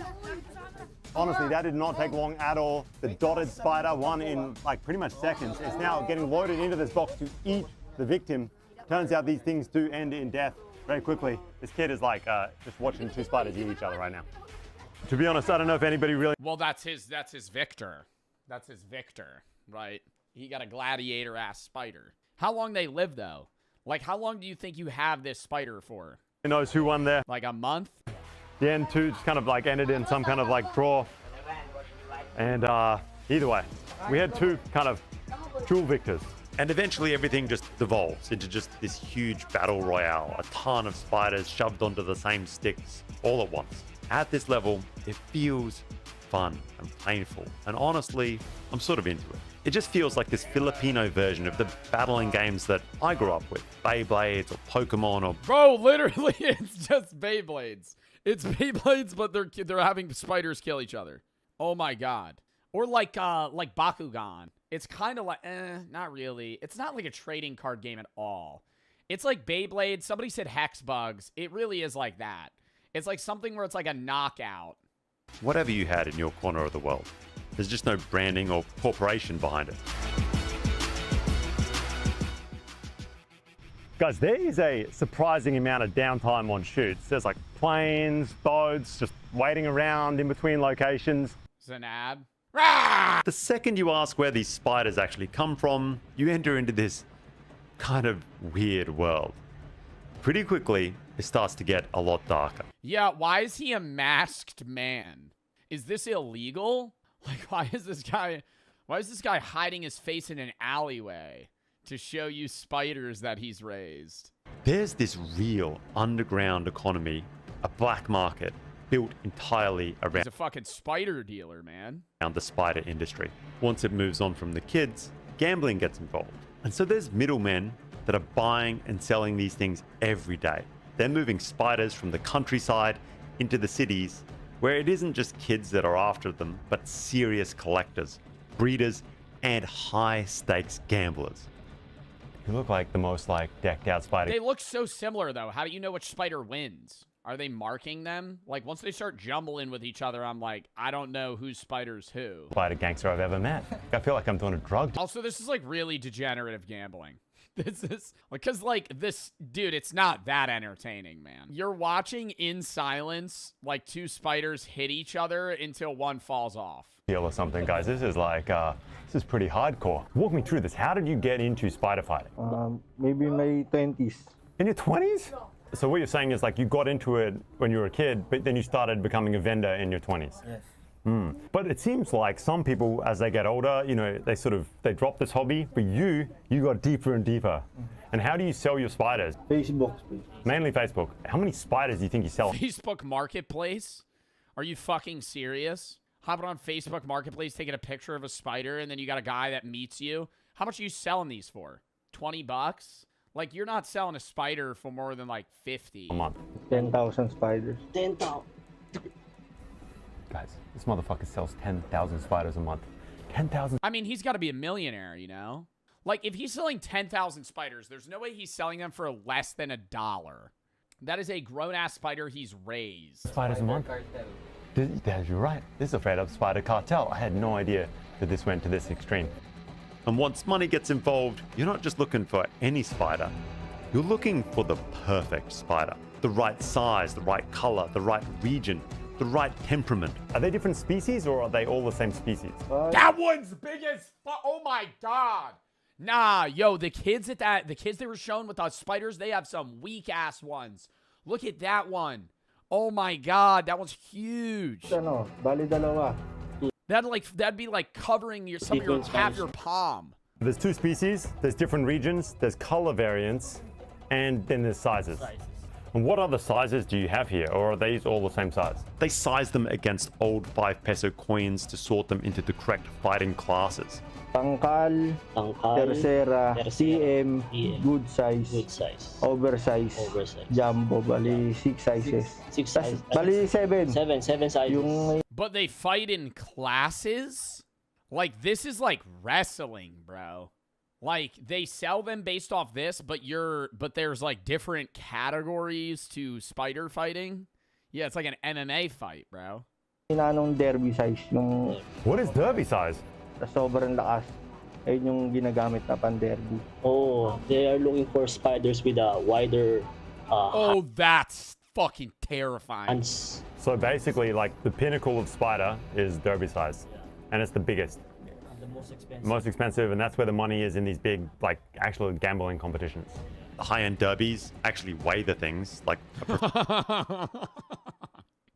Like, I respect it, but it's okay, it's funny, bro. They got a cardboard box. They got a wooden box with the name of the spider and the weight. Professional UFC fight. He's got to be careful with the darts here.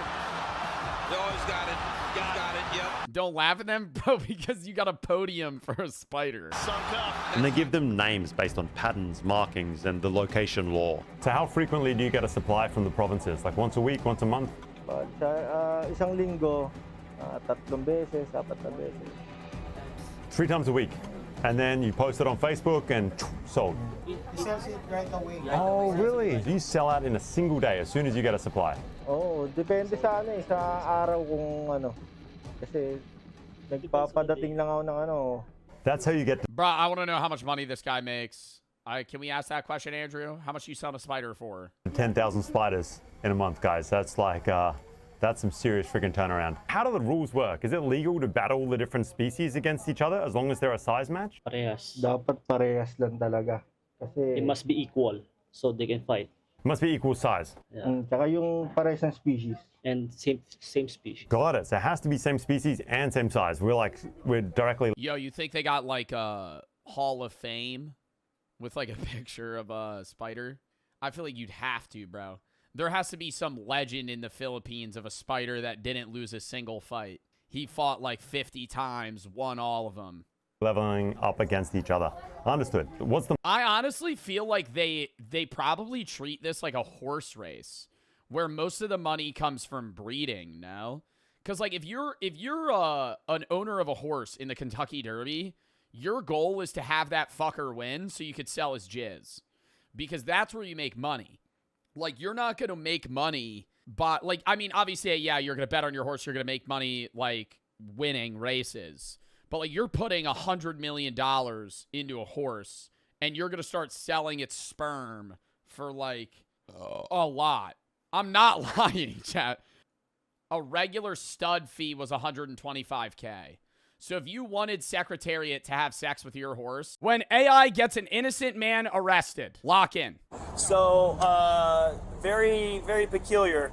Peppermill has this pretty sophisticated artificial intelligence software that analyzes faces of previous trespassers. And they get a 100% match on this guy who, whenever they trespassed him before, presented an ID that had a different name. They look like the same exact guy. I am not Mike. I don't know nothing about Mike. So either he is who he says he is and he's not have ever actually trespassed, which I doubt because their software is pretty cool. And their software is pretty cool. Software's pretty cool. You know, Mike probably has a fake ID that says he's a different guy. He's probably putting on this whole facade so he could trespass in this building again. When AI gets an innocent man arrested, lock in. So, very, very peculiar. Peppermill has this pretty sophisticated artificial intelligence software that analyzes faces of previous trespassers. And they get a 100% match on this guy who, whenever they trespassed him before, presented an ID that had a different name. They look like the same exact guy. I am not Mike. I don't know nothing about Mike. So either he is who he says he is and he's not have ever actually trespassed, which I doubt because their software is pretty cool. And their software is pretty cool. Software's pretty cool. You know, Mike probably has a fake ID that says he's a different guy. He's probably putting on this whole facade so he could trespass in this building again. The fact that he's acting super suspicious. I'll be 100% honest. He's acting super suspicious. He's acting how any person would under the presumption that you're getting trespassed for something you didn't, or you're getting trespassed when you didn't. You're getting accused for a crime that you didn't commit. Yes, you're probably going to be a little fucking angry or, you know, I guess rejecting, defensive. You're being a little suspicious. You're being a little defensive. Maybe because he didn't fucking do it. Could legitimately be you have a doppelganger running around. Well, unless I've gone crazy, I'm pretty sure it's not me. Nightmare Oh my god, they actually brought him to jail. Dude, he's probably gonna sue the out of these people. Reality at a Reno, Nevada When AI gets an innocent man arrested, lock in. casino when AI facial recognition technology misidentifies someone. So, very, very peculiar. Peppermill has this pretty sophisticated leading to a wrongful arrest and lands an innocent artificial intelligence software that analyzes faces of previous trespassers. And they get a 100% match on this guy who, whenever they trespassed him before, presented an ID that had a different name. They look like the same exact guy. I am not Mike. I don't know nothing about Mike. So either he is who he says he is and he's not have ever actually trespassed, which I doubt because their software is pretty cool. And their software is pretty cool. Software's pretty cool. You know, Mike probably has a fake ID that said man behind bars. I don't want to say that this is he's a different guy. He's probably putting on this whole facade so he could trespass in this building again. It is good for him because this sucks. Like, this shouldn't happen to anybody. But isn't he going to get... The fact that he's acting super suspicious. I'll be 100% an absolute bag. Like, I don't see how he's not going to make millions of dollars. Honest? He's acting super suspicious. He's acting how any person would under the presumption that you're getting trespassers off of this fucking casino or whatever that trespass for something you didn't, or you're getting trespassed when you didn't. You're getting accused for a crime that you didn't commit. Yes, you're probably going to be a little fucking angry or, you know, past him. Because they illegally detained him off of AI and brought him to jail. I guess rejecting, defensive. You're being a little suspicious. You're being a little defensive. Maybe because he didn't fucking do it. Could legitimately be you have a doppelganger running around. Well, unless I've gone crazy, I'm pretty sure it's not me. Nightmare Oh my god, they actually brought him to jail. Dude, he's probably gonna sue the out of these people. Reality at a Reno, Nevada casino when AI facial recognition technology misidentifies someone, leading to a wrongful arrest and lands an innocent man behind bars. I don't want to say that this is good for him, because this sucks. Like, this shouldn't happen to anybody. But isn't he going to get... What good is the ID? And he showed identification. Right? He proved he was an absolute bag. Like, I don't see how he's not going to make millions of dollars. Who he says he is. And they still just arrested him. Dollars off of this fucking casino or whatever that trespass. Why do I even carry that mother? Past him. Because they illegally detained him off of AI and brought him to jail. What good is the ID? And he showed identification. Right? He proved he was who he says he is. And they still just arrested him. Why do I even carry that mother? The following is based on official police records, and the footage has never been seen before until now. Please. I don't understand why they can't just scan his ID. Don't cops have that, like, in the system? It'd be different if he had a fake ID of a person that didn't exist. You know, they're like, this, hey, here's my ID. They scan it, it bounces. And they're like, this isn't a real person. Versus him literally being like, he's like, dude, I'm not Mike. This is who I am. And they scan it, and they're like, oh, yeah, no, that's you. Note that all persons charged with a crime are presumed innocent unless and until proven guilty in a court of law. On September 17, 2023, the Peppermill Casino calls the Reno Police Department to report that a trespasser has unlawfully returned to the casino. They report that they have the man in custody, but he's claiming... Yeah, I don't think it really helps that AI is scanning images of this guy in 240p. Like, he has a very regular white guy look. You know, I don't think AI, a very sophisticated AI system. To go by an entirely different name than the man they've previously trespassed. Officer Richard Jagger arrived... White guy in a black shirt. ChatGPT, 100% match. 100% match. That's him. Arrives at the casino at 5:48 a.m. Hola, ¿cómo estás? How you doing? What? Oh, thank God you're here. The man declaring his relief at the sight of the officer is 40-year-old Jason Killinger, who is accused of... Oh my God, no! And he's happy the cop's there because the fucking casino security fucking detained him. So he's just been sitting in the back room like, oh, thank fuck, the cops are here. Trespassing at the Peppermill Casino. So, oh my God. What's going on? So we got this system-generated alert, prior trespasser. Okay. And we made contact and arrested him, and he claimed that wasn't him. And what does my so name we're just say? trying to... If they have him trespassed, shouldn't they have, like, I mean, I don't know if they're legally allowed to do this at a casino, but if they're trespassing somebody, shouldn't they have fingerprints of him? And then they would just see that it's not him? Get you guys any fun calling if it's really him or not. So what's the issue, you guys? Did he have a different driver's license or a secondary one, or has he got more property than just this one? Just that, those effects right there, and that's it. One second, pal. But no other forms of identification. Things in his pocket. You guys ran this information through our dispatch? Through your guys' dispatch? Couldn't the casino run his ID and see that it's a real ID? Wait, what? When you gamble and they ask for your ID, they'll put it into a machine that fucking scans your ID. And so I feel like I don't understand why they couldn't just scan this guy's ID and be like, no, that's real.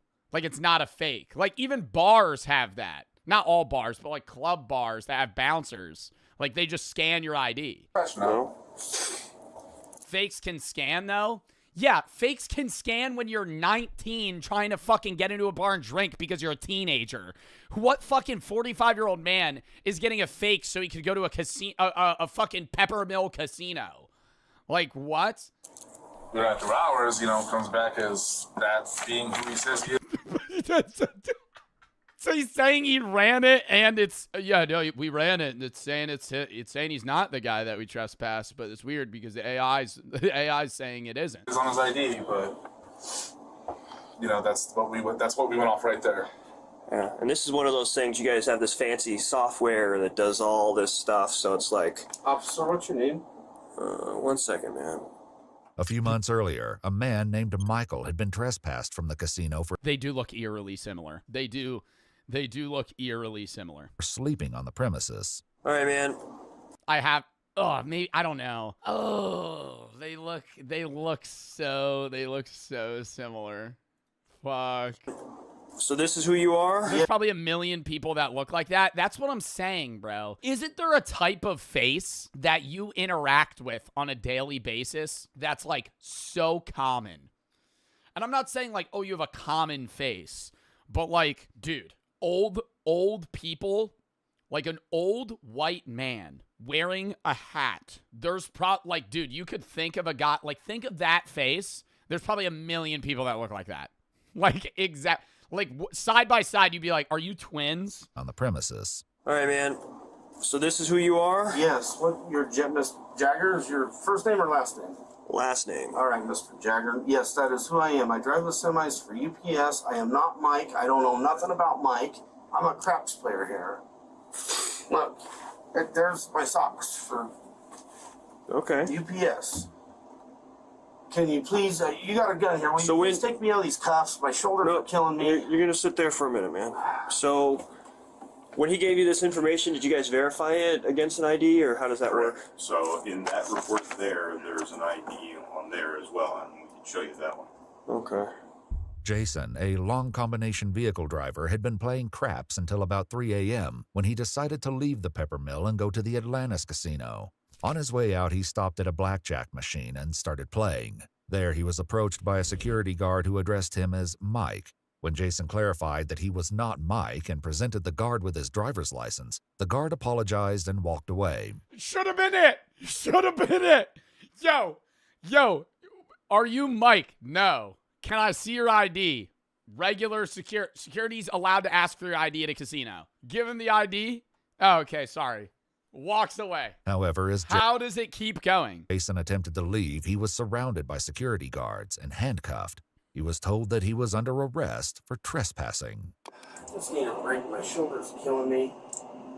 What do you think the actual Mike got trespassed for? Just being like belligerent, like getting too drunk at the casino? So that's the ID that he presented. Oh, it said sleeping? Sleeping? You get trespassed for falling asleep? I go to Atlantic City, and there are people that actually piss themselves at the slot machine and keep playing. But if you fall asleep, what, like a homeless guy? Hey, look at the nose. Yeah. Huh. Weird. Very weird. All right, let me snap a picture of that. I'll run both names. The casino's AI facial recognition software positively identified. Nah, actually, when you do look at it again, it's this guy's skull is wider. Jason as Michael, the man they had trespassed. Let me step out this way I get better reception. Yeah. The only thing that was weird is that we'll have to, lift him up and see how tall he is. Yeah. They didn't measure his height to see. That says he's 5'9", and that says 6'1". Yeah. Oh my God. I mean, why did they even call the cops? I feel like that is 5'9" and 6'1". What? I'd be like, yeah, let's just measure me. The guy's 5'9". I'm not 5'9".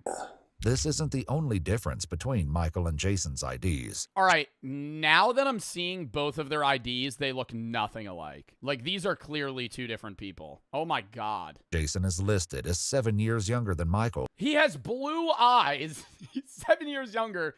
He's fucking, 4 inches taller and 50 pounds more. And says that he weighs 50 pounds more. As well, the signatures are different. In his report, Officer Jagger wrote, quote, "The associated demographics on each driver's license were fairly similar, with the only major distinction being hazel and blue eyes, which are by their very nature similar eye colors and are dependent upon lighting." And the pictures are... Imagine Jagger goes to the guy, he's like, You get that leg lengthening surgery, boy. So you put on a few pounds, change your eye color. You're wearing fucking contacts, aren't you? I bet you fucking got that metal rod shoved in your fucking leg. That's why you're 6'1", just so you could come back to the pepper mill, eh? Harry, I mean, the nose. You want to keep playing fucking craps? I bet your dumb ass wants to. I bet you have plans to fall asleep here again. And then we have our Call you a little napper. new system. I have one cuffed. I have his hand. Confrontational. So I'm gonna grab a non-permission, non-consent form. We're taking him to jail because he stole a soda. Yep. So as far I'm not losing my job. Let him do it, man. You made a choice. as that goes, I'll have you fill it out. Do you have like cameras and stuff? We do have cameras. I would have to have. I can call my. This here. I've got one. My owner. She has access to it on her phone. Is this around the corner or what? Yeah, might as well get a firehouse sub while we're here. Might as well. They saw that pizza. That pizza. I need his left hand. He keeps saying I'm not losing my meatball sub ad. Enough said. Well, I wanted to drop him to the ground, but actually, my job, bro. Like, what are you gonna run away? I'm not losing my job. I just kept pulling him against the wall. So. What does that say? Well, I wanted to drop him to the ground. Rolling Stones Hyde Park. But Ashley just kept pulling him against the wall, so. The manager never said I got banned for stealing anything. Give me a cup of water, that's what I did. I didn't steal anything. Was just an undercover cop come out of nowhere? For the property. I said you were banned. No, shut the up. I'm gonna punch the out you when I get these cups. Oh, Jesus. Where? You put me in jail over this. Where'd this third guy come from? No, you can't. You cannot put me in jail. Come on! Oh my God, I wanted this guy to just walk away so bad. Why are you threatening the cop? Guys, I'm punching glasses off your face. Shut the up. When I see you, nail over it. You literally can't put me in jail. What? Where's the fourth guy coming from? They mean I get out these cups. Oh, Jesus Christ, I'm punching the out you. That's a felony. Okay, bet. Be honest with yourself. Have you ever been to Yo, Officer John, yes! See a cup of water, that's what the I did. Put me in jail over it. That's dumb. I just still Who's the fifth? Yes, I didn't know this was an Officer John video. because you felt like you deserved it? And since when did buying food once turn into a lifetime of free soda? Because to me, that belief is what turned a cup of soda into handcuffs. Honestly, this isn't a guy in the back. He needs to be searched. They tried to put me in jail for that. I didn't steal anything. They gave me It's about soda. It's about entitlement running headfirst into a boundary and Yeah, I think most people would be like, I don't think. That's what the I did. You can't put me in jail over that. They're saying you took soda. Think you should get arrested over that. They were just like, yo, just walk away. refusing to back down. Rewatch the clip because he's told. Soda. They gave me a cup. That's not fucking stealing. But you said they gave you a They gave me a cup. That is not stealing. That is not stealing. You can take him to that squad. Hell no. Told to leave, but he argues. He's given space, but he creeps back in. He's warned, but he continues, acting like the rules owe him some. He's not putting me in jail. Hell no. Okay. Hell no. My key fob doesn't work. Wow, they really patched the water cup thing. I'm not going to jail over this. They gave me a cup. I'm not going to jail for this. I'm not going to jail. Brandon, stop resisting. They gave me a cup. It is not fucking stealing. It would be stealing if I took the cup. It would be stealing. First step that gets people in trouble is refusing to slow down. Always remember, every mouthy response cuts off another exit until compliance isn't offered anymore, it's taken. In the end, that soda was free for him for about 30 seconds. After that, it cost. If I